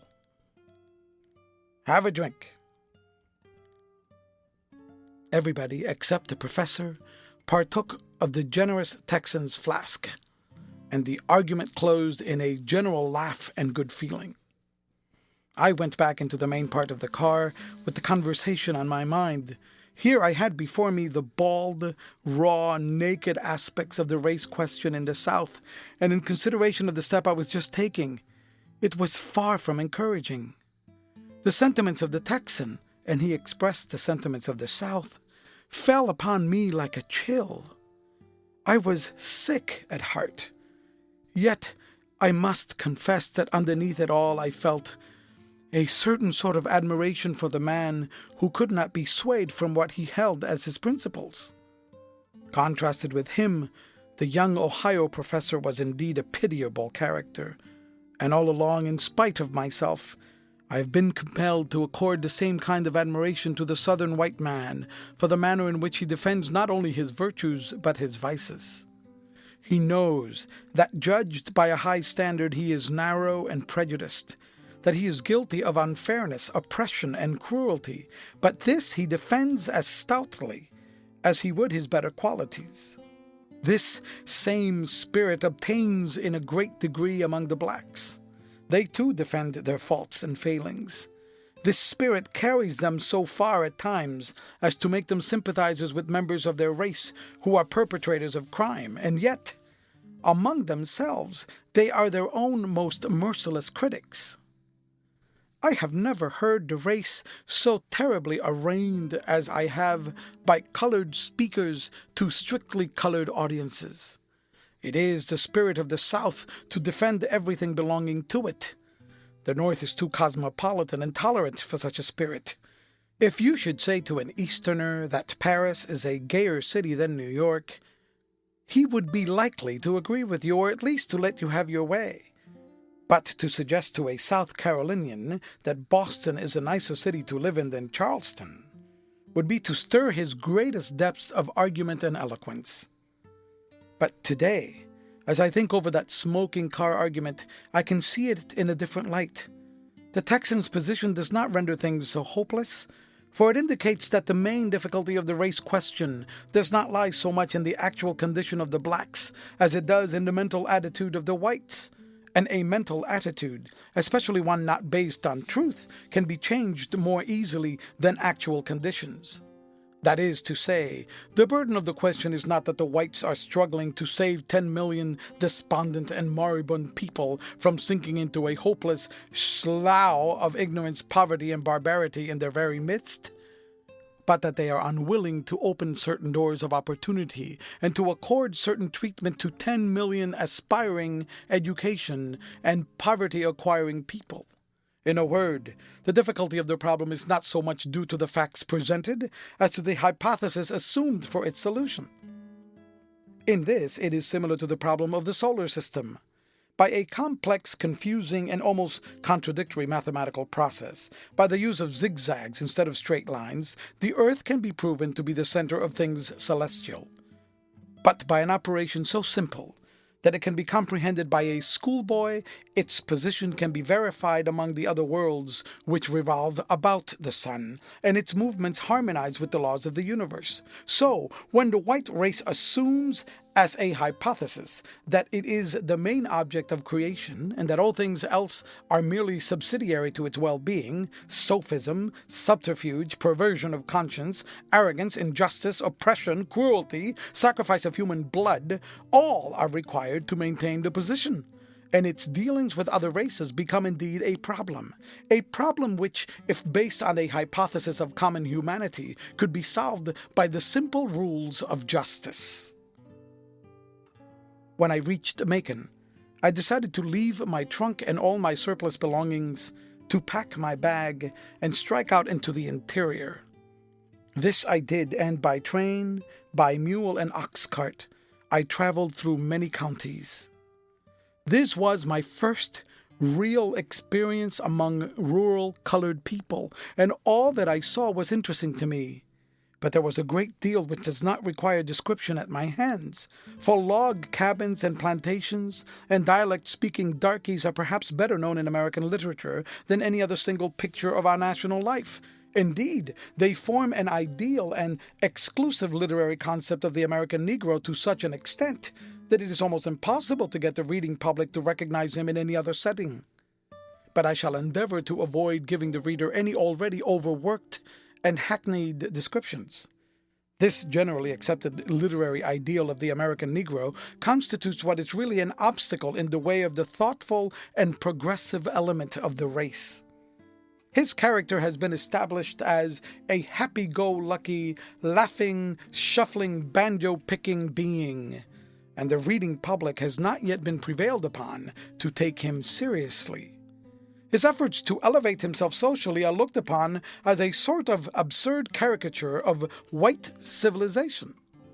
A novel dealing with colored people who lived in respectable homes and amidst a fair degree of culture and who naturally acted just like white folks would be taken in a comic opera sense. In this respect, the Negro is much in the position of a great comedian who gives up the lighter roles to play tragedy. No matter how well he may portray the deeper passions, the public is loth to give him up in his old character. They even conspire to make him a failure in serious work in order to force him back into comedy. In that same respect, the public is not too much to be blamed, for great comedians are far more scarce than mediocre tragedians.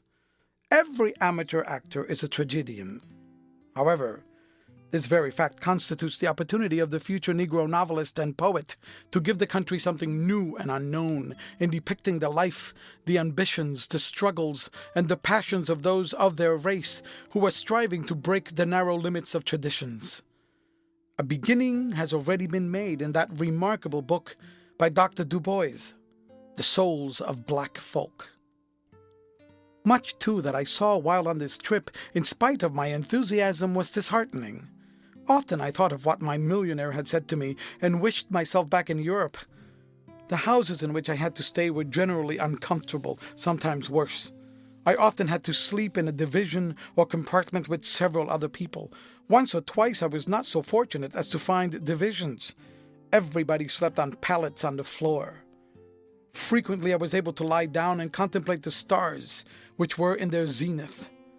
The food was at times so distasteful and poorly cooked that I could not eat it. I remember that once I lived for a week or more on buttermilk on account of not being able to stomach the fat bacon, the rank turnip tops, and the heavy damp mixture of meal, salt, and water, which was called cornbread. It was only my ambition to do the work which I had planned that kept me steadfast to my purpose. Occasionally I would meet with some signs of progress, an uplift in even one of these backward settlements. Houses built on boards with windows and divided into rooms, decent food and a fair standard of living. This condition was due to the fact that there was in the community some exceptionally capable Negro farmer whose thrift served as an example. As I went about among these dull, simple people, the great majority of them hard-working, and their relations with the whites submissive, faithful, and often affectionate, negatively content with their lot, and contrasted them with those of the race who had been quickened by the forces of thought, I could not but appreciate the logic of the position held by those Southern leaders who have been bold enough to proclaim against the education of the Negro. They are consistent in their public speech with Southern sentiment and desires. Those public men of the South who have not been daring or heedless enough to defy the ideals of 20th century civilization and of modern humanitarianism and philanthropy find themselves in the embarrassing situation of preaching one thing and praying for another. They are in the position of the fashionable woman who is compelled by the laws of polite society to say to her dearest enemy, "How happy I am to see you." And yet, in this respect, how perplexing is Southern character. For in opposition to the above, it may be said that the claim of the Southern whites that they love the Negro better than the Northern whites do is in a manner true. Northern white people love the Negro in a sort of abstract way, as a race. Through a sense of justice, charity, and philanthropy, they will liberally assist in his elevation. A number of them have heroically spent their lives in this effort. And just here I wish to say that when the colored people reach the monument-building stage, they should not forget the men and women who went south after the war and founded schools for them. Yet, generally speaking, they have no particular liking for individuals of the race. Southern white people despise the Negro as a race and will do nothing to aid in his elevation as such. But for certain individuals, they have a strong affection and are helpful to them in many ways. With these individual members of the race, they live on terms of the greatest intimacy. They entrust to them their children, their family treasures, and their family secrets. In trouble, they often go to them for comfort and counsel. In sickness, they often rely upon their care. This affectionate relation between the Southern whites and those blacks who come into close touch with them has not been overdrawn, even in fiction. This perplexity of Southern character extends even to the mixture of the races. That is spoken of as though it were dreaded worse than smallpox, leprosy, or the plague. Yet, when I was in Jacksonville, I knew several prominent families there with large colored branches, which went by the same name and were known and acknowledged as blood relatives. And what is more, there seemed to exist between these black brothers and sisters and uncles and aunts a decided friendly feeling. I said above that Southern whites would do nothing for the Negro as a race. I know the South claims that it has spent millions for the education of the blacks, and that it has, on its own free will, shouldered this awful burden. It seems to be forgetful of the fact that these millions have been taken from the public tax funds for education, and that the law of political economy, which recognizes the landowner as the one who really pays the taxes, is not tenable. It would be just as reasonable for the relatively few landowners of Manhattan to complain that they had to stand the financial burden of the education of the thousands and thousands of children whose parents pay rent for tenements and flats. Let the millions of producing and consuming Negroes be taken out of the South, and it would be quickly seen how much less of public funds there would be to appropriate for education or any other purpose. In thus traveling about through the country, I was sometimes amused on arriving at some little railroad station town to be taken for and treated as a white man. And 6 hours later, when it was learned that I was stopping at the house of a colored preacher or school teacher, to note the attitude of the whole town change. At times, this led even to embarrassment. Yet it cannot be so embarrassing for a colored man to be taken for white as for a white man to be taken for colored, and I have heard of several cases of the latter kind. All this while I was gathering material for work, jotting down in my notebook themes and melodies, and trying to catch the spirit of the Negro in his relatively primitive state. I began to feel the necessity of hurrying so that I might get back to some city like Nashville to begin my compositions, and at the same time earn at least a living by teaching and performing before my funds gave out. At the last settlement in which I stopped, I found a mine of material. This was due to the fact that Big Meeting was in progress. Big Meeting is an institution something like camp meeting, the difference being that it is held in a permanent church and not in a temporary structure. All the churches of some one denomination, of course, either Methodist or Baptist, in a county or perhaps in several adjoining counties, are closed, and the congregations unite at some centrally located church for a series of meetings lasting a week. It is really a social as well as a religious function. The people come in great numbers, making the trip according to their financial status, in buggies drawn by sleek, fleet-footed mules, in ox teams, or on foot. It was amusing to see some of the latter class trudging down the hot and dusty road with their shoes, which were brand new, strung across their shoulders. When they got near the church, they sat on the side of the road and, with many grimaces, tenderly packed their feet into those instruments of torture. This furnished, indeed, a trying test of their religion. The famous preachers come from near and far and take turns in warning sinners of the day of wrath. Food, in the form of those two southern luxuries, fried chicken and roast pork, is plentiful, and no one need go hungry. On the opening Sunday, the women are immaculate in starched, stiff white dresses, adorned with ribbons either red or blue. Even a great many of the men wear streamers of van-colored ribbons in the buttonholes of their coats. A few of them carefully cultivate a forelock of hair by wrapping it in twine, and on such festive occasions decorate it with a narrow ribbon streamer. Big meetings afford a fine opportunity to the younger people to meet each other dressed in their Sunday clothes, and much rustic courting, which is as enjoyable as any other kind, is indulged in. This big meeting, which I was lucky enough to catch, was particularly well attended. The extra-large attendance was due principally to two attractions.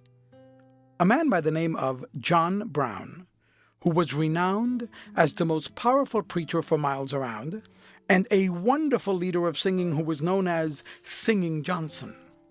These two men were a study and a revelation to me. They caused me to reflect upon how great an influence their types have in the development of the Negro in America. Both these types are now looked upon generally with condescension or contempt by the progressive element among the colored people. But it should be never forgotten that it was they who led the race from paganism and kept it steadfast to Christianity through all the long, dark years of slavery. John Brown was a jet black man of medium size, with a strikingly intelligent head and face, and a voice like an organ peal. He preached each night after several lesser lights successively held the pulpit during an hour or so. As far as subject matter is concerned, all of the sermons were alike. Each began with the fall of man, ran through various trials and tribulations of the Hebrew children, unto the redemption by Christ, and ended with the fervid picture of the judgment day and the fate of the damned. But John Brown possessed magnetism and an imagination so free and daring that he was able to carry through what other preachers would not attempt. He knew all the arts and tricks of oratory, the modulation of the voice to almost a whisper, the pause for effect, the rise through light, rapid-fire sentences to the terrific, thundering outburst of an electrifying climax. In addition, he had the intuition of a born theatrical manager. Night after night, this man held me fascinated. He convinced me that, after all, eloquence consists more in the manner of saying than in what is said. It is largely a matter of tone pictures. The most striking example of John Brown's magnetism and imagination was his Heavenly March.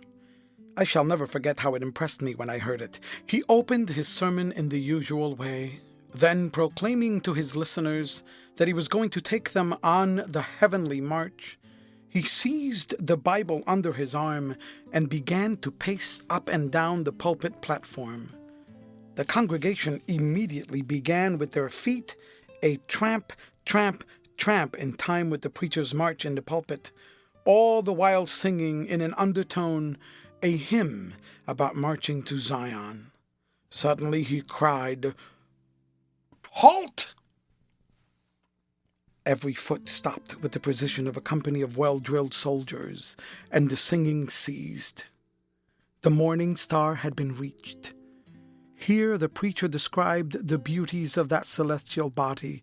Then the march, the tramp, tramp, tramp, and the singing was again taken up. Another halt. They had reached the evening star, and so on, past the sun and the moon, the intensity of religious emotion all the time increasing, along the Milky Way on up to the gates of heaven. Here the halt was longer, and the preacher described at length the gates and walls of the New Jerusalem. Then he took his hearers through the pearly gates, along the golden streets, pointing out the glories of the city, pausing occasionally to greet some patriarchal members of the church, well known to most of his listeners in life, who had had the tears wiped from their eyes, were clad in robes of spotless white, with crowns of gold upon their heads and harps within their hands, and ended his march before the great white throne. To the reader, this may sound ridiculous, but listened to under the circumstances, it was highly and effectively dramatic. I was a more or less sophisticated and non-religious man of the world, but the torrent of the preacher's words, moving with the rhythm and glowing with the eloquence of primitive poetry, swept me along, and I too felt like joining in the shouts of "Amen! Hallelujah!" John Brown's powers in describing the delights of heaven were no greater than those in depicting the horrors of hell. I saw great, strapping fellows trembling and weeping like children at the mourner's bench. His warnings to sinners were truly terrible. I shall never forget one expression that he used, which, for originality and aptness, could not be excelled. In my opinion, it is more graphic and, for us, far more expressive than St. Paul's, "It is hard to kick against the pricks."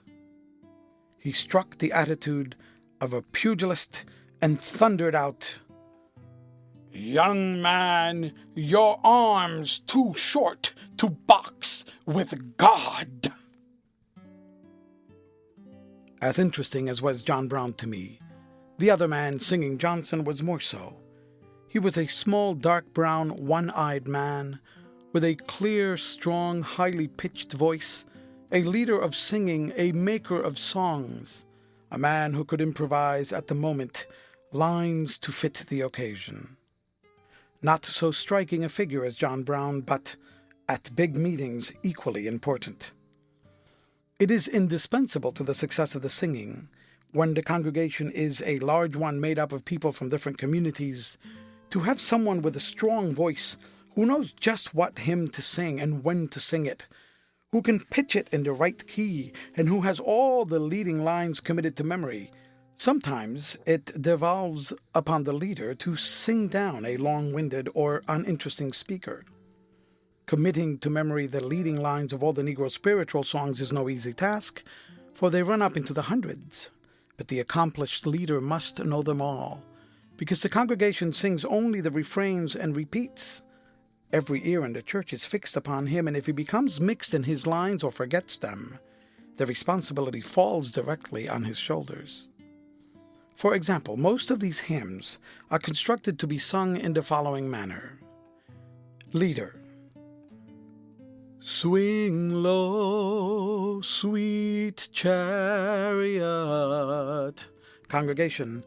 Coming forth to carry me home. Leader.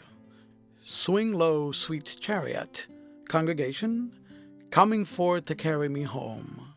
Leader. I look over yonder. What do I see? Congregation. Coming forth to carry me home. Leader. Two little angels coming after me. Congregation. Coming forth to carry me home, etc. The solitary and plaintive voice of the leader is answered by a sound like the roll of the sea, producing a most curious effect.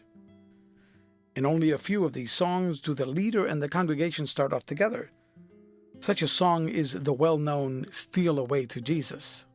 The leader and the congregation begin, steal away, steal away, steal away to Jesus, steal away home, I ain't got long to stay here." Then the leader alone, My Lord, he calls me. He called me by the thunder. The trumpet sounds within of my soul. Then altogether, I ain't got long to stay here. The leader and the congregation again take up the opening refrain, then the leader sings 3 more leading lines alone, and so on, almost ad infinitum. It will be seen that even before most of the work falls upon the leader, for the congregation sings the same lines over and over, while his memory and ingenuity are taxed to keep the songs going. Generally, the parts taken up by the congregation are sung in a 3-part harmony, the women singing the soprano and a transposed tenor, the men with high voices singing the melody, and those with low voices a thundering bass. In a few of these songs, however, the leading part is sung in unison by the whole congregation down to the last line, which is harmonized. The effect of this is intensely thrilling. Such a hymn is "Go Down, Moses." It stirs the heart like a trumpet call. Singing Johnson was an ideal leader, and his services were in great demand. He spent his time going about the country from one church to another. He received his support in much the same way as preachers, part of the collection, food, and lodging. All of his leisure time he devoted to originating new words and melodies and new lines for old songs. He always sang with his eyes, or to be more exact, his eye closed, indicating the tempo by swinging his head to and fro. He was a great judge of the proper hymn to sing at a particular moment, and I noticed several times when the preacher reached a certain climax or expressed a certain sentiment that Johnson broke in with a line or two of some appropriate hymn. The preacher understood and would pause until the singing ceased. As I listened to the singing of these songs, the wonder of their production grew upon me more and more. How did the men who originated them manage to do it? The sentiments are easily accounted for. They are mostly taken from the Bible, but the melodies, where did they come from? Some of them so weirdly sweet and others so wonderfully strong. Take, for instance, "Go Down, Moses." I doubt that there is a stronger theme in the whole musical literature of the world, and so many of these songs contain more than mere melody. There is sounded in them that elusive undertone, the note in music which is not heard with the ears. I sat often with the tears rolling down my cheeks, and my heart melted within me. Any musical person who has never heard a Negro congregation, under the spell of religious fervor, sing these old songs, has missed one of the most thrilling emotions which the human heart may experience. Anyone who can listen to Negroes sing, "Nobody knows the trouble I see, nobody knows but Jesus," without shedding tears, must indeed have a heart of stone. And yet, the Negroes themselves do not fully appreciate these old slave songs. The educated classes are rather ashamed of them and prefer to sing hymns from books. This feeling is natural. They are still too close to the conditions under which the songs were produced. But the day will come when this slave music will be the most treasured heritage of the American Negro. At the close of the big meeting, I left the settlements where it was being held full of enthusiasm. I was in that frame of mind which, in the artistic temperament, amounts to inspiration. I was now ready and anxious to get to some place where I might settle down to work and give expression to the ideas which were teeming in my head. But I strayed into another deviation from my path of life, as I had it marked out, which led me into an entirely different road. Instead of going to the nearest and most convenient railroad station, I accepted the invitation of a young man who had been present the closing Sunday at the meeting to drive with him some miles farther to the town in which he taught school, and there take my train. My conversation with this young man as we drove along through the country was extremely interesting. He had been a student in one of the Negro colleges, strange coincidence, in the very college, as I learned through him, in which Shiny was now a professor. I was, of course, curious to hear about my boyhood friend, and had it not been vacation time, and that I was not sure that I would find him, I should have gone out of my way to pay him a visit, but I determined to write to him as soon as the school opened. My companion talked to me about his work among the people, of his hopes and his discouragements. He was tremendously in earnest. I might say too much so. In fact, it may be said that the majority of intelligent colored people are, in some degree, too much in earnest over the race question. They assume and carry so much that their progress is at times impeded, and they are unable to see things in their proper proportions. In many instances, a slight exercise of the sense of humor would save much anxiety of soul. Anyone who marks the general tone of editorials in colored newspapers is apt to be impressed with this idea. If the mass of Negroes took their present and future as seriously as do most of their leaders, the race would be in no mental condition to sustain the terrible pressure which it undergoes. It would sink of its own weight. Yet, it must be acknowledged that in the making of a race, over-seriousness is a far lesser failing than its reverse, and even the faults resulting from it lean toward the right. We drove into the town just before dark. As we passed a large unpainted church, my companion pointed it out as the place where he held his school. I promised that I would go there with him the next morning and stay a while. The town was of that kind which hardly requires or deserves description. A straggling line of brick and wooden stores on one side of the railroad track, and some cottages of various sizes on the other side, constituted about the whole of it. The young schoolteacher boarded at the best house in the place, owned by a colored man.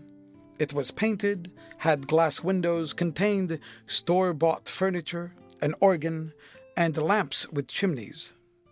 The owner held a job of some kind on the railroad. After supper, it was not long before everybody was sleepy. I occupied the room with the schoolteacher. In a few minutes after we got into the room, he was in bed and asleep. But I took advantage of the unusual luxury of a lamp which gave light, and sat looking over my notes and jotting down some ideas which were still fresh in my mind. Suddenly I became conscious of that sense of alarm which is always aroused by the sound of hurrying footsteps on the silence of the night. I stopped work and looked at my watch. It was after 11. I listened, straining every nerve to hear above the tumult of my quickening pulse. I caught the murmur of voices, then the gallop of a horse, then another and another. Now thoroughly alarmed, I awoke my companion, and together we both listened. After a moment, he put out the light, softly opened the window blind, and we cautiously peeped out. We saw men moving in one direction, and from the mutterings we vaguely caught the rumor that some terrible crime had been committed. Murder, rape. I put on my coat and hat. My friend did all in his power to dissuade me from venturing out, but it was impossible for me to remain in the house under such tense excitement. My nerves would not have stood it. Perhaps what bravery I exercised in going out was due to the fact that I felt sure of my identity as a colored man had not yet become known in the town. I went out, and following the drift, reached the railroad station. There was gathered there a crowd of men, all white, and others were steadily arriving, seemingly from all the surrounding country. How did the news spread so quickly? I watched these men moving under the yellow glare of the kerosene lamps about the station, stern, comparatively silent, all of them armed, some of them in boots and spurs, fierce, determined men. I had come to know the type well, blond, tall and lean, with ragged mustache and beard, and glittering gray eyes. At the first suggestion of daylight, they began to disperse in groups going in several directions. There was no extra noise or excitement, no loud talking, only swift, sharp words of command given by those who seemed to be accepted as leaders by mutual understanding. In fact, the impression made upon me was that everything was being done in quite an orderly manner. In spite of so many leaving, the crowd around the station continued to grow. At sunrise, there were a great many women and children. By this time I also noticed some colored people. A few seemed to be going about customary tasks. Several were standing on the outskirts of the crowd, but the gathering of Negroes usually seen in such towns was missing. Before noon, they brought him in. 2 horsemen rode abreast. Between them, half dragged, the poor wretch made his way through the dust. His hands were tied behind him, and ropes around his body were fastened to the saddle horns of his double guard. The men who at midnight had been stern and silent were now emitting that terror-instilling sound known as the rebel yell. A space was quickly cleared in the crowd, and a rope placed about his neck. When from somewhere came the suggestion, "Burn him!" It ran like an electric current. Have you ever witnessed the transformation of human beings into savage beasts? Nothing can be more terrible. A railroad tie was sunk into the ground. The rope was removed, and a chain brought and securely coiled around the victim and the stake.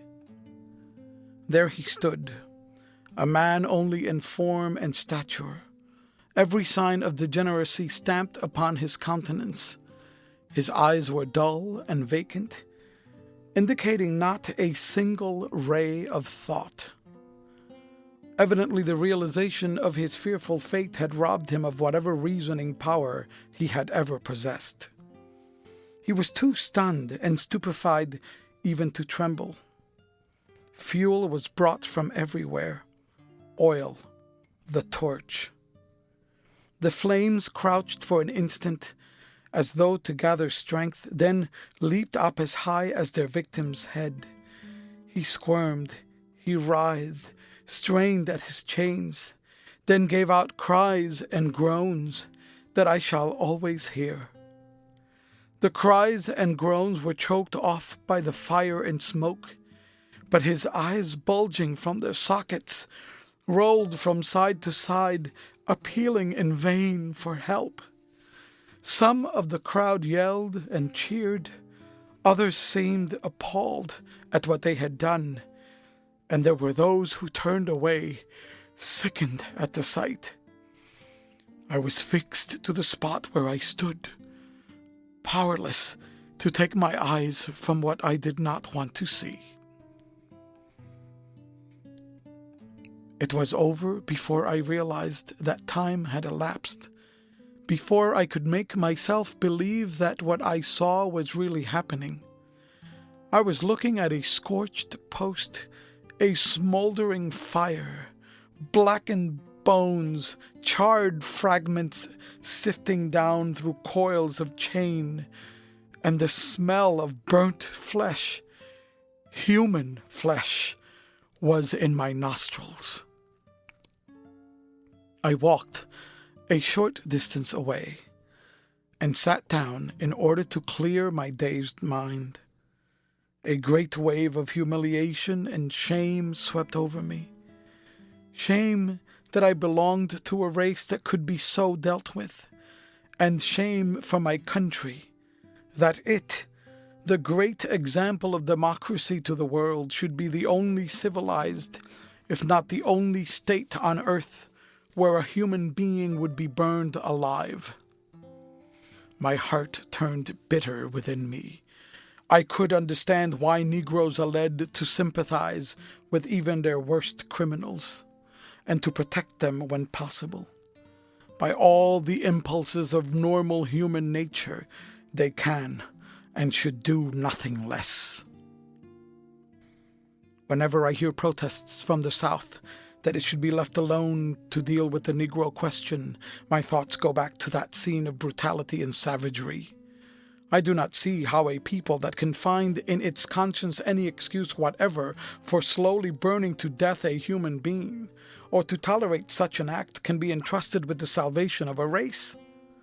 Of course, there are in the South men of liberal thought who do not approve lynching, but I wonder how long they will endure the limits which are placed upon free speech. They still cower and tremble before Southern opinion. Even so late as the recent Atlanta riot, Those men who were brave enough to speak a word in behalf of justice and humanity felt called upon by way of apology to preface what they said with a glowing rhetorical tribute to the Anglo-Saxons' superiority, and to refer to the great and impassable gulf between the races fixed by the Creator at the foundation of the world. The question of the relative qualities of the two races is still an open one.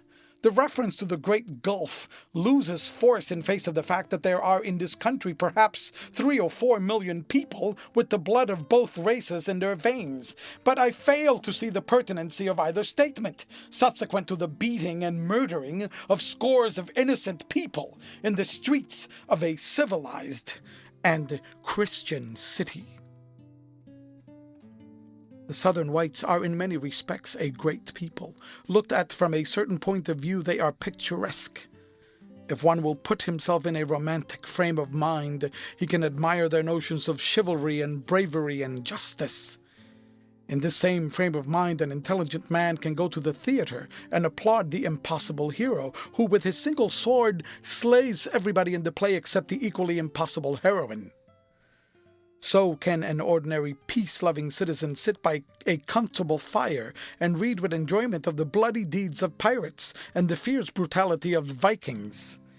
This is the way in which we gratify the old underlying animal instincts and passions, but we should shudder with horror at the mere idea of such practices being realities in this day of enlightened and humanitarianized thought.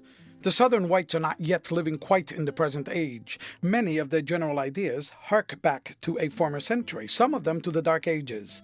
In the light of other days, they are sometimes magnificent. Today, they are often ludicrous and cruel. How long I sat with bitter thoughts running through my mind, I do not know. Perhaps an hour or more. When I decided to get up and go back to the house, I found that I could hardly stand on my feet. I was as weak as a man who has lost blood. However, I dragged myself along with the central idea of a general plan well fixed in my mind. I did not find my school-teacher friend at home, so did not see him again. I swallowed a few mouthfuls of food, packed my bag, and caught the afternoon train. When I reached Macon, I stopped only long enough to get the main part of my luggage and to buy a ticket for New York. All along the journey, I was occupied in debating with myself the step which I had decided to take. I argued that to forsake one's race to better one's condition was no less worthy an action than to forsake one's country for the same purpose. I finally made up my mind that I would neither disclaim the black race nor claim the white race, but that I would change my name, raise a mustache, and let the world take me for what it would. That it was not necessary for me to go about with a label of inferiority pasted across my forehead. All the while I understood that it was not discouragement or fear or search for a larger field of action and opportunity that was driving me out of the Negro race. I knew that it was shame, unbearable shame. Shame at being identified with a people that could with impunity be treated worse than animals. For certainly the law would restrain and punish the malicious burning alive of animals. So once again I found myself gazing at the towers of New York and wondering what future that city held in store for me. End of chapter. Chapter 11. I have now reached that part of my narrative where I must be brief and touch only lightly on important facts. Therefore, the reader must make up his mind to pardon skips and jumps and meager details. When I reached New York, I was completely lost. I could not have felt more a stranger had I been suddenly dropped into Constantinople. I knew not where to turn or how to strike out. I was so oppressed by a feeling of loneliness that the temptation to visit my old home in Connecticut was well nigh irresistible. I reasoned, however, that unless I found my old music teacher, I should be, after so many years of absence, as much of a stranger there as in New York, and furthermore, that in view of the step which I had decided to take, such a visit would be injudicious. I remembered, too, that I had some property there in the shape of a piano and a few books, but decided that it would not be worth what it might cost me to take possession. By reason of the fact that my living expenses in the South had been very small, I still had nearly $400 of my capital left.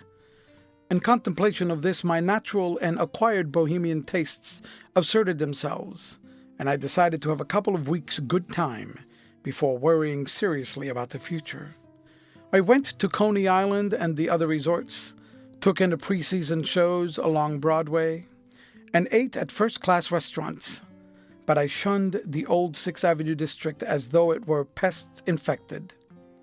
My few days of pleasure made appalling inroads upon what cash I had, and caused me to see that it required a good deal of money to live in New York as I wished to live, and that I should have to find very soon some more or less profitable employment.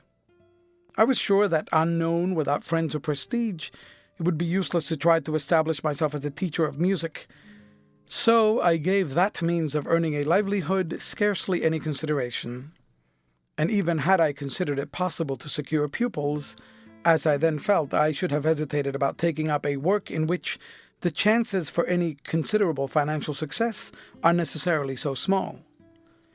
I had made up my mind that since I was not going to be a Negro, I would avail myself of every possible opportunity to make a white man's success, and that, if it can be summed up in any one word, means money.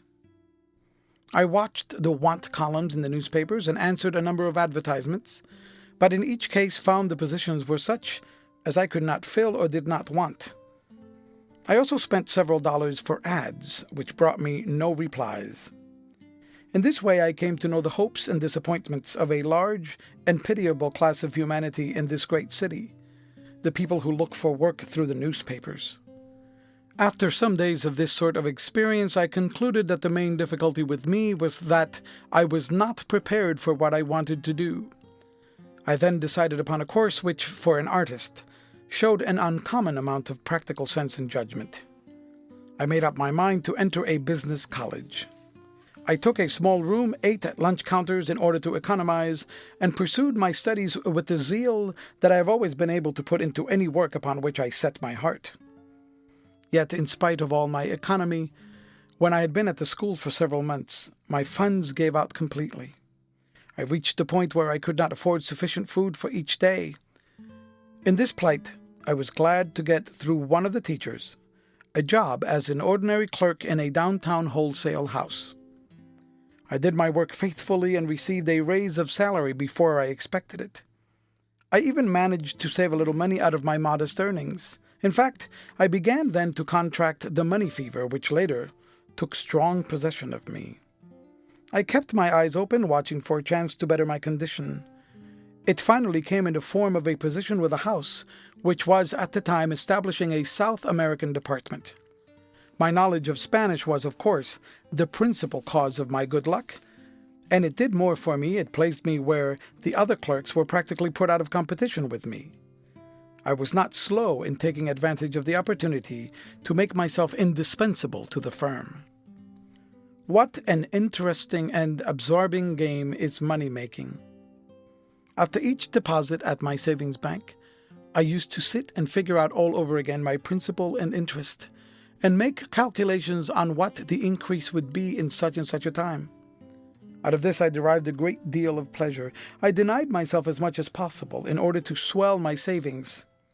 Even so much as I enjoyed smoking, I limited myself to an occasional cigar, and that was generally of a variety which in my old days at the club was known as a Henry Mudd. Drinking I cut out altogether, but that was no great sacrifice. The day on which I was able to figure up $1,000 marked an epoch in my life, and this was not because I had never before had money.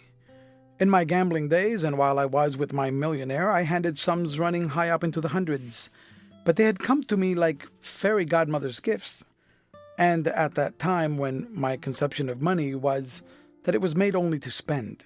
Here, on the other hand, was $1,000 which I had earned by days of honest and patient work. $1,000 which I had carefully watched grow from the first dollar, and I experienced in owning them a pride, a satisfaction which to me was an entirely new sensation. As my capital went over the $1,000 mark, I was puzzled to know what to do with it, how to put it to the most advantageous use. I turned down first one scheme and then another, as though they had been devised for the sole purpose of gobbling up my money. I finally listened to a friend who advised me to put all I had in New York real estate. And under his guidance, I took equity in a piece of property on which stood a rickety old tenement house. I did not regret following this friend's advice, for in something like 6 months, I disposed of my equity for more than double my investment. From that time on, I devoted myself to the study of New York real estate and watched for opportunities to make similar investments. In spite of 2 or 3 speculations which did not turn out well, I have been remarkably successful. Today I am the owner and part owner of several flat houses. I have changed my place of employment 4 times since returning to New York, and each change has been a decided advancement. Concerning the position which I now hold, I shall say nothing except that it pays extremely well. As my outlook on the world grew brighter, I began to mingle in the social circles of the men with whom I came in contact, and gradually, by a process of elimination, I reached a grade of society of no small degree of culture. My appearance was always good, and my ability to play on the piano, especially ragtime, which was then at the height of its vogue, made me a welcome guest. The anomaly of my social position often appealed strongly to my sense of humor. I frequently smiled inwardly at some remark not altogether complimentary to people of color, and more than once I felt like declaiming, "I am a colored man. Do I not disprove the theory that 1 drop of Negro blood renders a man unfit?" Many a night when I returned to my room after an enjoyable evening, I laughed heartily over what struck me as the capital joke I was playing. Then I met her, and what I had regarded as a joke was gradually changed into the most serious question of my life. I first saw her at a musical which was given one evening at a house to which I was frequently invited. I did not notice her among the other guests before she came forward and sang 2 sad little songs.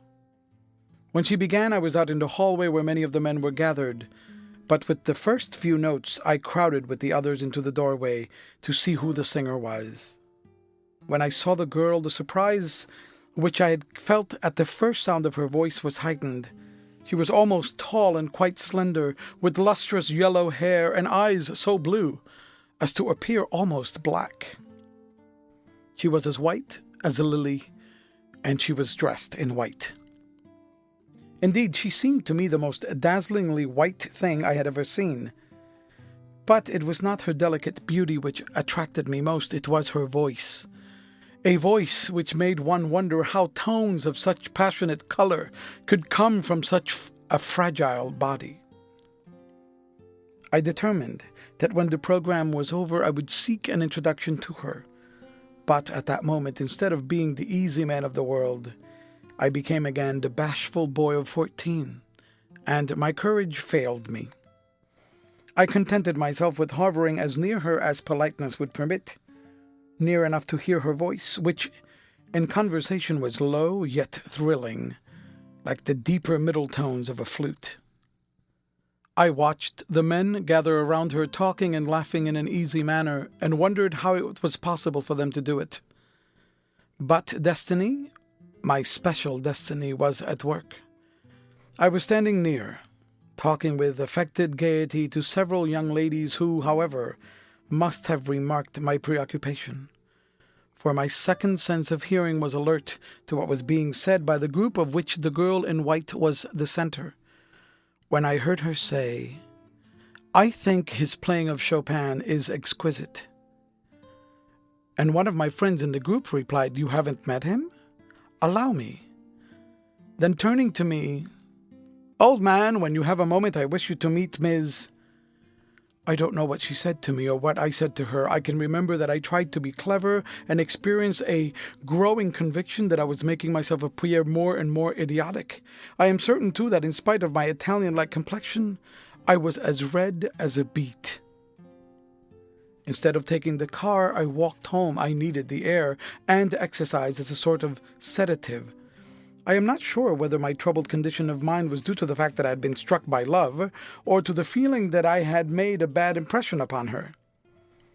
As the weeks went by, and when I had met her several more times, I came to know that I was seriously in love. And then began for me days of worry, for I had more than the usual doubts and fears of a young man in love to contend with.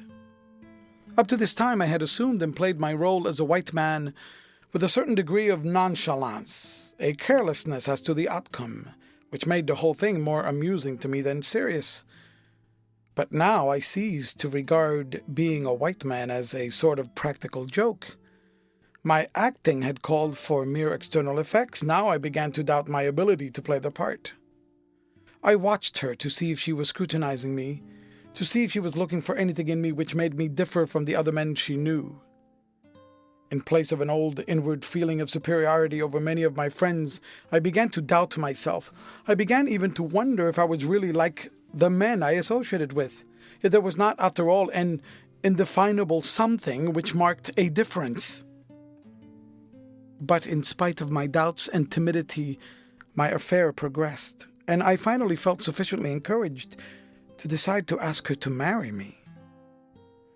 Then began the hardest struggle of my life, whether to ask her to marry me under false colors or to tell her the whole truth. My sense of what was exigent made me feel there was no necessity of saying anything, but my inborn sense of honor rebelled at even indirect deception in this case. But however much I moralized on the question, I found it more and more difficult to reach the point of confession. The dread that I might lose her took possession of me each time I sought to speak and rendered it impossible for me to do so. That moral courage requires more than physical courage is no mere poetic fancy.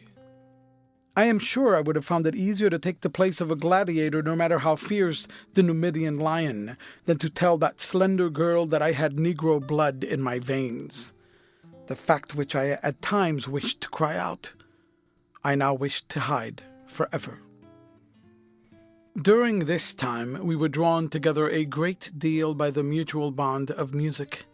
She loved to hear me play Chopin, and was herself far from being a poor performer of his compositions. I think I carried her every new song that was published which I thought suitable to her voice, and played the accompaniment for her. Over these songs we were like two innocent children with new toys. She had never been anything but innocent, but my innocence was a transformation wrought by my love for her, love which melted away my cynicism and whitened my sullied soul and gave me back to wholesome dreams of my boyhood. There is nothing better in all the world that a man can do for his moral welfare than to love a good woman. My artistic temperament also underwent an awakening. I spent many hours at my piano playing over old and new composers. I also wrote several little pieces in a more or less Chopin-esque style, which I dedicated to her. And so the weeks and months went by. Often words of love trembled on my lips, but I dared not utter them because I knew they would have to be followed by other words, which I had not the courage to frame. There might have been some other woman in my set with whom I could have fallen in love and asked to marry me without a word of explanation. But the more I knew this girl, the less I could find it in my heart to deceive her. And yet, in spite of this spectre that was constantly looming up before me, I could never have believed that life held such happiness as was contained in those dream days of love. One Saturday afternoon in early June, I was coming up Fifth Avenue, and at the corner of 23rd Street I met her. She had been shopping.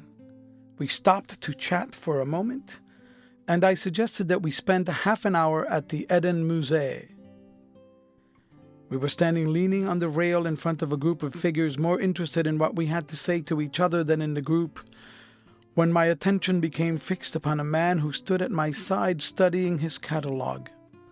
It took me only an instant to recognize in him my old friend, Shiny. My first impulse was to change my position at once. As quick as a flash, I considered all the risks I might run in speaking to him, and most especially the delicate question of introducing him to her. I must confess that in my embarrassment and confusion, I felt small and mean. But before I could decide what to do, he looked around at me, and after an instant he said, "Pardon me, but isn't this—" The nobler part in me responded to the sound of his voice, and I took his hand in a hearty clasp. Whatever fears I had felt were quickly banished, for he seemed at a glance to divine my situation and let drop no word that would have aroused suspicion as to the truth. With a slight misgiving, I presented him to her and was again relieved of fear. She received the introduction in her usual gracious manner, and without the least hesitancy or embarrassment joined in the conversation.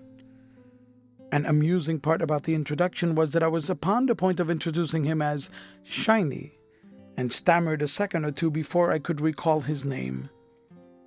We chatted for some 15 minutes. He was spending his vacation north with the intention of doing 4 or 6 weeks' work in one of the summer schools.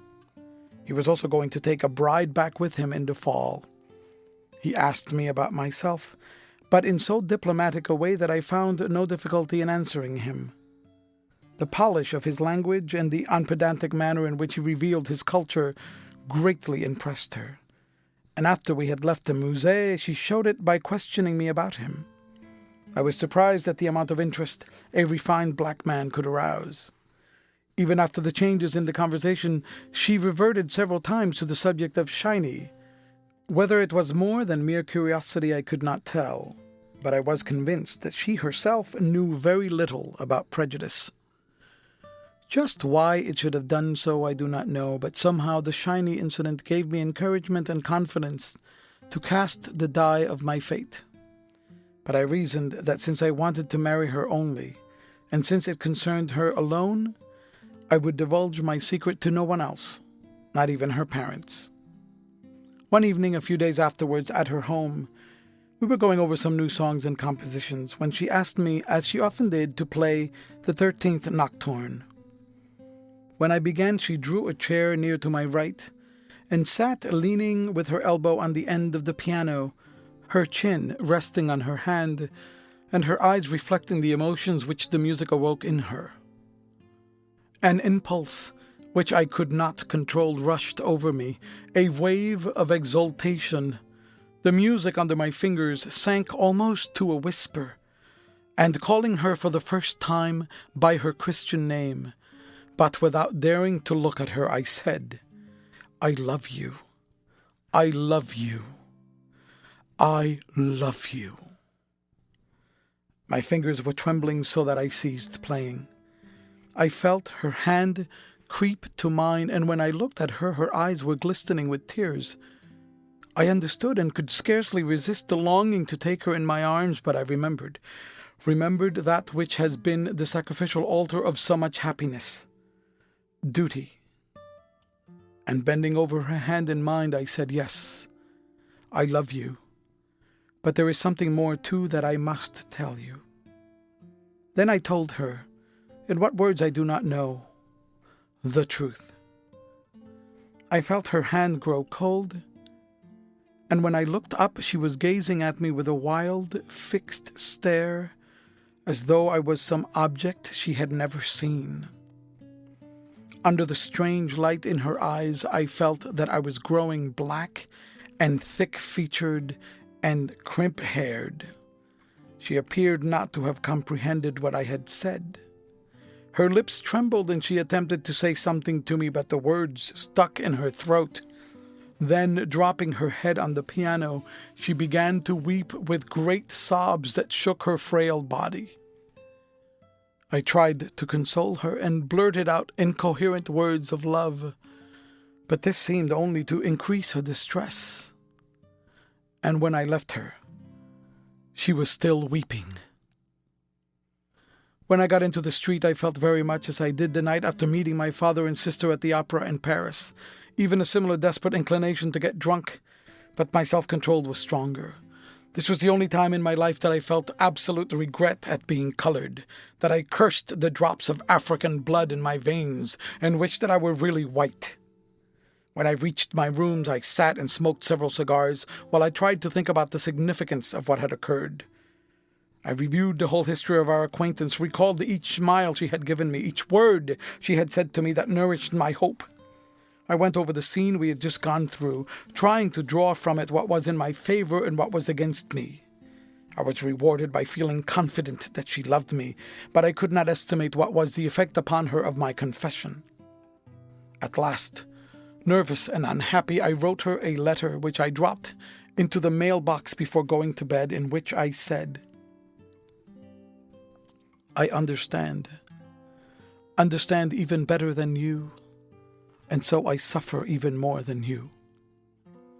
But why should either of us suffer for what neither of us is to blame?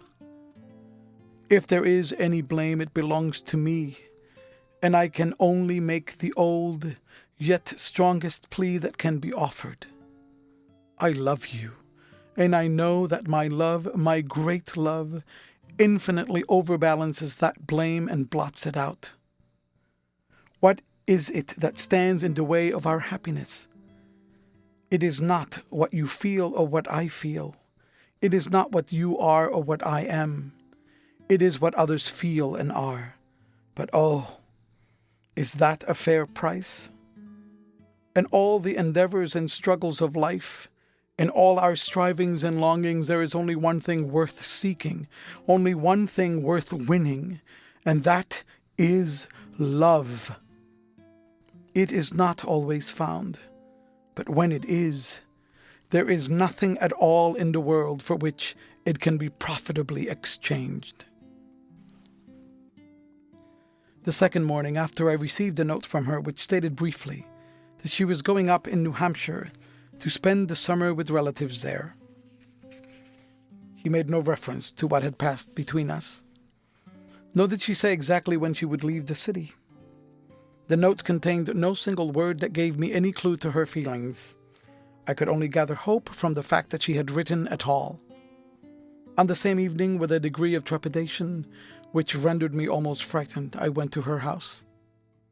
I met her mother, who told me that she had left for the country that very afternoon.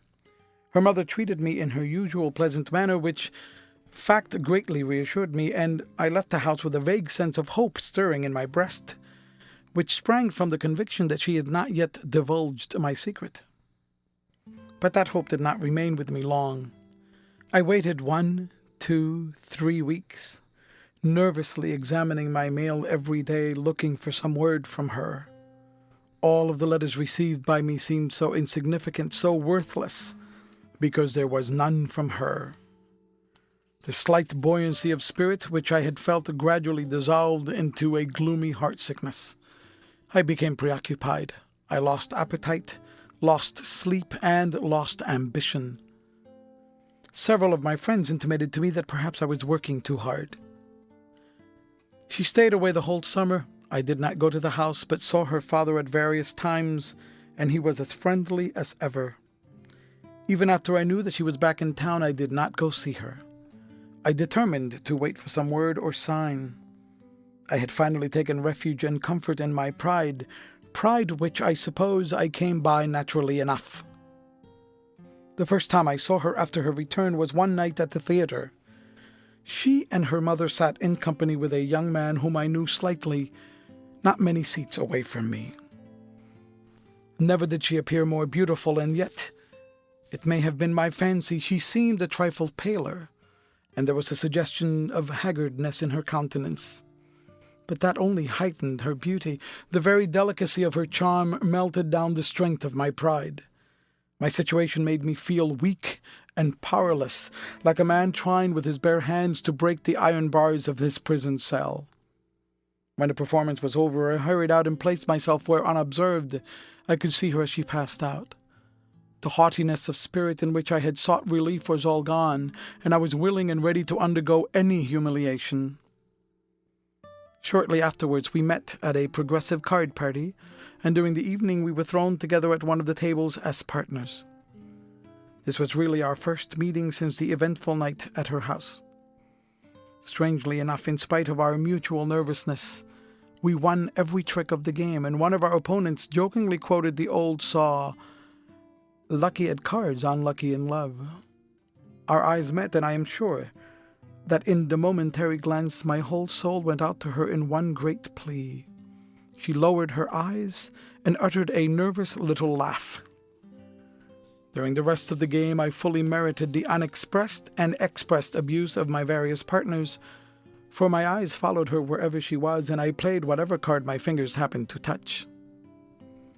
Later in the evening, she went to the piano and began to play very softly, as to herself, the opening bars of the 13th Nocturne. I felt that the psychic moment of my life had come, a moment which, if lost, could never be called back, and in as careless a manner as I could assume, I sauntered over to the piano and stood almost bending over her. She continued playing, but in a voice that was almost a whisper, she called me by my Christian name and said, "I love you. I love you. I love you." I took her place at the piano and played the nocturne in a manner that silenced the chatter of the company both in and out of the room, involuntarily closing it with the major triad. We were married the following spring and went to Europe for several months. It was double joy for me to be in France again under such conditions. First there came to us a little girl with hair and eyes dark like mine, but who was growing to have ways like her mother. 2 years later there came a boy who has my temperament, but is as fair like his mother. A little golden-headed god, a face and head that would have delighted the heart of an old Italian master. And this boy, with his mother's eyes and features, occupies an inner sanctuary of my heart, for it was for him that she gave her all, and that is the second sacred sorrow of my life. The few years of our married life were supremely happy, and perhaps she was even happier than I, for after our marriage, in spite of all the wealth of her love which she lavished upon me, there came a new dread to haunt me, a dread which I cannot explain, and which was unfounded, but one that never left me. I was in constant fear that she would discover in me some shortcoming, which she would unconsciously attribute to my blood, rather than to a failing of human nature. But no cloud ever came to mar our life together. Her loss to me is irreparable. My children need a mother's care, but I shall never marry again. It is to my children that I have devoted my life. I no longer have the same fear for myself of my secret being found out, for since my wife's death I have gradually dropped out of social life. But there is nothing I would not suffer to keep the brand from being placed upon them. It is difficult for me to analyze my feelings concerning my present position in the world. Sometimes it seems to me that I've never really been a Negro, that I've been only a privileged spectator of their inner life. At other times I feel that I've been a coward, a deserter, and I am possessed by a strange longing for my mother's people. Several years ago I attended a great meeting in the interest of Hampton Institute at Carnegie Hall. The Hampton students sang the old songs and awoke memories that left me sad. Among the speakers were R.C. Ogden, ex-ambassador Choate, and Mark Twain. But the greatest interest of the audience was centered in Booker T. Washington, and not because he so much surpassed the others in eloquence, but because of what he represented with so much earnestness and faith. And it is this that all of that small but gallant band of colored men who are publicly fighting the cause of their race have behind them. Even those who oppose them know that these men have eternal principles of right on their side, and they will be victors even though they should go down in defeat. Beside them, I feel small and selfish. I am an ordinarily successful white man who has made a little money. There are men who are making history and a race. I too might have taken part in a work so glorious. My love for my children makes me glad that I am what I am and keeps me from desiring to be otherwise, and yet when I sometimes open a little box in which I still keep my fast yellowing manuscripts, the only tangible remnants of a vanished dream, a dead ambition, a sacrificed talent. I cannot repress the thought that, after all, I have chosen the lesser part, that I have sold my birthright for a mess of pottage. The end.